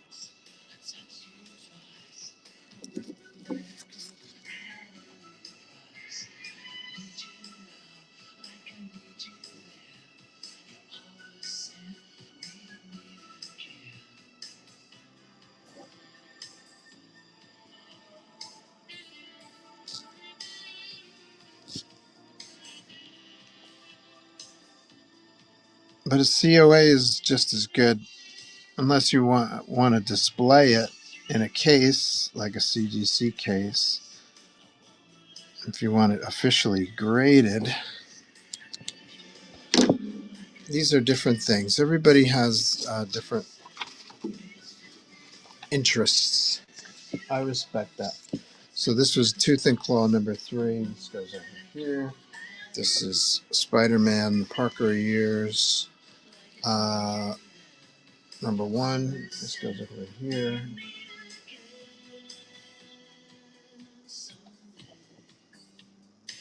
You worked on this issue, Joe? On this one? I sure did. I did the interior art. Before we started going off the rails on these kind of things, everything I was showing is stuff that I worked on. I have yet to do this guy one more time.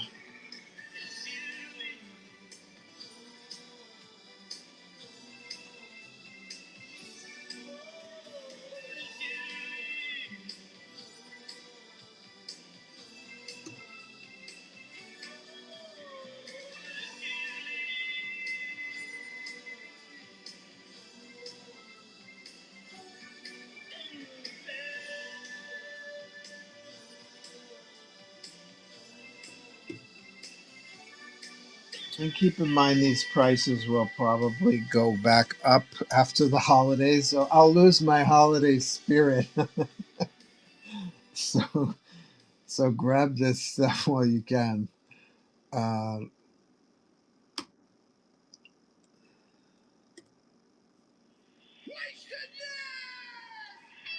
this is a good one to sign off. It's a good song to sign off to. Here we go. 1 minute left. The Spider-Man figure has been retooled to the black costume.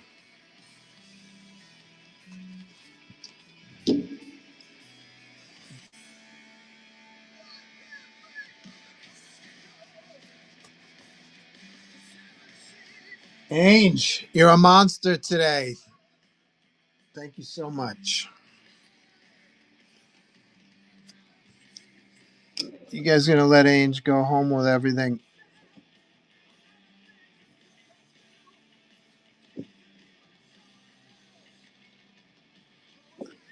Yes, I did. I worked on this one. Here's the credits right here.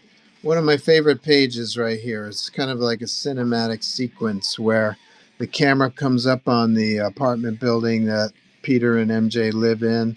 It goes in through the window, goes up to the roof, where the skylight is lifted. And oh, look, as we come out of the skylight, which is right here, hooking up this to this, you see a gentleman in the distance. He's burning something on the roof of a New York City building. That's got to be a crime of some kind. He's throwing his Webb's photography book in there.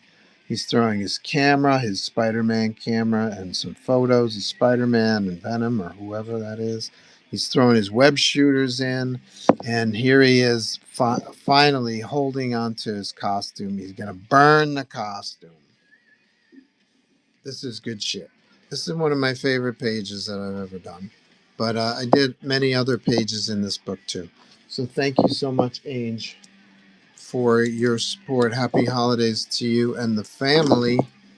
Happy holidays to everyone and their families. I hope you guys have a good time. I hope it's stress free and full of love and gifts and affection.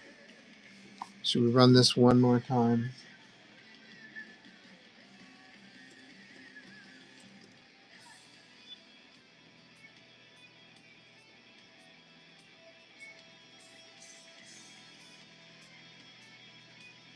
Here we go. $10 starting auction. 1 minute. $10 for Venom, Carnage, and Spider-Man. That that's some crazy price right there. So this will not be $10 next time you see me. Ainge says you can send me a CGC when you get some more. A CGC.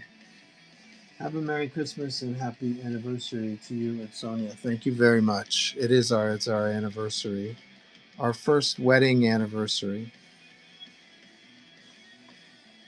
I meant the COA. Oh, did you want a COA with the Spider-Man Parker years? I'll get that for you. Yeah, those are key. You can't confuse those initials. I'll start sending stuff off to Florida. I'll grab a COA for you. But thanks again to everybody. I had fun today. I hope you guys had fun. Um, in 1 week, the in 1 week we'll have a Christmas holiday or Hanukkah holiday. I think we're in Hanukkah now, actually. And in 2 weeks, 2025 will be gone. Um, I just looked at a Terminator comic book that was produced in 1985, and it had the predictions of the Terminator future in 2031, which is closer in time now than it was back in 1985 when the comic came out. That's crazy that we're closer to 2031 than we are 1985, but it's all good. Have a great holiday. Have a great new year. And we'll see you first week in January. See ya.